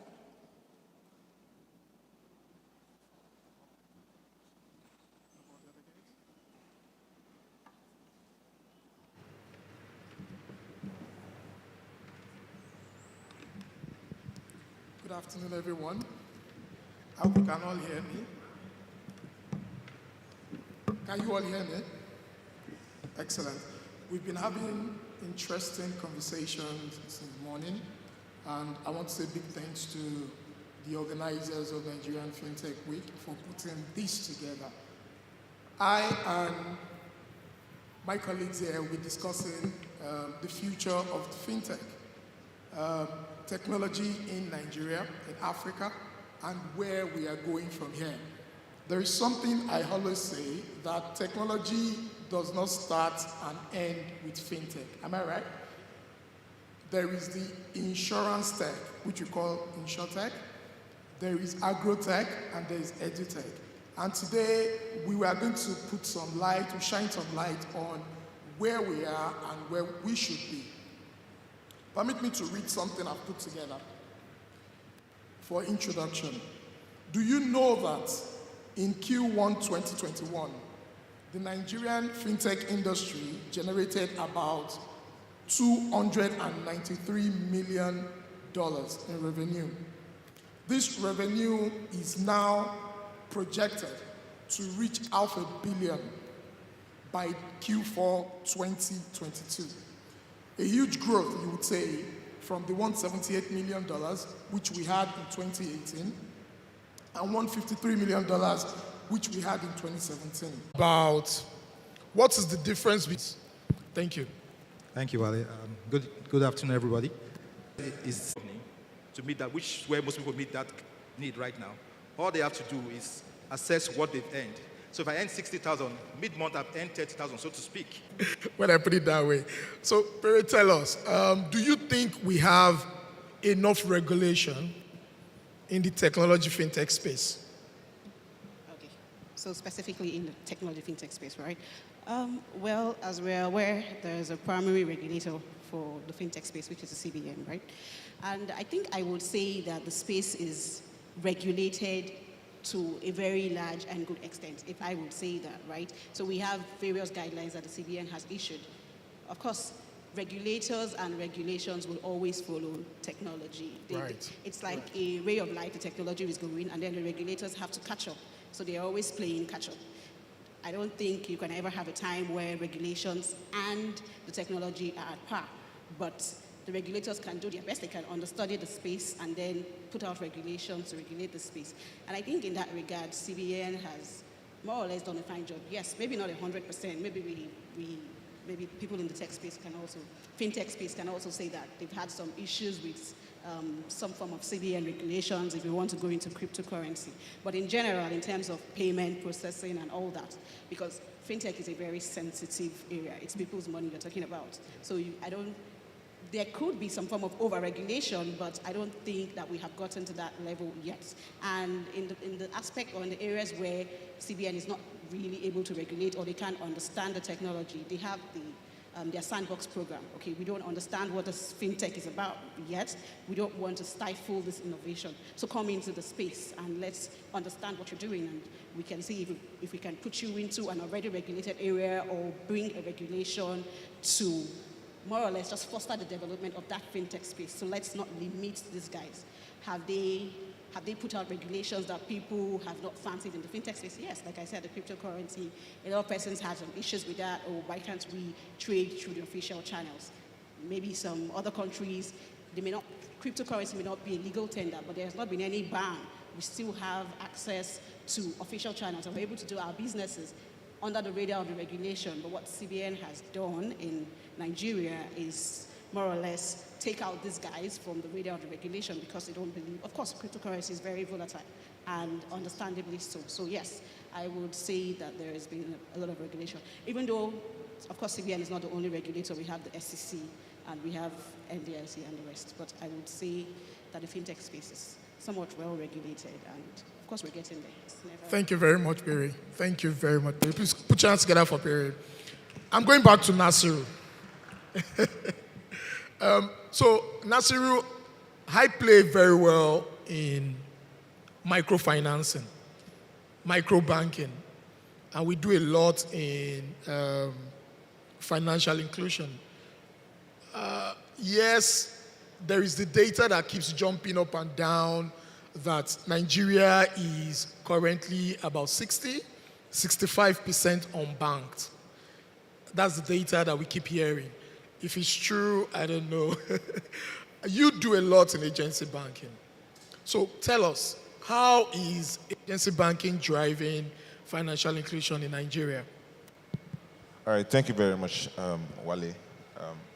So agency banking, per se, it's the essence of financial inclusion or exclusion to a very large extent is a mirage. It's quite multifaceted because you look at the FINA reports year after year and you see that 65% underbanked, 65% of Nigerians are financially excluded, majority of these people are in the north, but yet you go to an Ikorodu bus stop today and you see about 12 people doing agency banking. You leave Ikorodu bus stop and you go to somewhere in Ijebu and you see about 50 people at the bus stop doing agency banking. So in the real sense, right, yes, agency banking is doing a lot in driving the financial inclusion, but there is more to financial inclusion than the mommy Moria that is actually collecting your cash to transfer money to someone. So what is this financial inclusion? Tell us, what is financial inclusion? So financial inclusion basically is, in a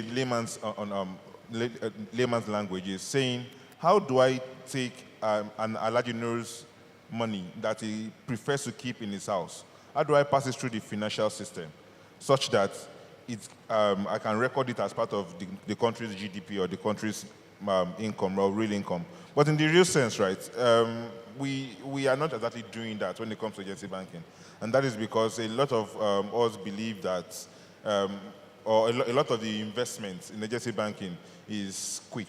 And we cannot wait for the longevity of that investment. Longevity in the sense that POS terminals alone will cost about 150,000 naira, and you can't wait for about 2 years to recoup that money. So, per se, it is difficult to now convince an Alhaji Musa to say, bring your money to the bank, let me help you pass it through the system, because he doesn't even trust the financial system in the first place. I'm still staying with you. So the lending industry, micro loans, nano loans, do you think the risk in this industry is mitigated enough? Do you think individuals, corporates, or organizations like ours can do more to beat down this risk? Okay, so that question, to a very large extent, I think it goes down to the borrower's borrowing behavior per se. So you have someone that is coming to your bank to take a loan with the intention of not paying back that loan. So, and that is because most people believe that nothing can be done when it comes to they will tell you it is a civil issue. You and the person should find a way to sort it out. But in the real sense, it is doing a serious damage to the firm that is giving out this particular loan, because the cost of loan itself is quite high. The cost of that investment is quite on the high side. So I feel there are like two different ways that we can actually mitigate against this risk. And the first one is leveraging on metadata. Now let me explain what I mean by metadata.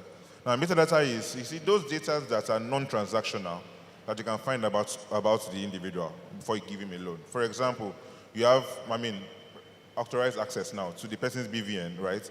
And you're able to see the person's SMS or the person's SMS trend. And you notice that this person does this particular set of things. Not his SMS alerts now from his banks, but other things that he does. You see that you check the person's browsing history. You see what the person does typically. Again, like I said, authorized access, so that you don't fall against the data protection regulations and the like. And the other thing that I feel we should do again is, Nigerian governments can actually come up with the use of credit scores or credit ratings on our daily lives in Nigeria. So I shouldn't be able to rent an apartment if my credit score is very, very low. I shouldn't be able to access some basic amenities in Nigeria if my credit score is very low. I believe this is what is done in more civilized climes. And it should be, if we can adopt that in Nigeria, I am very sure that 100% of Nigerians will not borrow money with the intention of not paying back the money. Thank you. Thank you very much. Please, if you are watching online or you are here in the hall and you have any question, put it down. We will be happy to answer or take any of your questions. Thank you. I'm going back to Gerald. Gerald, HR tech seems to be coming online to the mainstream.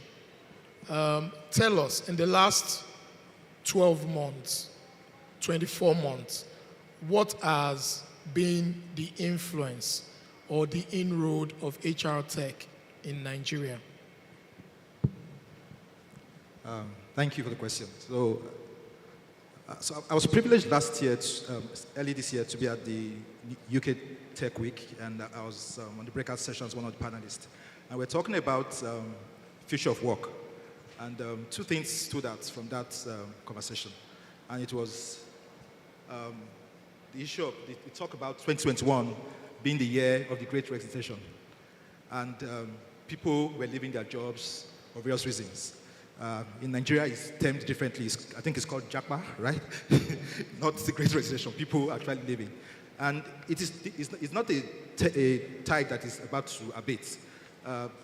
PwC came out with a report, that was a survey that was carried out in 48 countries around the world with 54,000 workers.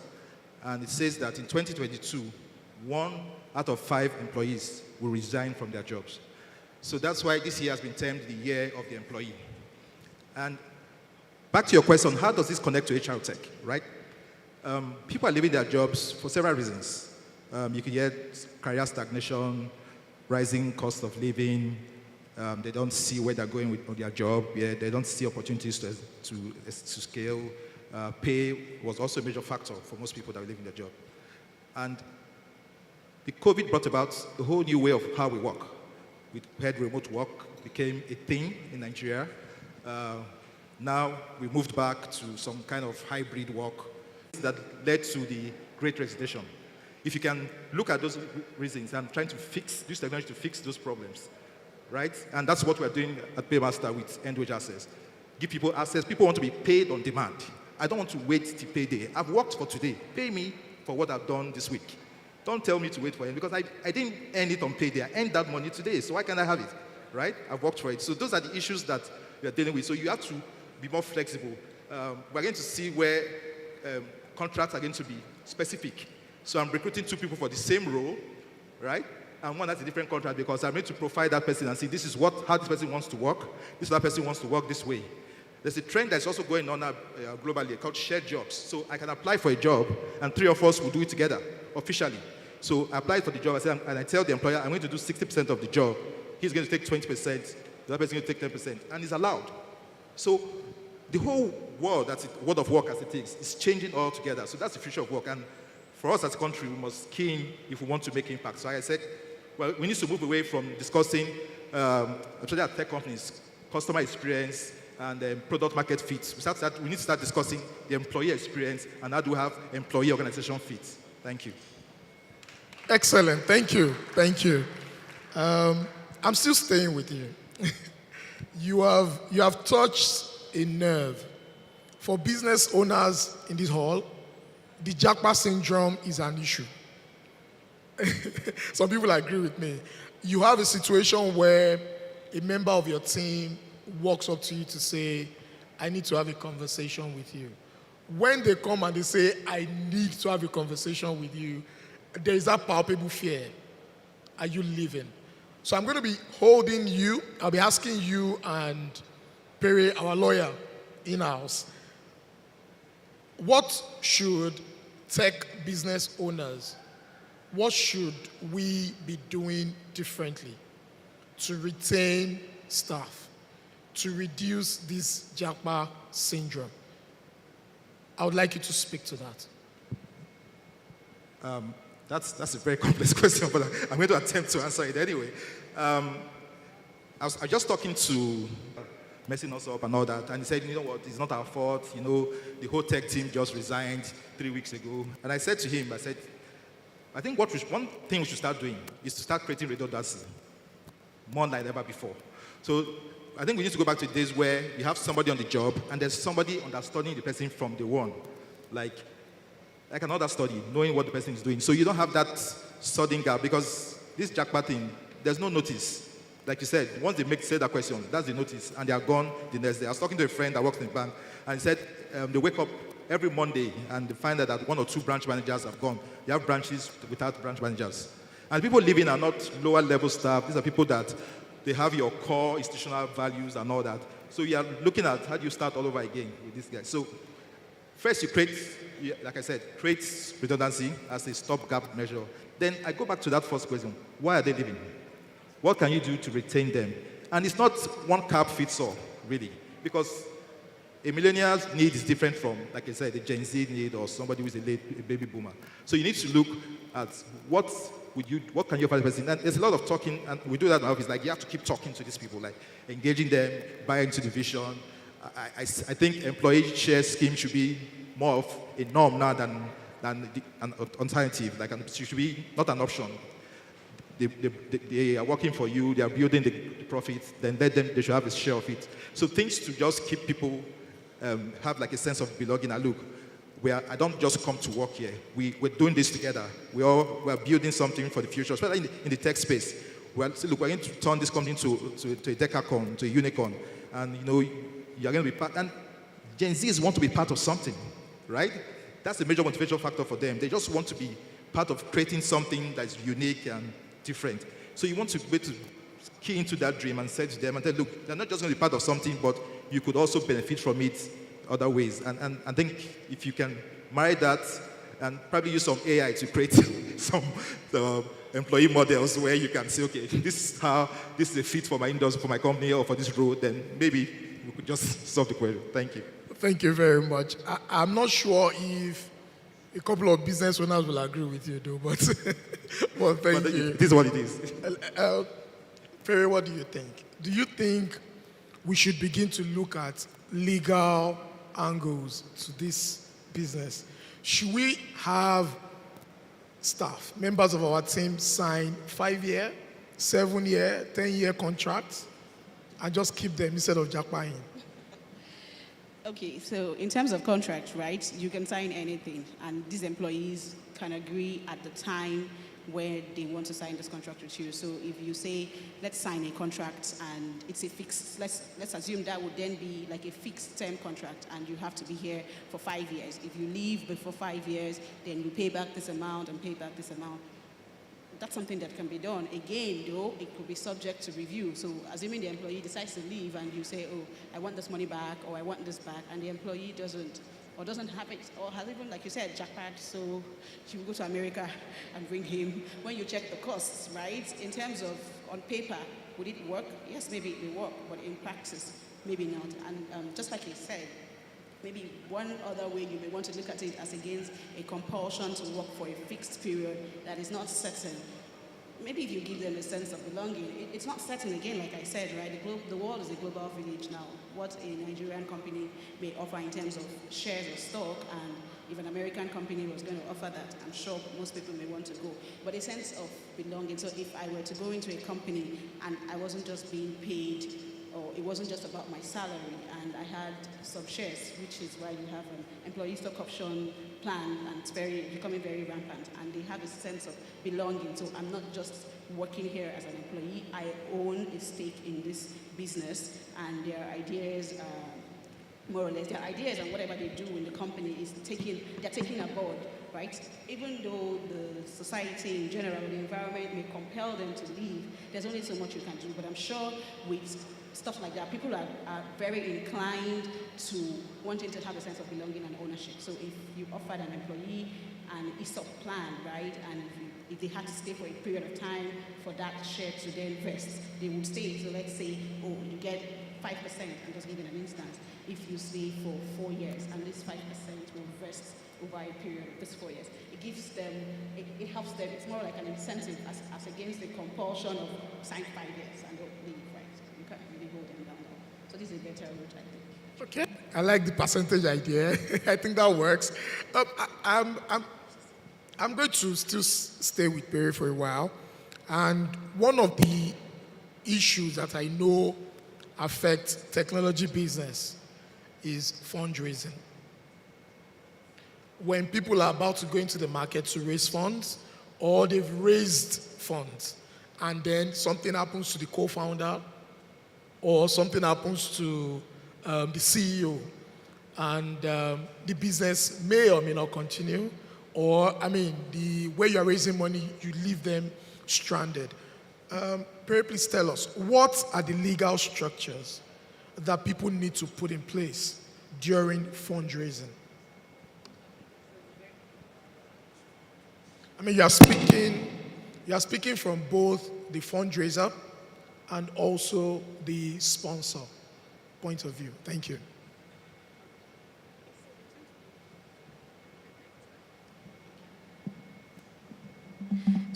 So in terms of fundraising, right, which one of the basic, which I'm sure before anybody even wants to raise fund, right, to a large extent you would have incorporated your company. That's almost very basic. Although not always the case, you'd find some persons with ideas and maybe you have family and friends sponsoring your venture. At that point, you may not have a legal entity. But if you're really seeking to raise funds from persons who are not, maybe investors like VCs and people who don't have a direct relationship with you, you want to have a certain level of legal structure in place. Not just legal structure, of course, financial and business, but I'm speaking to the legal structure for now. So you want to have your company incorporated, not as a business name. There are different forms of company, right? So personally, if I were going to invest in a company, I would invest in a company that's a limited liability as against a one-man sole proprietorship business. So that's one thing you want to have in place. And another thing you want to have in place as well is also your corporate governance structure. I think the masterclass speakers from Udodoma spoke on that, right? Where you have a proper board setting. It's not just run, quote and unquote, as a strict family business where it's just me, my child, and my husband who are directors of my company. But so I'm speaking from the startup perspective now, or the investor looking into the startup perspective.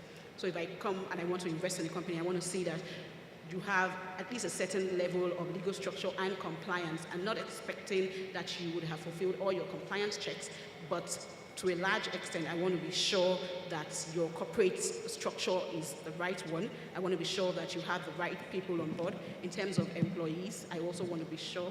So hold on, Perry. So is it okay for I and my brother to start a company? So I am the CEO, my brother is the CTO. Is that a problem? No, that's not a problem. I spoke about corporate governance structure, right? Yes. So not necessarily the shareholding. That may not be, it depends ultimately, right? So if your brother is a CTO, he has the skills, and you can show that he has the skills, there's really no issue as to that. But if it's just for the purpose of he's my brother and he holds this role just because he's my brother, some investors may be skeptical, right? That doesn't mean that they would not invest, or that doesn't mean that it's not a legal structure for investment. But if your brother, I don't know, I think one of the product pitch guys, I don't know if it's his brother, but I saw the names, right? And if they both have the technical skills and they're able to bring it to bear and they show what each person brings into the business, if I'm investing in that business, I wouldn't have an issue. And then again, I would look at your director structure. So it doesn't have to be limited to shareholding. I was also going to add, again, in terms of funding, so if you're a fintech or any other, I think fintechs are mostly regulated. You want to have your licenses, right? So I would not think that an investor who would want to invest in a company knowing that that company is in a regulated environment doesn't have a license. If you don't have a license, get a partnership or something like that, but make sure that your business is legally poised for these guys to invest their money, because investors do their DD.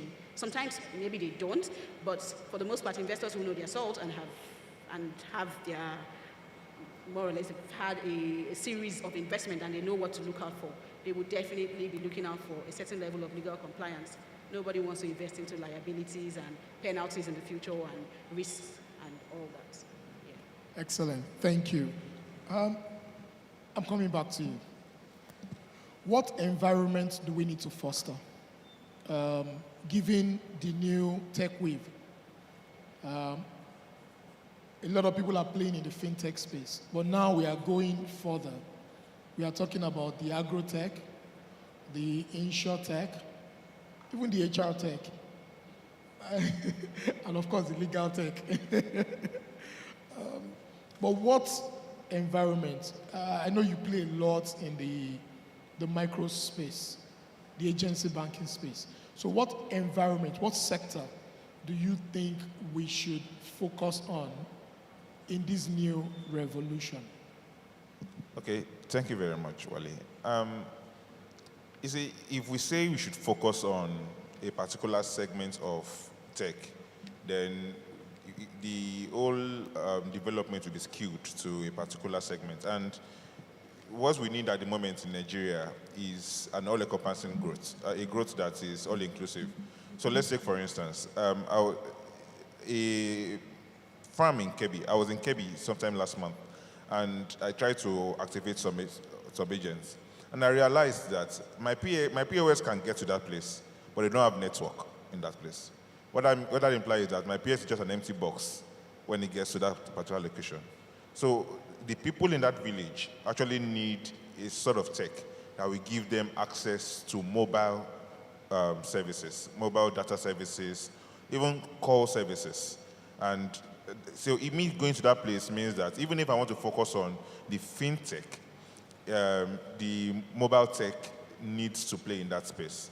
And then the agri-tech, because most of those people in that location are mostly farmers. So agri-tech needs to play in that place. The insure-tech also needs to play in that place because they need to start insuring the food commodities as well, the farmlands, the produce, like Mr. Shegun mentioned earlier.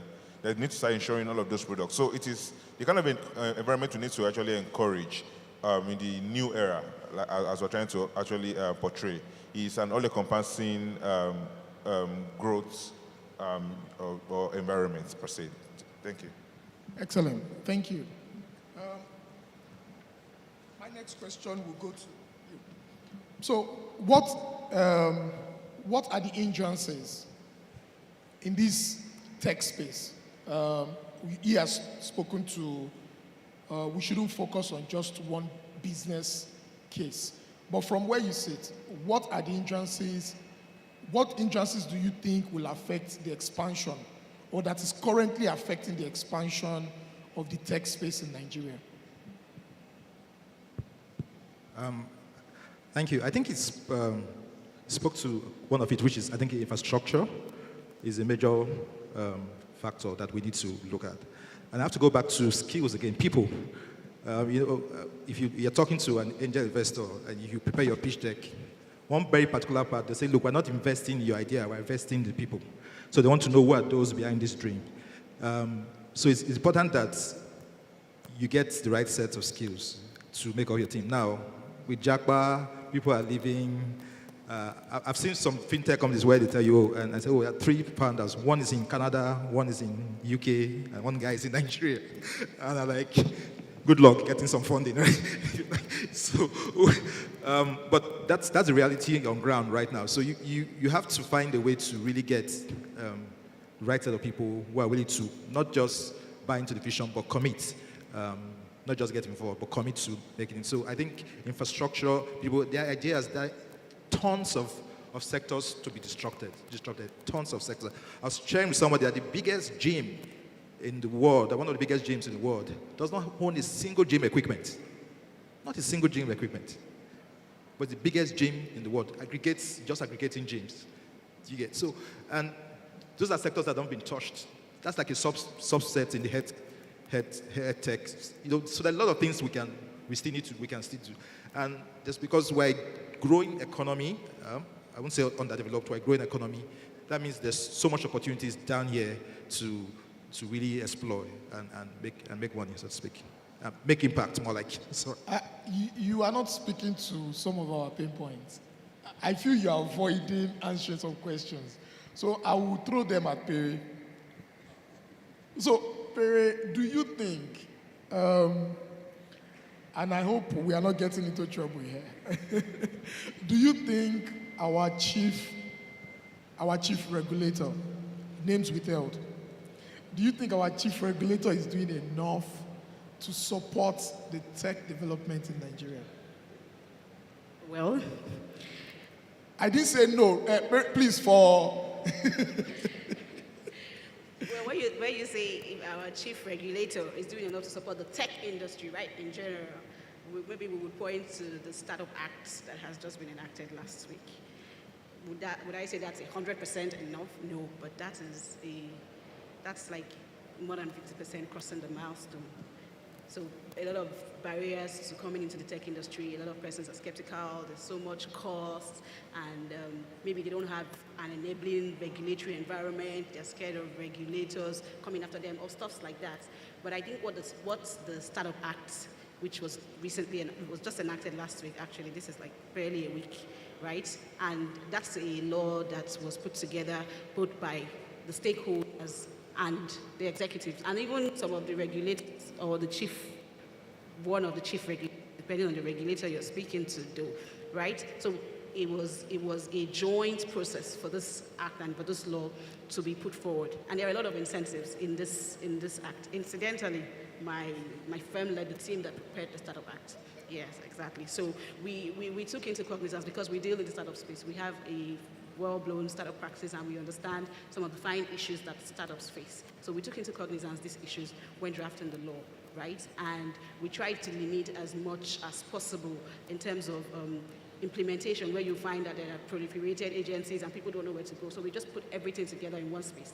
So ease of access as well as incentives come into the space. You get a label, and once you have your label, you're able to get certain incentives in terms of tax credits. Even your employees and investors who invest in these startups get tax credits as well. So that would definitely boost. We are in for a season to see a boost in the startup space. It's been done in other climes, and the result has been, the numbers are there to show that once there was a regulation like this, the numbers went up. Investment in the sector, startups were springing forth, there were businesses, there were jobs. So I'm sure in terms of the Startup Act that has just been enacted, which the regulator also fronted, right? We would see a boom in the tech startup space. They may not have done enough in the past or be doing enough, but with this singular legislation, I can say that there will be a very tremendous growth in the startup space that we're yet to see. So let me push you a little bit. What about in the financial space? Do you think our chief regulator in the financial space is supporting startups, tech companies to grow and to foster, or do you think they are pushing these companies back to retail banking? Well, I think that was one of the first questions you even asked me, but apparently you were interested in it. So I would say, like I think I had said initially, that you cannot really regulate this space so much, and you cannot say that regulations have cut across the issues so finely that there are no more outstanding issues. But there are regulations, and the chief regulator in the fintech space has put out regulations, yes, for the most part, to govern and also to protect consumers, right? Because the idea is, we're in a fintech space, we want to push our business, but then we have consumers that also needs to be protected. So to some extent, yes. In terms of maybe the threshold of coming into the space as a fintech, in terms of maybe capital requirements, there may be some fine lines in terms of how much I can have to come into this space, and that may stifle, or you may say maybe has impeded some persons from coming into the space. But to what extent can you fault them? Because there are reasons for these decisions, right? But maybe one fine decision that everybody has taken a view that, oh, why did you have to ban an official channel for this sector, for this vertical sector of the fintech, right?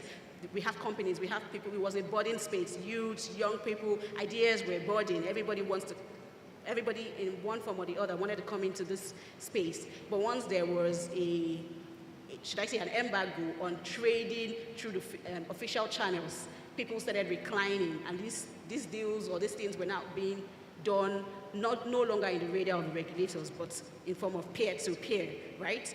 But generally, I would say, other than that regulation that seemed to have impeded inclusion in that space, and maybe a few other fine lines in terms of regulations, and like I said, capital requirements and some other regulations, I would say that there is a fair level of regulation. We still have much to be done, but we're getting there. I don't think we're not there yet, but we will get there. Hello, Shay. Well, can I just say something? So I was going to say she's not part of us. She's supporting the enemy. I don't know about the enemy part of it. So, you know, where you know, they say that when there's a fight between an elephant and, you know, let me not say anymore. So, but just to speak to what Perry said, like, I think the Startup Act, I've not read the signed act, but when it was passed by both houses, I got a copy of it and I read the approved bill. But you know, Nigeria, sometimes between approval and signing, so I don't know what changed. But what I read was really encouraging, I must say. Did you read the Twitter version? You saw yours on Twitter? No, I saw well, maybe the Twitter version of it, but it was really encouraging. But talking about regulation, I think, yes, we'd fought regulators for a lot of things, that's the truth. But the truth is that there's nowhere in the world everywhere in the world, regulation plays catch up with innovation. You have to play catch up. Innovation will always be 2-3 steps ahead of regulation, no matter how robust the agency or the regulator is. Yes, but you might say, okay, the way we react locally, maybe instead of what you don't understand, you kill, instead of trying to get... So maybe that's where the challenge is to, instead of taking time to better understand and say, how do we ring fence, what are the risks around this, how do we ensure that those things are properly curtailed and minimized to the barest minimum, because there's no way you're going to eliminate risk anyhow. We saw something today about a company in the US with all the regulations, $160 million moved, and they couldn't track it. So they're doing a good job, but can they do a whole lot more? Definitely. Nasiri, you want to add? Yes. Go ahead, I actually please. wanted to add. Go So for the regulations that we speak to your agency banking space. Yeah, exactly. Go ahead. So today I find myself competing with a commercial bank when it comes to agency banking. And I shouldn't even have to do that on a regular day.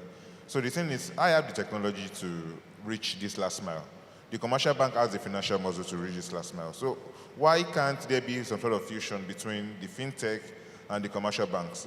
Remember when I started my response earlier, I said most of the reasons why fintechs cannot actually do a lot is because they do not have the financial capacity to reach this last, these unbanked areas.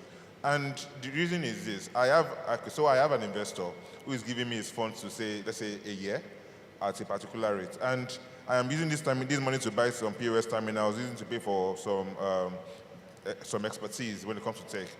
And I must make sure I get that money back before the end of the year because I have the investor breathing at my neck. So the point is, if I will add the financial capacity or the financial muscle of a commercial bank behind me, and in this case now, let me get into some technicalities. I'm using your TIDs. That means I'm moving all of this money, these collections, to your bank.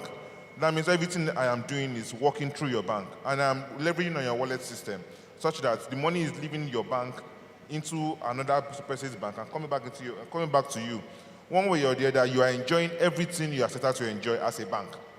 And that way I'm enjoying the trickles, the 1 naira that I want to make per transaction. I am making it, and everybody is happy. But today, I find First Money having 100,000 agents. I find Access Closer 50,000 agents.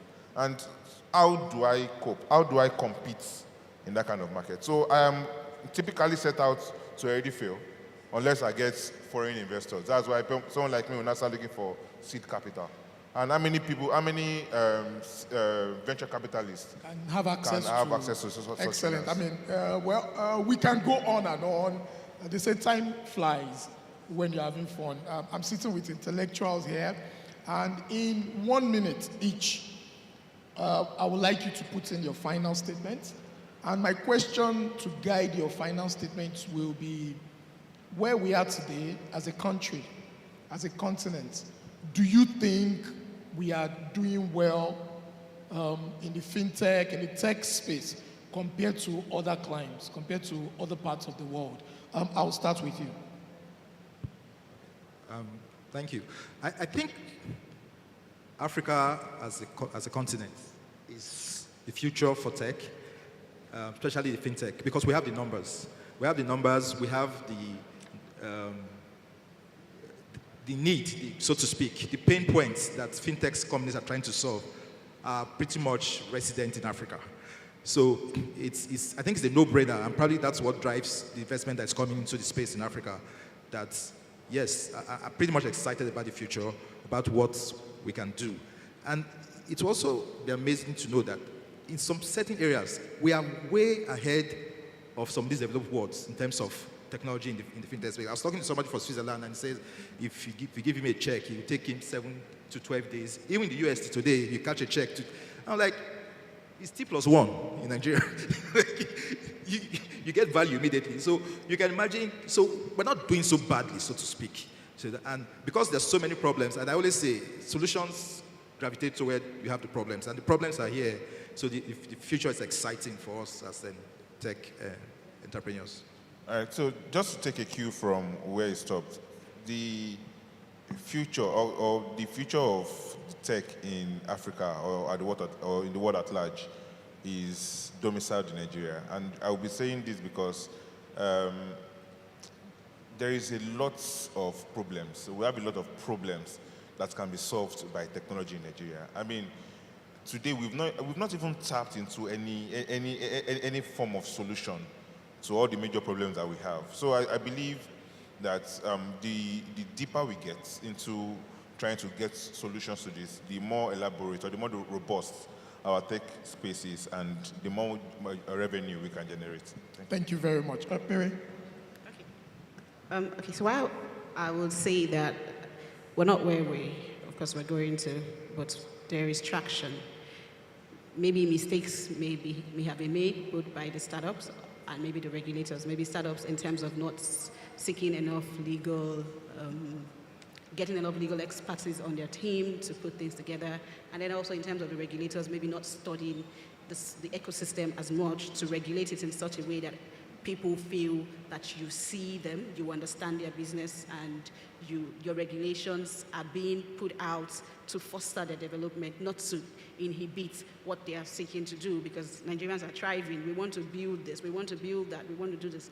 They just want to see a regulator that, if I see someone who shares in my pain, and maybe I feel you understand, and you tell me what to do or how to do it, I would appreciate it more than if you came at me in a draconian style and trying to penalize me for everything. So I guess in that manner, both sectors, both the regulators and the startups should, put their radar down in terms of legal and regulation to ensure that there's development in this space. Please put your hands together for our panelists. Excellent, excellent people. In discussing the topic, charting the new tech path, insurtech, agrotech, with me this afternoon has been the amazing lawyer, Temi Pere, senior associate at Alex. Alex is a law firm. Pere, thank you for coming. Really happy to have you. And also, people penetrating the nooks and crannies of Nigeria. Nasiru Shonoiki. Nasiru is the head of agency banking at Liberty Pay. Liberty Pay is an agency banking company. Nasiru, thank you so much for coming. He's also the CEO and co-founder of Last Mile Financials. He has been everywhere all over the world. Thank you so much, Gerald. And I'm your host, Waliola Jubu. I'm the MD Asset Microfinance Bank. We do banking and we do it well. Thank you for joining us this afternoon.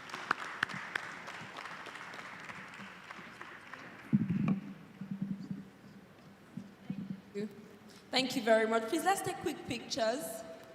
Let's come together and take quick pictures.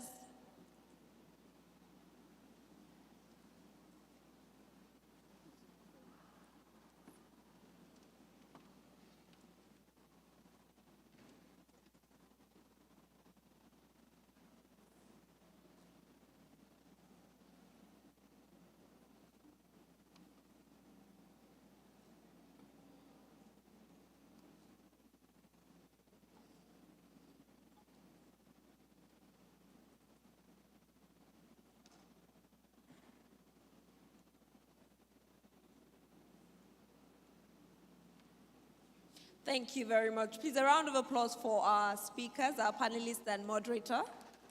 Thank you. So So far, it's been an insightful time. It's been packed. We've had insightful sessions. We've had keynote presentations, panel discussions, master classes. We just had a really great time, even with the pitches.